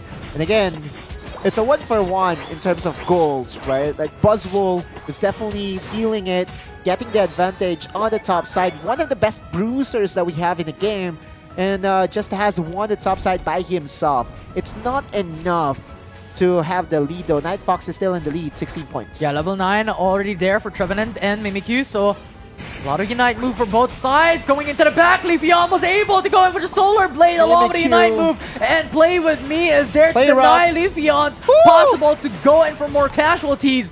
But Night Fox is now being pincered out, being pinned out, but the Hoopa. Hyperspace Hole was able to go in for the resets for Venusaur, and that was just a crucial moment that Hoopa was able to capitalize. And they're targeting the buff here. Bottom lane, that will be the Regice. Extra sustain available. Now going in for the Reggie Eye, started up, and now Trevenant comes in to the battle. he Wood steal Hammer it? as well. Solar Blade will No not be steal. enough, and Night Fox will secure the Reggie Eyes. Now Hoopa has to use the Unite move as Oh, well, no. as that will be a double knockout, but Secret Rare Diamond. But they were able to go in for the donks as well. Secures a lot of points. It still is a trade, but Night Fox will have enough points to destroy this second tower here in the bot lane. Which brings us to the next objective. This Regieleki on the top side will be massive for Night Fox. It's a lot easier to deliver the Regieleki onto a tier 1, which Secret Rare Diamond still has at this later stages of the game. It definitely is. And now Venusaur coming up, patting himself towards the top side of the map here. And you also have the Hyperspace Hole to go in to the top hat, readying up for Regieleki. This is a very important clash for Secret Rare Diamond. They cannot allow Night Fox to have it because it's so easy to deliver and to touch down Regieleki onto the top 1 tower. Oh! Good snipe! Inteleon! Oh, the overextension from Leafeon into Leon. Capitalize onto that. Night Fox now has the numbers advantage up against Secret Rare Diamond. Solar Beam coming from you, but that will not be enough. Venusaur into the back lines. Just going in for the pedal dance with a Giga Drain. So much sustain. Reset. Hyperspace Hole as well was able to go in Another for reset poke. for Venusaur, and Night Fox won that engage. Inteleon by himself won that team fight, getting the snipes onto the primary target. Night Fox will have the advantage once again, getting the Regieleki and can just reset back just in time for a Rayquaza battle to commence. Night Fox running away with things in the latter stages of the game. This was the problem that we had a while ago for Secret Rare Diamond. We were talking about this during the draft, that they were lacking when it comes to sustainability overall, when it comes to the totality, when it comes to their composition here. Yes, they have self-sustain, but that's not going to keep everyone alive. The Hoopa difference is very much felt here by Secret Rare Diamond. It was so crazy to think that they banned away the Clefable, which would have been the difference maker here for SR Diamond, but the winning time last 2 minutes. Oh, overextension coming from Trevenant along with a snipe shot as well. So Still close alive, yet still so alive. far. Snipe shot will not connect. Trevenant will live. There's no reason for Night Fox to force this. They're not... wait. Are they going for it? Leafeon, going for the dunk. They're going That's really for good. it. And now, Leafeon just has to go in for a little bit more points. He doesn't have Dunking points, though. onto the goal. Won't be able to farm the side lanes off to the top path here. 1 minute, 30 seconds left. 30 points will be enough to get the lead. And Leafeon... Wait, hang on. This is a lot closer than it should be.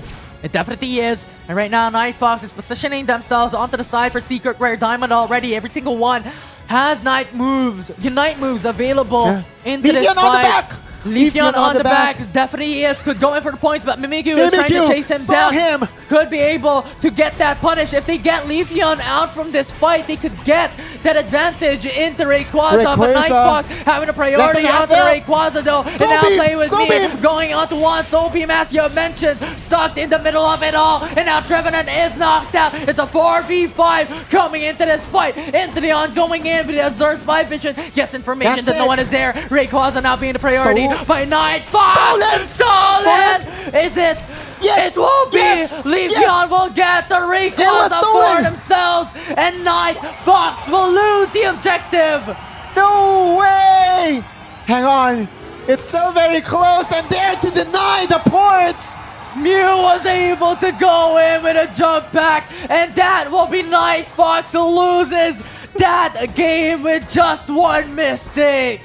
It didn't make sense to me. Night Fox had no reason to go for that Rayquaza, but the pressure is kicking in, and so now Secret Rare Diamond finds themselves with the advantage, with the buff, and with that should be another game number 3 Infinity. So much game trees. I'm loving it thus far. Pokemon Unite has been showing us big today with so much possible reverse sweeps that we've had. Thus far, we had one over the day and maybe another one coming in for the 5th series that we have. Potentially. We have Steam. Was it Steam that got the Rayquaza? It was Mycross. It was Mycross again? Yeah. Oh man, crazy. But like Night Fox already had the man advantage, right? A very good engage coming from 4-inch, right? He eject buttoned in. use the slow beam to target down Steam, and that's the primary target. However, right, the Mew, there was no follow-up. It wasn't enough to take him down.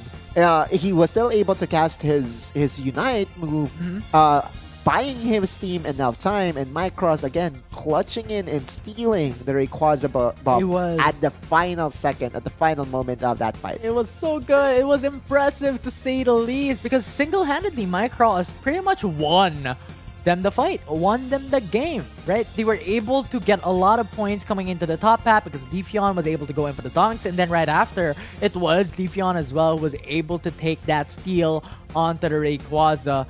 And I think it was just like a bad decision here for Nightfox and going for the Rayquaza.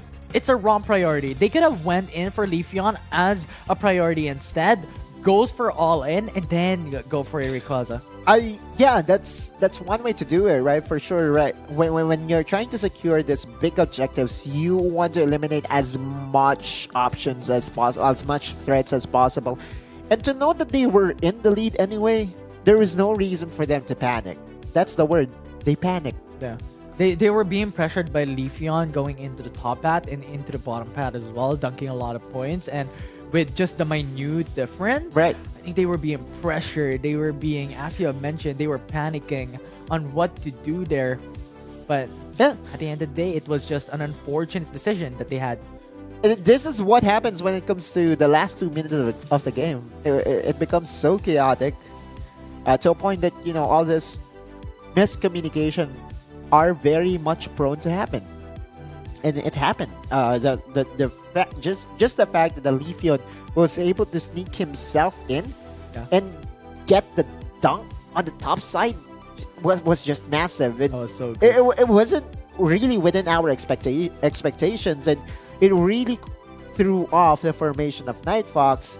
It led them to believe that they needed the Rayquaza buff to win the game. And although they were so close in securing that primary objective, it was stolen at the last very moment, of course, by Macross. Yeah, and I think the reason for that as well is because coming into the games, right, there is a notification that pops up if someone is on the lead, if the game's really, really close when it comes to points. And with the dunk of Leafeon, it was Nightfox who was thinking, are we on the back foot? Are we still on the lead? Because it was a minute difference. If we're going to talk about the points accumulation into that final moment, it was so different or so close when it comes to points. They did not know for sure. Like 10 points difference. Yeah, they didn't know. That's the thing. That's the point. And again, they knew that they were in the lead by a small margin. But because Leafeon was able to sneak himself on the top side, there was no way for them to know or for them to be confident that they are still in the lead. And that, again, is an MVP play coming in from Micross. Series of plays coming in from the Leafeon. No supporter needed when you can actually just snag away victory by doing just that. Still, though, the case of, you know, them winning team fights, that's never gonna happen without sustain. Yeah. I think, you know, a lot of that team fight or a lot of that game has something to do with their macro decision more than their composition. Yeah, and it was really interesting as well what Nightfox did there. Yes, they lost that matchup coming from game number 2, but the thing is, what they did is just focused on into the bottom pad as well, left the tier 1 open into the top pad, because the thing is, if they were on a back foot, they could really just capitalize onto that one as well, really dunking on points. But overall, as you mentioned, it's really just an importance of macro plays stacked with micro on top of every single thing when it comes to execution in the game. We are entering the draft of the deciding game between Nightfox and Secret Rare Diamond. Nightfox will be on the purple side this time. Yeah. So you have Zacian Koopa, Zacian Ban, as already in expectations coming into game number 3, because these two are really, really strong. But something of a similar nature from game number 1 and game number 2 could be expected during the draft. Now Mew gets heavily prioritized here by Nightfox. No surprises there. Trevenant on the other side. Chandelure very early. Okay, Clefable. This is a much more favorable thing. They need the Clefable to go in for that sustain. It's a lot better option. But the thing is, Nightfox could now go in for the Hoopa. It's banned. Oh yeah, you called it. You know what? I I was hyper focused coming into the Pokemon, but you've called it right. So now the Blissey would be that extended option here for Night Fox. But Blastoise, ooh, they want to double down. They want to go for the combo, the long range damage coming in from the Solar Beam and Solar Blade that will only be allowed if you have the Mew and the Leafeon together. Now, how will this get solved by Secret Rare Diamond? They're going in for the Lapras and the Pikachu, which means that Night Fox might elect for the Blastoise and another. The thing that they're lacking right now is one supporter and one of the defenders as well. So Blissey, Blastoise could work. Blissey, Mimikyu is still open. Slowbro could also work. Mimikyu is a little bit more of the question here, but Venusaur coming into the draft here by Night Fox is a coin flip. They want that Petal Dance. They want that Giga Drain into the front lines. I still think that Blastoise is the perfect fit for the lineup here of Night Fox instead of the Venusaur. Venusaur does have a lot of sustain as well. Okay, then again, yeah, Secret Rare Diamond. How about we throw our very own curveball and draft ourselves a Dragonite? But very well so, I'm not opposed to any of these two drafts. Yes, there is a little bit more of that nitpicky that we could really look into for both these sides, but both these compositions could definitely work when it comes to these final matchup that we have for this series with Night Fox up against Secret Rare Diamond. It will be most likely the Leafeon central area, and then Venusaur topside with the Blissey. Meanwhile, for Secret Rare Diamond, it's almost always going to be the Dragonite to be their central Pokemon. Again, for Dragonite to really have that power spike, he needs to evolve, right? Dragonite from Dratini, it's kind of hard to win early game clashes, and that's where Lapras comes in, right? Like, you also have the Pikachu to provide some AoE crowd control as well. Now, if Secret Rare Diamond gets to prolong the team fights, though, they have lots of sustain. They do have the Clefable, they do have the Trevenant as well. So the longer the fight goes, the better it is for them. Definitely is, right? And just the big problem that they have to face, if they want that prolonged fight, is the pokes from the opposition. They have Mew, they have Leafeon, and always, we have emphasized this already, coming in from the EVs, level 4 becomes such a huge power spike for them because of the evolution. Yeah, smoother power spike for sure, right? Comparing them to the Dragonite, comparing them to the Venusaur that has 3-stage evolutions. That said and done, we enter the decider. Night Fox going against Secret Rare Diamond. The last game here, Infinity, before we enter the 6th series of the game. The day. Definitely is Night Fox up against Secret Rare Diamond. 1 game away to be able to secure the series. And right now, it will be a Bulbasaur Central Mon. Okay. We've seen this. We've seen this a while ago. That Bulbasaur, or well, rather, the base evolution of Venusaur is going into the central area. Yeah. And then you have the EVs now split apart, going into the top pad for Leafeon and the bottom pad for Umbreon. First KO imminent here. Nope, not enough damage. And again, so far it's just a trading of blows for both sides. Early stages, there's really no clear advantage for either side. There are no Zacians, there are no Hoopas that can really dictate the early tempo of the game. I mean, same can be said for Zoroark, right? Zoroark, Absol, they are like the kings of the early game. None of those Pokemons at the early stages of this game. Yeah, I'm beat scared though right now. You have Umbreon stuck in the middle of it all. Pikachu's good find whip was able to just pin him down. But as you mentioned, Night Fox was just able to really get that security of knockout. Extra XP for the Ivysaur, which is important, right? At level 7, he gets to evolve to Venusaur, which makes it so that Night Fox will have an easier time when it comes to all the team fights. And you're now seeing the potential, the Solar Blade being picked up here by the Leafeon. We saw this time and time again. The combo of Leafeon and Mew has really just won a lot of games for the Filipino team so far. Yeah, Leafeon, it's always that expectation, right? Because from what we're seeing, not just in the Philippines, but other regions as well, you have the Umbreon and Leafeon into a single composition. It definitely would work out because of that huge power coming at One level down. 4. Razor Leaf was there, just pushing Secret Rare Diamond back. Clefable almost down as well. That will be a double KO for Mew already. Dratini Oh, he has to use evolved. the eject button to Wait, retreat.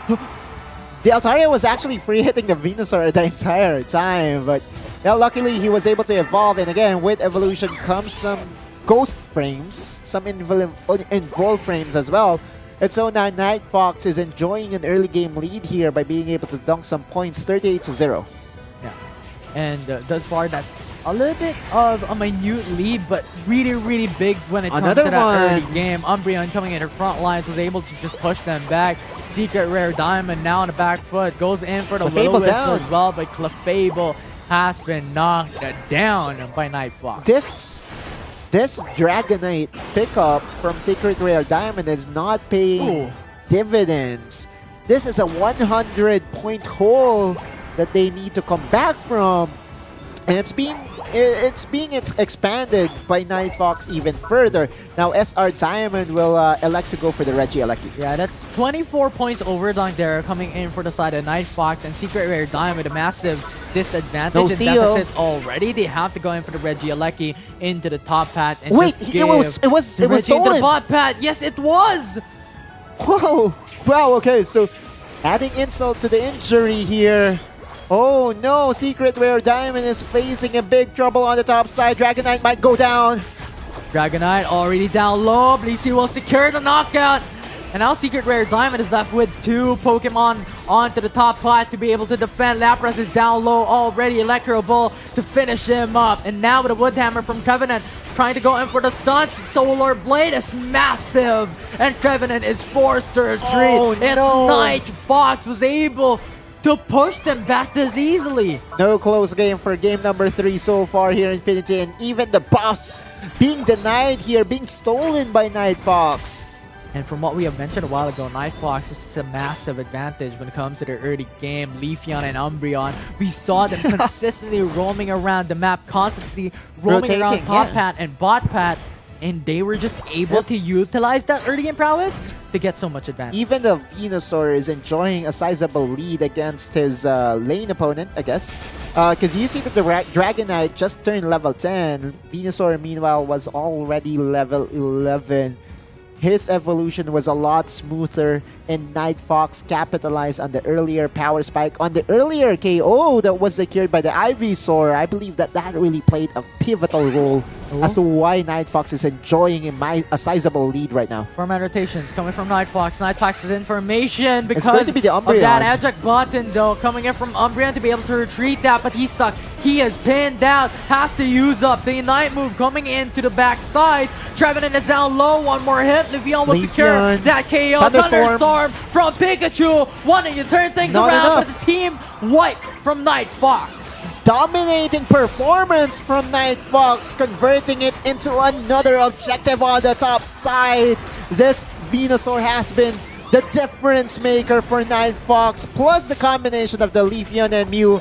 They can just throw away some long-range pokes, and Secret Rare Diamond, they're definitely facing a massive deficit right now. Yeah, and right now they're going in for the push on the tier 2 pat or goal zone into the top pat.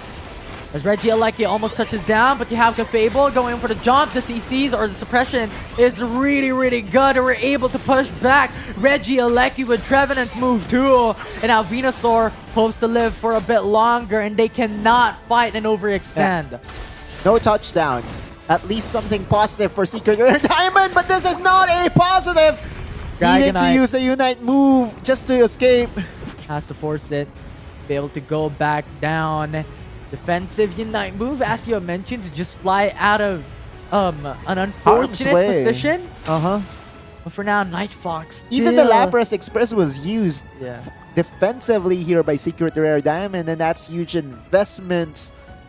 This is pretty much a one-sided game that we did not expect, right? Like, Secret Rare Diamond was fighting toe-to-toe against Night Fox. Is it over? Absolutely not, but it's not plausible. It's not probable that Night Fox will be losing this one out, especially once the notification comes in. They will know that they are in the lead and that they don't have to force things. They just have to deny the Rayquaza. That's been the story of the day. Yeah, no. It's Night Fox. Just look at their positions, right? Here on a vertical, just pushing Secret Rare Diamond to not extend Right. beyond their own central area. And this is just the advantage that they had level-wise, points-wise overall up against Yeah. SR Diamond. And SR Diamond is just lacking that breathing room that they want for Dragonite to really just push the borders of his power. Yeah. Going to the top side. Wait, hang on, Lapras. He looks stuck right Oh, now, no. pinned down, and Venusaur as well, catching up. Petal Dance along with a Solar Blade. Yep. That's just no escape. 10 seconds on the gray screen, 4v5 all together, but Secret Rare Diamond just trying to find some points Dragonite. here. Oh, denied. cancels it out. Denies the 50-point dunk from SR Diamond. That's sad. Oh no! And Night Fox again, they know that they are in a very big lead, so they don't have to really force themselves to take down this Rayquaza. Now Meanlook is there, Trevenant holding on. Umbreon might fall down, gets pushed Finally. back. Lapras was able to secure the knockout. Now it's a 5v4. This is what Secret Rare Diamond wants, but the trade back by Night Fox was impressive. Now Oh, Dragonite no. coming into the front lines there, going into the Rayquaza pit, has to force out the eject button, and That's that it. will be Night Fox. Team wipe Secret Rare Diamond, and once again, the reverse sweep secured. The priority on the Mew to pair it up with the Leafeon paid dividends once again. Right? How many times have we seen the Mew paired with the Leafeon? I think that's already the 5th time, 6th time, 1 all million throughout the times. tournament, right? Like, and almost every time that they Yeah. get paired with each other, they just overperform, right? Like you are seeing Hitori and Dreamt. Their damage, 82k for the Mew and then 44k for the Leafeon. Not to mention that the Venusaur was also providing some, decent damage in the middle of it all.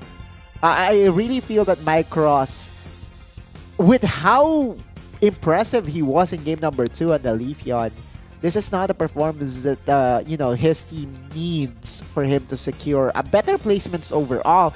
I have to remind everyone that they are still qualified for the playoffs, right? Regardless of what happens here. It just so happened that Night Fox, again, a dark horse, will have a better positioning for the playoffs that will happen next week. Yeah, better placements overall throughout the bracket coming into PU ACL 2024 when it comes to the Philippines Open qualifiers. And Night Fox just came in with a bang from game number 3, turned things around from game 2 as well. It was just a phenomenal showing there from this team. And I think the other bonus there coming in from that composition is, you know what, we all know the power when it comes to that poking prowess that a Mew and Leafeon has, but you also have to consider the support prowess that a Mew has. The light screen can push back the opponents. You also have the coaching that could really give you a little bit more sustainability coming in from these teams. But before we jump into the final series that we have for the day, we will be jumping into a very short break. So don't go away.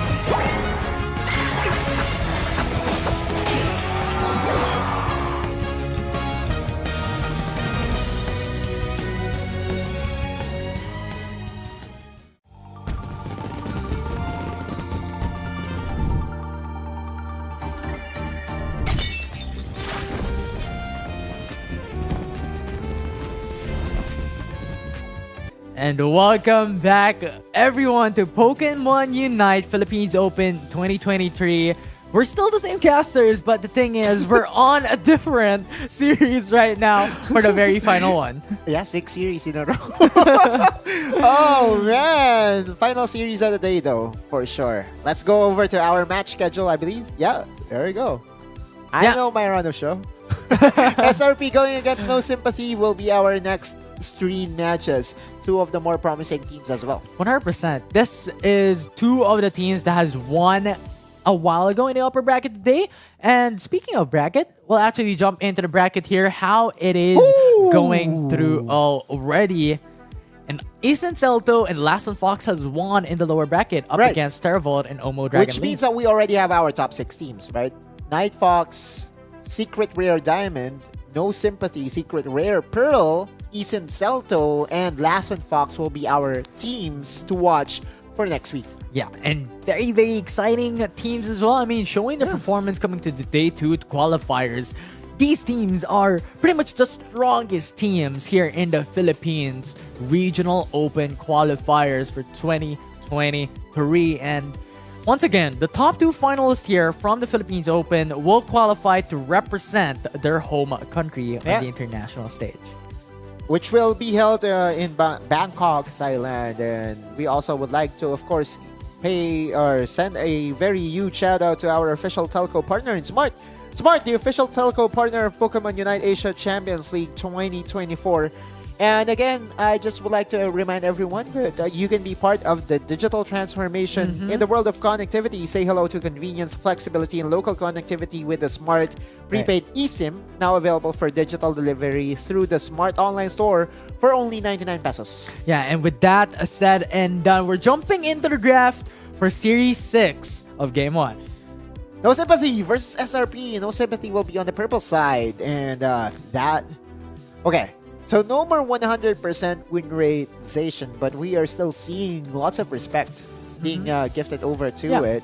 And I believe there, one team that lost with the Zacian pick was it Secret Rare Pearl?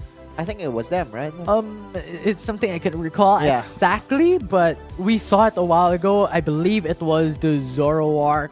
Yeah, Zoroark Comfy. Yes, that was able to really beat them down. But Zacian Mew removed, Inteleon prioritized by No Sympathy. Hoopa Mimikyu open for the taking, but the Blastoise will be prioritized here by SRP alongside the Hoopa for sure. Yeah, Hoopa, Blastoise, a very good first couple of picks here by SRP. And No Sympathy could now pick up the Slowbro or either the Mimikyu as well. These two Pokemon could definitely work when it comes to that frontline advantage. And Lapras, in addition as well, could really just give you a very, very sustainable frontline. Yeah, now you have a very clear top side battle, right? It's always going to be the Lapras versus the Blastoise. And then you have the Clefable there to support. Clefable, we've seen a lot of invades from the Clefable as well today, right? Clefable, Blissey, Umbreon. I'm loving this. They pick up the Leafeon as well. These two Pokemon can never be detached. Okay. Yeah, well now with Mew out of the picture, Mew cannot join them. Yeah.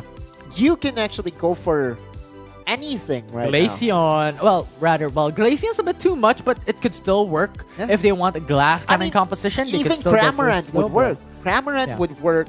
What else could work? Chandelure could work, right? Slowbro. They need another frontliner. Well, rather they have the They do have already. 2 defenders already, right? Oh yeah. It makes more sense. Yeah, you've mentioned it. You called it. So Glaceon could work if they want that triple EVs. Definitely really strong when it comes to level 4. So a lot of expectations on that invades or double central. Yeah. Meanwhile, this lineup by No Sympathy is very tanky, right? Like they do have the Trevenant, the Venusaur, and plus the Lapras, but the damage quite lacking. Yeah, I feel like Venusaur is going for the Solar Beam though.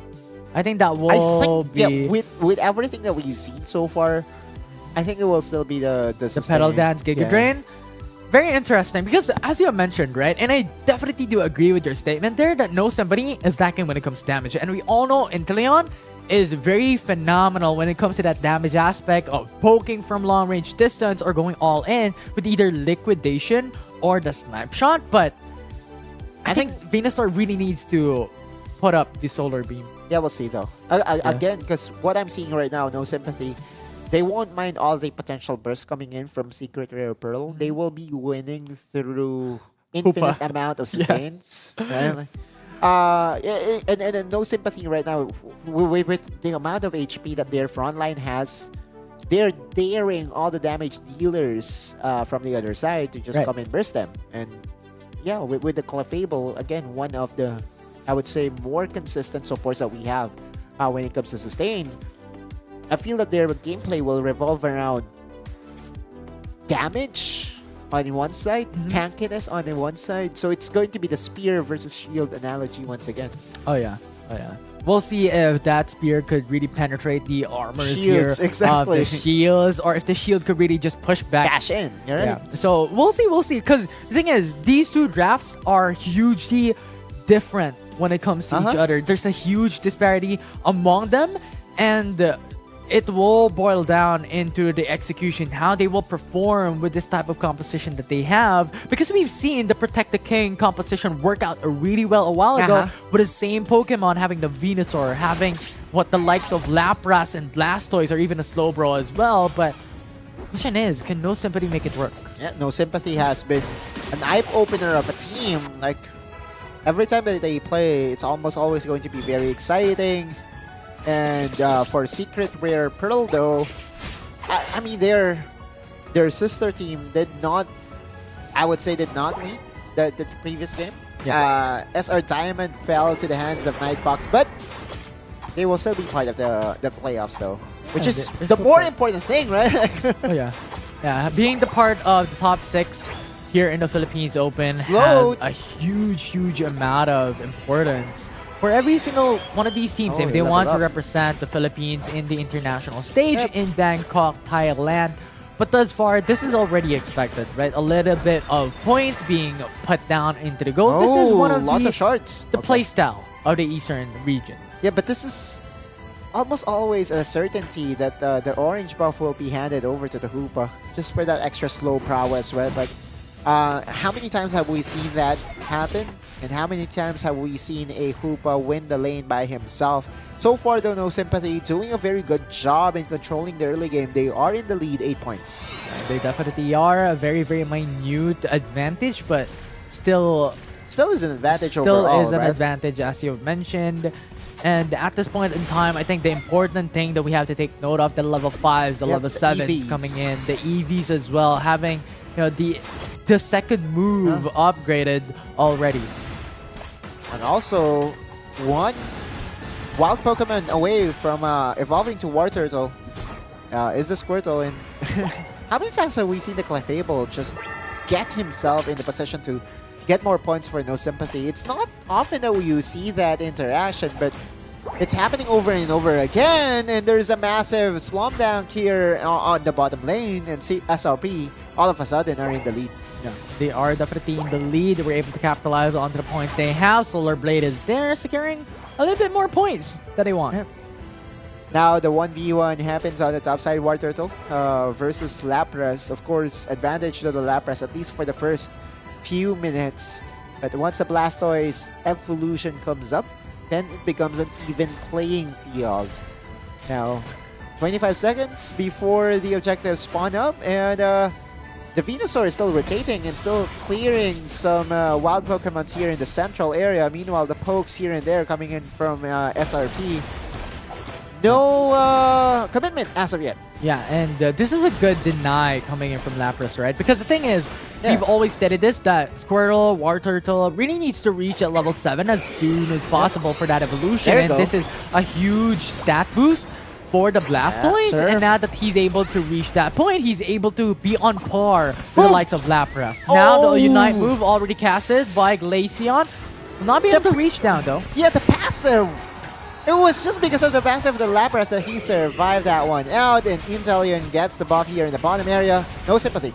Leaf Blade, Solar Blade coming from Leafeon will be able to deal a lot of damage coming from the backside. Coming from Leafeon, Venusaur already falls down. Leaf Blade comes back in. Solar Blade pushes back the HP of Inteleon, and now the the Wood Hammer coming in from Trevenant gets a little bit more stun through up against Secret Rare Pearl that pushes them back to retreat. good defense from SRP, but No Sympathy will have 90 seconds of that Reggie buff to join them right now. And can I just say that this Glaceon hasn't found a knockdown yet. Right?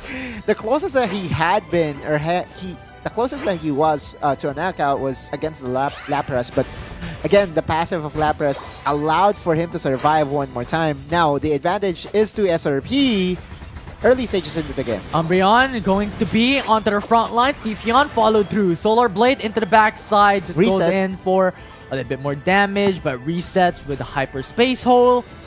That's just pretty much it. The prowess of Hoopa.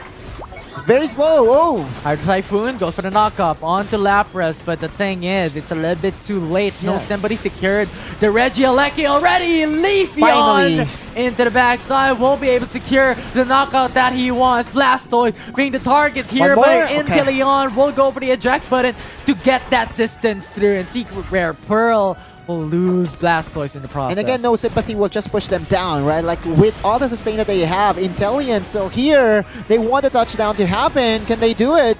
Could definitely be Regieleki, so close yet so far. Glaceon already down 1 HP. Regieleki will secure that knockout, and now Leafeon and Blastoise will be the only ones left. Solar Blade and Host to deny the goal, and that will be Leafeon who gets knocked out by Venusaur. That's a 3 KO for the Venusaur, and this is what we were talking about, right? They will be able to out-sustain all the damage coming in from Secret Rare Pearl. The analogy of Spear versus Shield. Shield gets round number 1 of the clash. Yeah, they get round number 1. Question is, can Secret Rare Pearl answer back? We'll see, as right now it's a 40-point lead by No Sympathy. Yeah, now trying to basically escape against 3 Pokemons on the top side, but that's a lot of space created for the bottom area, and so now No Sympathy will be able to secure another Regibuff for themselves. That's a Registeel. Unite move already. Registeel being secured by No Sympathy. Now Glaceon hopes to get in with a Unite move. But is that enough? Hoopa with a Unite move as well. Not going to be enough damage. Leaf Blade into the backside with a Solar Blade. Targets onto Inteleon, but it's just too far back. And now with a Wood Hammer, knocks back onto Leafeon. He goes down. Blastoise goes through with a Unite move. Hydro Typhoon knocks up onto everyone. Umbreon comes to fray, but that's just too overpowered. No Sympathy just won that fight alone. It still is not possible for SRP to push down this bottom area just because of the tankiness that the No Sympathy team lineup has right now. You look at the Lapras, still very much okay.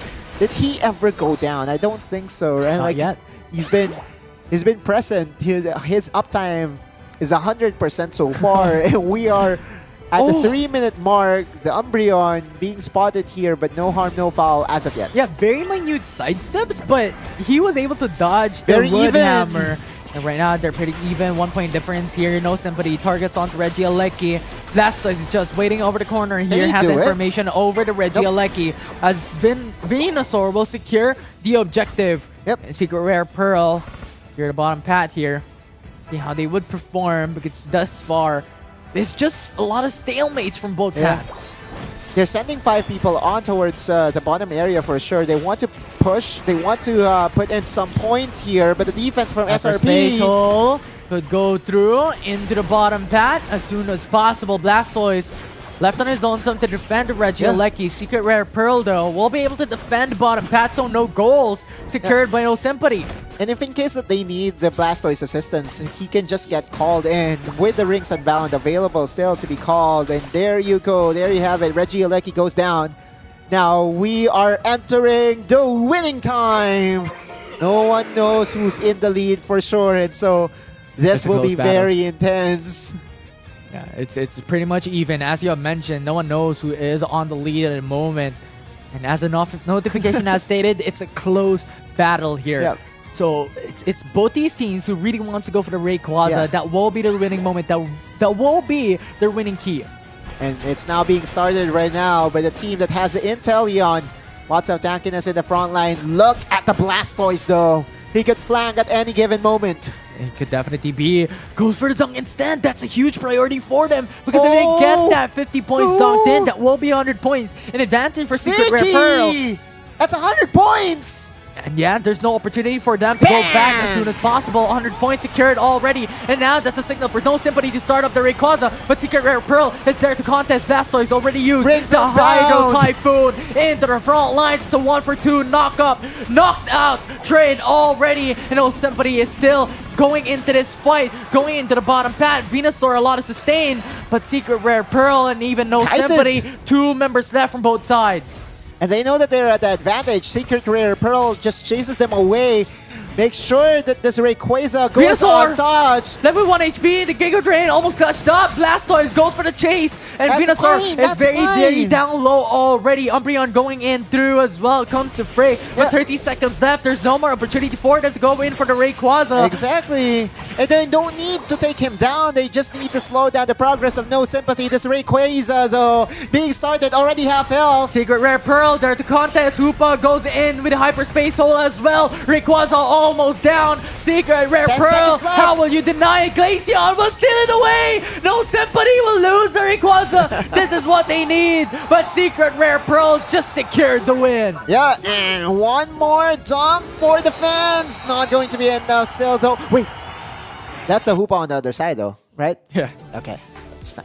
That That should still be a win for SRP for sure. Yeah. And again, I believe the play of the day or play of the game for that game number 1 was the Blastoise sneaking in.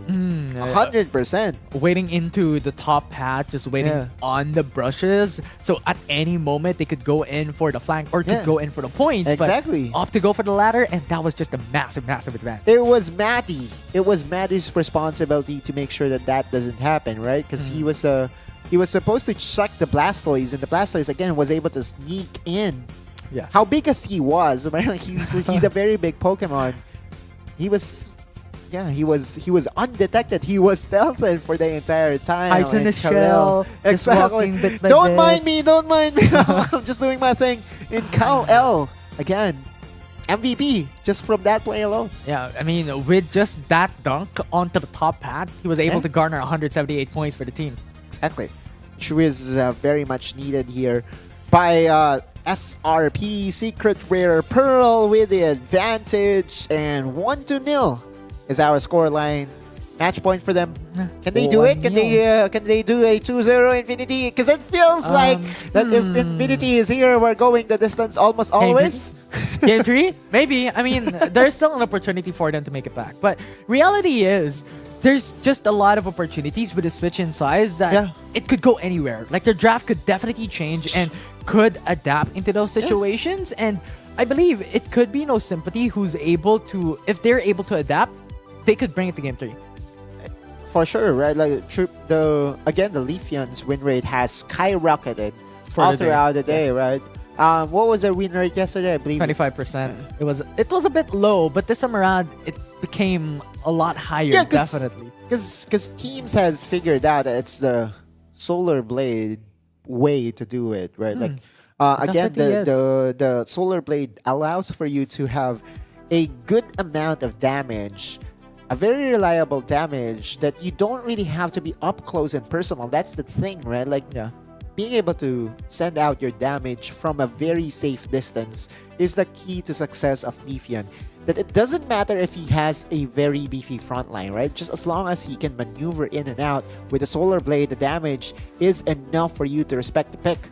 And again, this day has revolved around the prevalence of all the spoke champions, right? The burst coming in from the Leafeon, it doesn't matter if the Mew isn't there. Glaceon is actually enough as well. Yeah, Glaceon is enough. You all know the possibility of Glaceon coming into those team fights as well, Yeah. especially with the availability of the Unite move and also move 2 going into those fights. A lot more Ice Shards could be met against the opposition there. And I think this will not be removed throughout the metas here in the Philippines Open at the very least when it comes to these EVs, the Umbreons, the Leafeons, the Glaceons. It's a huge chunk of advantage coming into the early game, especially considering that you have a lot of these speedsters Yeah. that needs to ramp up to level 5, ramp up to level 7. Agree. The speedsters are the direct counters to the EVs for sure, right? Because of how squishy they are in their nature. If we ever see an Absol, that will be an absolute right, feast for the Absol, but it's very risky to put that in play for sure. And so now Secret Rare Pearl with the match point advantage will be going to be on the purple side, 1-0. What will be the bans here? That's the question. Because from what we've seen a while ago, it was the Zacian, right? It was the Zacian along with another, and now coming along with the Hoopa, along with the Mew actually. Yeah, it was the Mew and the Zacian on the other side. Now, what could be let through here? The question is, will it be Zacian or will it be Mew? Oh, I love this. It will be the Hoopa. It will be the Mew auto pick for sure for SRP. Yeah, you called it, right? Mew could be prioritized here by SRP coming into their very first pick. As for No Sympathy, they could now answer with a Clefable and even a Slowbro. We've seen this coming into the red side, or orange side rather, often enough into these drafts that, you know what, we have that priority onto that sustainability and one of the frontliners that's really Just go strong. for the Clefable, right? Like, it allows for you to play the play that they went for earlier, which is to ultimately sustain all team fights. Oh, they're going for the 2-for-2 Aqua Pokemon special, which is quite surprising because oftentimes you see the Lapras not paired with the Blastoise, but paired against the Blastoise. Yeah, and thus far, picking up these two Pokemon, it's not exactly something that we aren't a fan of, right? It's really, really good because it's a frontliner coming in to both these sides, and you have so much sustain already into those frontliners. Right. But for SRP, they're double downing. They picked up the Clefable as it's left open, and Umbreon to follow through. Which opens up a Leafeon moment once again for SRP. A Leafeon, Mew, and Umbreon Or for No Sympathy. is nah, I don't think so. You don't think so? You don't think so? I really think that it will be SRP taking away this Leafeon here. They could definitely There are two be, Laprases though. Lapras, Okay, Leafeon, it will as be the we Leafeon. expected. They could also get the Glaceon. They need one more damage. And Zoroark has worked in the past, could still work in this game. I feel that they already have enough damage with the Mew and Leafeon. Leafeon, right? I feel that Zoroark is, I would say, an overstep. Oh, Charizard! This is a very, very glass cannon composition for the side of SRP. And I think that will either be something that they could have that massive advantage early on to the matchup with a lot of damage in mid-game, or could bite them in the back. Meanwhile, Charizard getting picked up here makes it so that we will have a very interesting game in our midst. Yeah, right? definitely. It will be the second time that the Charizard gets picked into the tournament. And Charizard also received a buff again, because you can reach the Charizard at level 7. Similar to, same can be said for the Blastoise, right? Yeah, 100%. And I think that reaches a point wherein Charizard will be a much more favorable Pokemon when it comes to those mid-game fights, wherein it could reach that final evolution as soon as possible. But once again, No Sympathy opts to go in for a bit more the protect the king composition, right? They protect the king strategy, wherein Inteleon will be their main damage dealer. Charizard will be a bit more bruiser type, right? Be a damage dealer and the frontliner, but overall, this is really, really good coming in. Charizard is one of the all-rounders that has been favored to do more DPS than the most, right? The all-rounder carry, I guess, is what you want to say. When you're trying to describe Charizard's playstyle, Charizard can actually carry you damage-wise, especially when you get to invest your Unite move. His damage just goes through the roof, and not to mention that you also are able to fly across walls.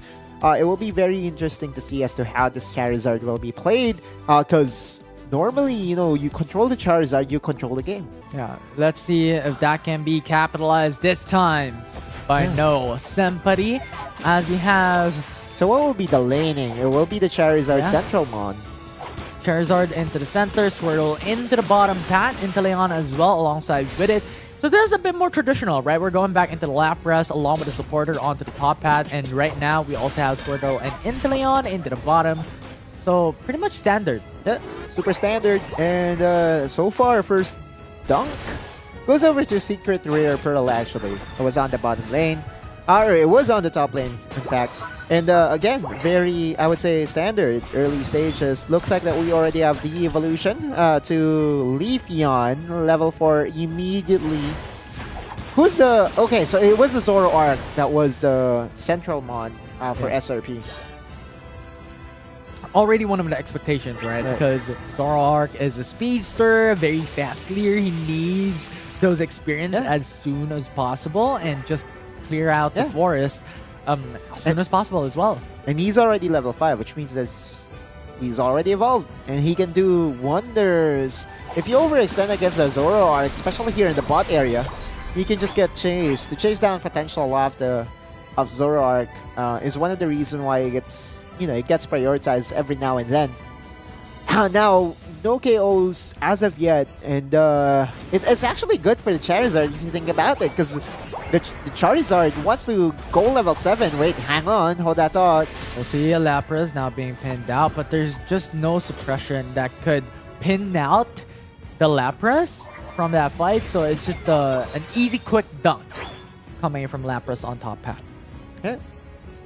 13 to 12, 8 minutes into the game, and we know for a fact that the center birds will be the next attraction here. Meanwhile, 1 minute before the next objective spawns up, and again, no harm, no foul for the first few minutes of this game. Zoroark finally catches up. That's a Night Slash coming through. So Look. much damage into the bottom. Wait, pad. he's a Squirtle. And now Skull Bash onto Umbreon. But there's just no escape here.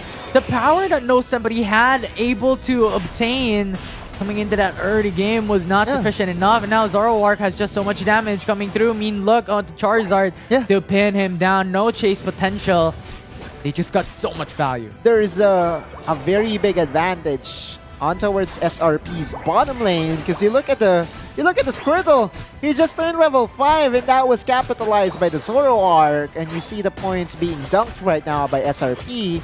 Looks like that we are starting to have a clear cut advantage to SRP's side, which is kind of expected, right? Because you drafted a Squirtle, you drafted a Charizard on the same team. And you need level 7 for both of them to at least be relevant. Yeah, definitely is right now. Reggie Ice being started up with these teams, but doesn't want to go for an all-in. It's really, really risky at this point in time. Yeah, the Solar Beam though, Charizard's HP is down low. Oh, Reggie is open for the taking. They're trying to just, do the dance. And the Squirtle, the Water Turtle is not yet level 7. Goes into the backside, so much damage. Everyone was caught up with a Zoroark, and that will be War Turtle knocked out. Again, the level disadvantage is proving to be the difference maker here. Zoroark trying to burst Reggie Ice, and they will be successful in doing so. And finally, the Unite move coming in Charizard. But this is a 4v1, 5v1, make it. Charizard just has no escape there. Yeah. And again, the advantage continues for SRP. Secret Rare Pearl over and over again, finding all the KOs. Lots of points available for the taking as well. Oh no, the buffs being stolen one by one as well by Prios. A feint attack along with a Shadow Claw as well. Massive amounts of damage right now for Zoroark. Already at level 10, surpassing every single one. Exactly. The power of the early game. Lapras just got almost deleted. Thanks to the passive, he survived. On the top side though, the Regieleki is open for the taking, and so now every member from No Sympathy is almost here, except for the Water Turtle. This he just gave an egg to Lapras, so a lot of sustain there. Yeah, take this. And now Lapras is just Zoroark. there to go in to zone them away, but Clefable secures the Regieleki. That will be Secret Rare Pearl, who gets the objective. That's super sad if you're No Sympathy. That was your way to come back into this game. And slowly, Secret... Zoroark once again comes in. Nice slash along with a feint attack. There's just no escaping the detriment that the Zoroark brings into those team fights. So much adversity. And now Secret Rare Pearl gets so much points with a 170-point lead. The Glass Cannon composition doing wonders for SRP. And just evolved War Turtle, or just evolved Blastoise, just got erased once again.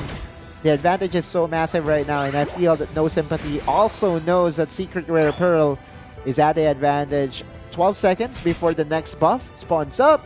And if you're a Satoru, there's actually a way for them to turn around team fights, but he needs the Unite move for sure. Yeah, and that's the difficult part about being the dependency when it comes to those team fights alone. If Yeah. Blastoise would only depend on the Unite move to be able to win those team fights, there's only such a little opportunity for that to be able to secure it. And just look at the Solar Blade with a Leaf Blade. Unite move coming from Leafeon deletes every single one. And that was just the erase that Secret Rare Pro wants. But Inteleon with a Snipe Shot was able to get that knockout though. Umbreon coming into the backside. Mean look onto Blastoise. Pins him down. But that will be no trade by SRP. Signs of life though for No Sympathy. They were able to take down the goal on the top side. And you are now feeling the damage coming in from the Inteleon. Level 12 already here, Infinity. So he's basically the focal point of the offense. However, as good as he has been, he's super squishy. And, you know, the Zoro arc can just target him over and over again. Yeah. And now Regieleki is being targeted by No Sympathy. They really want this. They need this. They got it. The buff joining No Sympathy. And there's no trade whatsoever for SRP unless they elect to go for the Regieleki. The advantage is still on SRP's side, and there will be a notification that the left side has a huge lead. There you go. Yeah. Which means that SRP can just, you know, play it slow, play it methodical. They just have to deny the Rayquaza above, and that should still net them a win. But with the way things are progressing, No Sympathy is not going down quietly here, Infinity, and you know, with the Unite moves available to both the Charizard and the Blastoise, if there will ever be a clash, the Zoro arc might just disappear. Yeah, and I think Charizard at this point has to target Zoro arc with that ultimate, with that Unite move rather. Because that's the point where in Secret Rare Pearl is hugely depending on when it comes to the damage and also just bursting their backline. So huge importance, a huge look onto the Unite move of Charizard later on, especially coming down at 15 seconds before the Rayquaza comes And up. SRP is really playing it so safe right now, Infinity. They did not want to finish off the Regieleki. They're respecting the all-in potential coming in from No Sympathy. And so finally, the Rayquaza is alive for the taking. Oh no. Alright, SRP, how are you going to play this out? You look at the position of Zoroark on the top side. Meanwhile, Umbreon by himself. Yeah, you called it, right? I think I'm loving this Umbreon position. Because the thing is, No Sympathy, as far as we have seen for the longest time, these delayed engages, a lot of these Pokemon wants to go in for the dunk, especially considering they have a lot of stacked up. 50 points for some of them for No Sympathy, and they could change things around. But with Umbreon's position into the bottom tier 1, this denies them of that opportunity. Now they're starting the Rayquaza half health on the Ray buff. Half HP already. Umbreon into the front lines. Knocks up, coming in from the Rayquaza. And right now, they have to force up the Azure Spy Vision. They need that information. Rayquaza still being Seismic Slam! continued by No Sympathy. Hydro Typhoon is there. And now No Sympathy secures the Rayquaza. And that could change things around here. Secret Rare Pearl already lose 2 of their members. And now No Sympathy is on the race there for the tier 2 on the top path. They need a lot of points. I think they can do it. Infinity, No Sympathy might just be able to slam more Charizard points here. still has Rayquaza buff. 23! Will be able to go through, and that will be 23 points advantage. But Secret Rare Pearl also has a tier 2 into the bottom pan, wherein No Sympathy is going in for the defense here. So a very, very good position coming in from No Sympathy to deny the win from SRP. Oh, Infinity, it looks like we will have another game number 3. Desperately, Secret Rare Pearl moves as a unit, but they're denying. They think that they're still in the lead. Well, in fact, it was No Sympathy. After securing 2 consecutive goals, they're now in the lead. And this Charizard is going to press further. Zoroark could go in for the dunk, but the thing is, Charizard could go in for the dunk as well. They were able to go in, so No Sympathy will win it. Oh no. Okay, never mind. That could have been the that could have been the win though. That could have been the win for the Zoroark. It could have. Again with the low points. It was a fast goal, right? Yeah. 17 points times 2, it's 34 points overall. But the thing is, it was Charizard who got the Rayquaza buff steal. No one denied it from them, so they were able to secure 100 points more, and that will be the win for the opposite side. It was super close though, and again, this is the thing about the speedsters, right? They can find angles in where it could have been the game-winning shot though, for sure. They could. So exciting. Well, we're going to enter game number 3 here, Infinity. Woo! To the delight of our viewers, for sure. 4 game 3 series that we have for today. I love it. Yeah. I love the enthusiasm, but absolutely, I mean, that performance, that Rayquaza, this is what we have emphasized even yesterday, that Rayquaza could definitely change pretty much everything in a game. And it's not often that we see a Rayquaza just get secured by a team that started it. Credits go to Raijin. Raijin on the Inteleon. He was the one who secured it for their team. Yeah. He was the one who sniped it using the snipe shot. And although it was Raijin that got the Ray buff for themselves, it was the Charizard. It was. I believe that the Charizard was able to already slump that he was already able to get in 100 points early, right? And so that was a back-to-back 100 points finish for him. Yes. Wow. A dunk into the tier 2, broken it down, dunk into the final goal. Yeah, the he tier farmed 3. more points and then decided, hey, you know what? I'm going to take the matter into my own hands. Yeah, I'm gonna finish this game. And win this game for our squad. But yeah, that was super close though. It was. It was super close. Amazing to watch, absolutely. I mean, the performance coming from both these teams are pretty much on an even level playing field. And coming into this game 3, it will be the decider. It will be the final decision on who will go through, proceeding into more of the upper bracket this time around, and who will be the team that will be brought down into the lower bracket. This is another game number 3 in our midst, and this is the the best way to go out with a bang here. And again, what is at stake here is the positional placements, right? Heading into the playoffs, having a favorable matchup for next week is going to be very pivotal, because we all know that next week we are going to invite in once again the top 2 teams that has been the direct invited, right? Yeah. Exactly. The Talent Esports and Elevate Esports. They've been like, they're like us. They're watching. They're waiting for their moment to play. They're reading these teams now. How can we perform up against the current teams that we have that had been qualified for the playoffs? How can we prepare? Because the thing is, looking at the draft here, these teams, these invited teams, could now look into these prior games, could look into day 1, day 2 of the Philippines Open, and already draft up and write up what could be the possible counters. For sure. That's or they can just feel confident about their play and just play, go with the flow. Just knowing the play style of Talent Esports and Elevate Esports, expect a lot of Zations as well. A lot of power. Absolutely. If the Zation will be let through,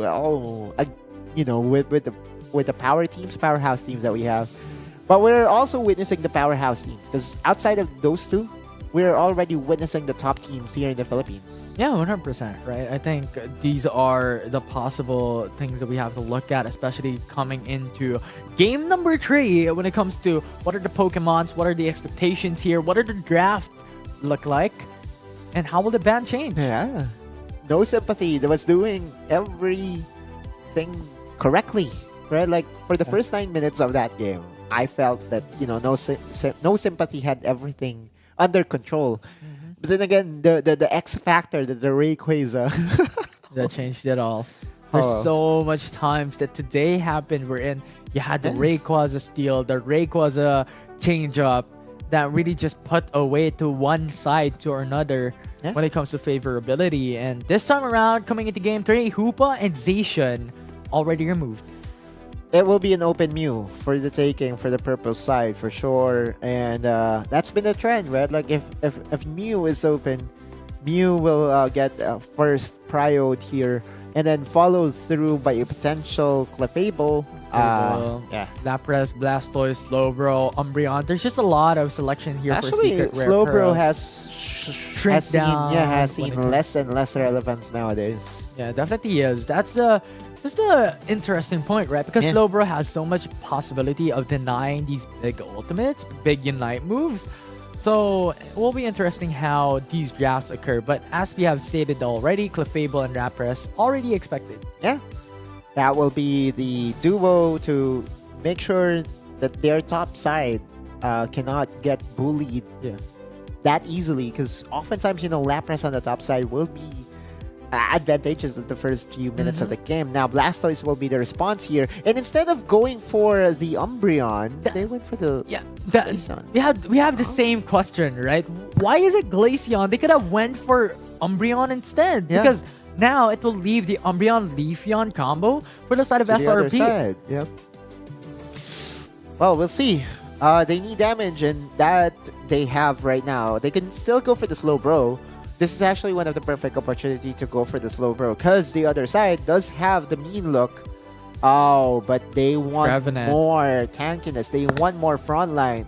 And by going for the Trevenant, Trevenant really provides a lot of AoEs. And so now Secret Rare Pearl might just have solved the problem here in our last game here, Infinity, because you're looking at the Leafeon plus Inteleon.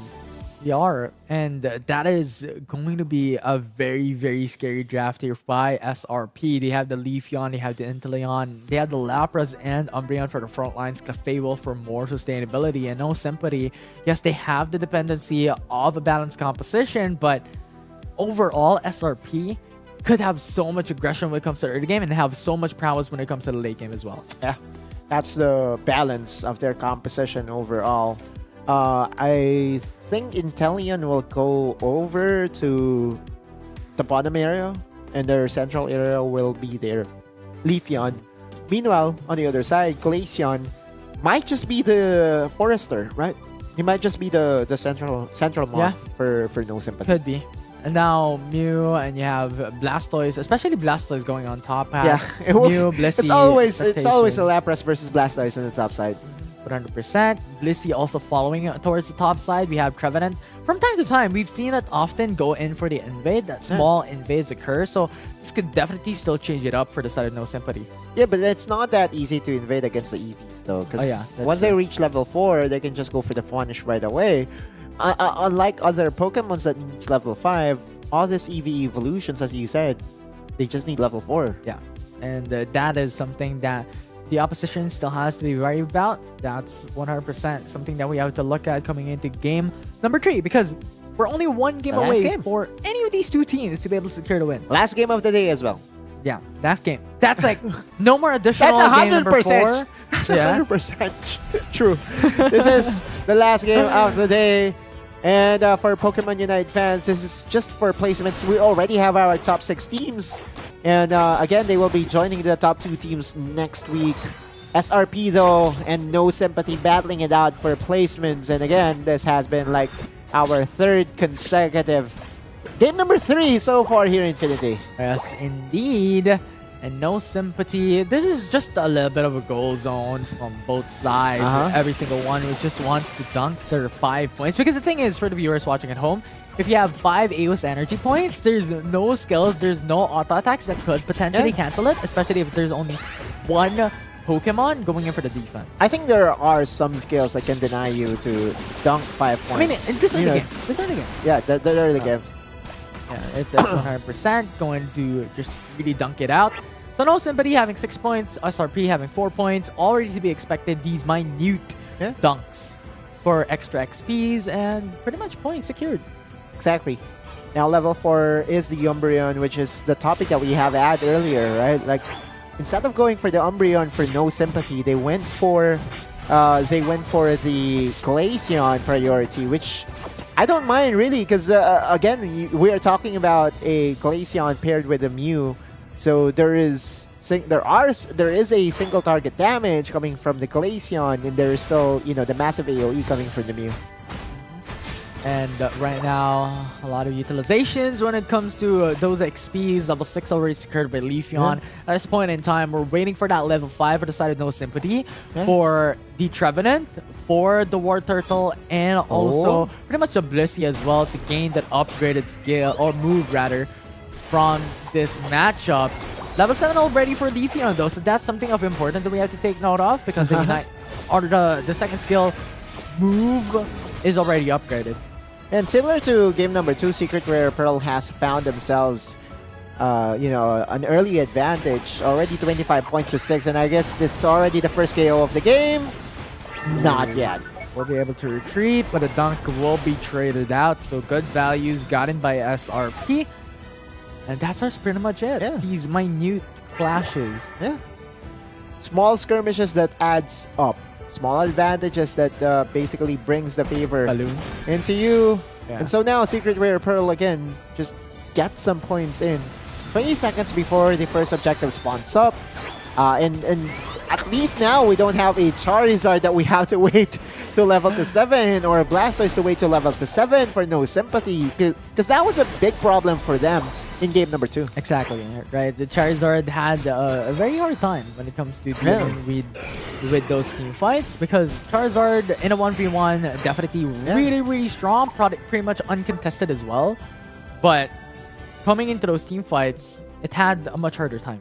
And we are going to enter a very quick technical pause, ladies and gents. Soon as we are ready, we'll be right back into action. And of course, we would like to thank our official telco partner and Smart, the #1 mobile network here in the Philippines. Yeah, very fast and very accessible for Pokemon fans out there. If you want to play Pokemon Unite, play with the best mobile network available in the Philippines. And again, this is the battle to claim the top of Asia. Pokemon Unite Asia Champions League 2024 will be held next year. So what we are doing right now is to find who's going to be part of that prestige tournament that will be held. Yes. Yeah, that will be held in Bangkok, Thailand. Gotta catch them all, as Ash has stated. Sure. We're waiting for the game to come back on. And again, we are still witnessing No Sympathy going against SRP or Secret Rare Pearl. One thing that I want to commend though is SRP's early game has been so clean, right? Almost always they will be securing early game advantage. And although game number 2 went to the side of No Sympathy, it was still clear that SRP had everything under control in the first few minutes of that game. That's also one of the reflections that we have to take note of when it comes to their composition, right? Because they really favor these EVs, these evolutions in the stadium. And once again, those EVs are pretty strong at level 4. And level 4 is easy to attain, especially in 40 seconds time. Coming into that central area, you're easily being able to reach that stage already for that evolution. Yeah, and so now Regia is already open for the taking, contested. Being started up, SRP wants this Solar Blade will not connect, but Blissey will secure it, so No Sympathy will have that objective for them. Umbreon taken down, as Glaceon has just so much Icicle Shards. Cliff Favor followed up, it's a triple KO by No Sympathy. And they're going for the overcap. Extra 20 here in the bottom lane. No Sympathy has turned things around. The Spinaroonie Spin Toys will get a solo bolo on the top side. 30 Can points. he do it? Oh! Follow me. It did not connect, and Blastoise was able to go in for that Water dunk. spout. And once again, another one. 5 points to secure it. And he knows he's tanky enough to survive any all-ins coming in from the Clefable. Which means No Sympathy all of a sudden has broken this game open in their favor. Yeah, 111 points towards their advantage. Or well, a little under that, but pretty much I'm pretty much bad at math. So you handle the math side of things. Top side. Yeah, top side. You have the Regieleki. This time around, it's both SRP and No Sympathy who will be able to start us up. Yeah, Regieleki open for the taking. And Snipe again, Spin Toys though. Snipe shots coming in for the Inteleon, not reaching its priority targets as of now. And now you have the Solar Beam as well until they almost secure it. And now that is SRP who will get Regieleki. Yeah, No Sympathy. Not yet done. Goes for the chase. And Icicle Shards gets the mark. That will be the Lapras going down here. No Sympathy. Although they lost that Reggie buff, or Regieleki on the top side, they will still be able to defend the tower on the top. But then again, SRP, this time it's the Inteleon is on their side, right? And the Inteleon Snipes has proven to be a very good objective securing tool. Now Spin Toys. Spin Toys going into the back line. Solar Blade as well going in, but not enough. There's 9 points left to break loose the tier 1 on top. Pat, and you also have Trevenant zoning away the opposition, but Secret Rare Pearl has won that fight, was able to go over to defend. No Sympathy was caught up, and that will be Inteleon who finishes him through. Mew goes down. Yeah, but as long as the Glaceon is still alive. Enough threat is there to dissuade Secret Rare Pearl's advancement on the top side. And so now No Sympathy. They can just transition over to the objective here in the bottom area. And they're still in the lead here, Infinity. They definitely are a massive lead, 120 points. Pretty much for No Sympathy this time around. And SRP has information. Yeah. And No Sympathy starting to Regice. Umbreon going in into the backside. So much damage for the likes of Mew and Glaceon already. It will be No Sympathy who secures the Regice. No steal, as you mentioned. It's a double knockout as well. It's a 1-for-1 for both sides. And again, as long as the Glaceon is alive, you cannot overchase. Mew Finally, has Mirage to use up the Unite move to be able to survive that engage. And they will be able to go in for the recall. Yep. Mystical Mirage coming in clutch, just saving the Mew. And in 5 seconds, Regieleki will spawn up here on the top side. And although No Sympathy is in the lead, Secret Rare Pearl is playing so aggressive that they need to really be careful. Again, how many times have we seen a steal coming from Inteleon? You're looking at their position right now. They are just close. They are in the proximity. Yeah, half health already for Regieleki. Clefable got information, but that's too late. And that will be Boom! SRP who loses Regieleki as No Sympathy secures That was it. super close. It is. It was super close. Touchdown, 9 points, and this could be massive to the side of No Sympathy. Umbreon stuck with the light screen along with the Electro Web coming from Regieleki. Regieleki still not being able to go in for the touchdown. Moonlight goes for a little bit more sustain. There we go, finally. And there we go. 9 points. 11 points over cap, actually. 11 points over cap for No Sympathy. Will be secured. A lot of advantage right now, especially considering that we are already at 2 minutes and 20 seconds in. You know, the beauty there was No Sympathy just knows that Rayquaza is about to spawn up, and there was no need for them to invest their Unite moves right then and there. And so now, No Sympathy still has all the Unite moves needed if in case that SRP will try to burst down this Rayquaza buff. Oh man, 2 minutes in, winning time. Has to be careful though, because again, we've seen this multiple times. The, I would say, sneaky moves to slam dunk all those points. SRP has one target in mind. There still is a tier 1 tower on the top side, and No Sympathy is actually sending 2 people just to make sure that no one can be let through. Lapras on the top side though. Yeah, just look at that. They really want that advantage, exactly. Right? But Blissey is here to be able to defend. And at this point in time, they just need to stack up onto those AO's energies. And Leafeon trying to sneak up onto the down pat. But Blastoise has information. Yeah, he has 37 points. A lot easier to dunk that in. Although, even if he gets that in, it's not going to be enough. You look at the disparity.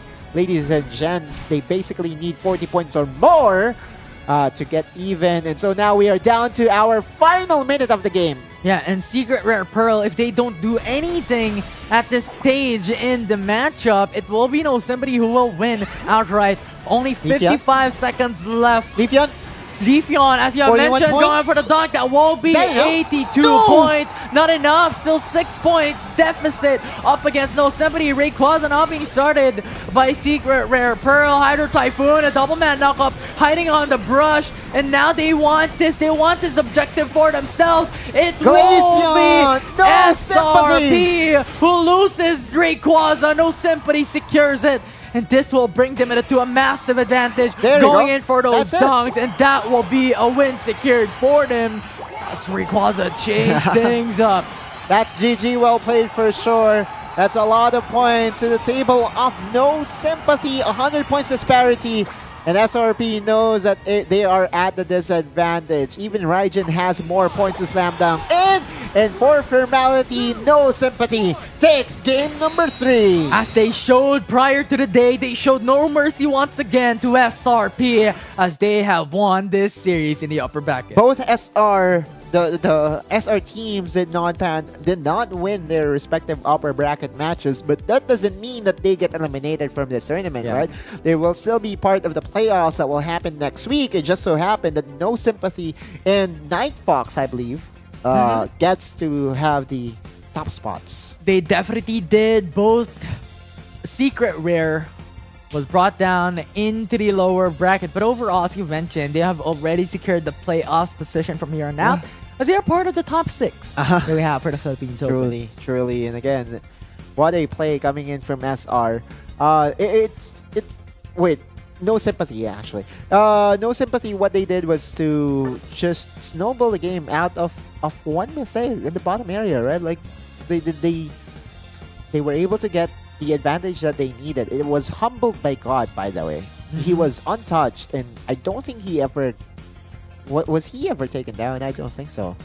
I don't think so as well. I think Lassen Ultra out from that game was pretty much just unkillable. But with that said and done, we're done with the upper brackets. We're done for the series all throughout the day. We had 6 series overall and a lot of 3 games. And so now that we are going to enter the final stages of the day, we just would love to, again, do a very quick recap of what transpired today. And we are going to, of course, visit the brackets as well. Heading into next week, wherein we will have the more exciting part of the tournament, which is the playoffs. Yeah, it's really, really exciting because next week we will now be having a look onto the deciding matches that we have to really have that top 2 finalists to represent the country in the international stage in Bangkok, Thailand. And of course, we will be joined in by Talon Esports and Talon Esports and also Elevate come through as the direct invite teams. But so far throughout the day here for the day 2 of the Open Qualifiers, very, very exciting stuff, right? We had a lot of new Pokemon come in. Dragonite, Charizard, Zoroark multiple times being selected. Scyther. Yeah, it was amazing. What else? There was one more. I'm forgetting it right now. It's not just Zoroark. It was a lot. It was a lot of Pokemon that we've watched out for the whole day. And you know what? It's a breath of fresh air. Comfy. Yes. Remember the Comfy? Comfy. Yeah, Comfy. Yes. One way to at least get even against the I would say the threat of the Zacian is to go for a Comfy all-in funnel strategy as we look into the schedule of the matches. Again, SR, Diamond, Night Fox, No Sympathy won during the first half of the map, or first half of the day. And then for the second half, it will be SRP, Night Fox, and No Sympathy winning. 100%. And once again, Secret Rare Diamond, Night Fox. You also have No Sympathy, Secret Rare Pearl, who already have qualified for the playoffs. And you have so much teams now already secured onto the top spot. Are you seeing this? Lassen Fox was actually able to defeat SR Diamond. That was looks like that the so Foxes are, coming in hot right now. Who won against Lassen Fox? Or SRP, okay. So there could be a potential rematch again. But I don't think they will have to play that one out. I feel that, we will have an entirely new bracket for next week. We're not going to show up the bracket for next week, but that's it. Envy. Yeah, I love the day that we had. We had so much 3 games, we had so much series, and we have secured the 6 teams to go into the playoffs. And any last remarks before we end the show? Yeah, a very explosive way to end day number 2. Lots of games and, very close games at that. Yesterday we saw very much, a lot of one-sided games. A lot of one-sided games, a lot of forfeits as well. But with you being here, it's always close. it's always dramatic. So much games. But with that said and done, that will be the end for day 2 of the Open Qualifier. 6 teams already secured the playoff spot. That said, goodbye guys. Thank you very much for watching. My name is Infinity and this is Autolus. See you guys next week during the playoffs.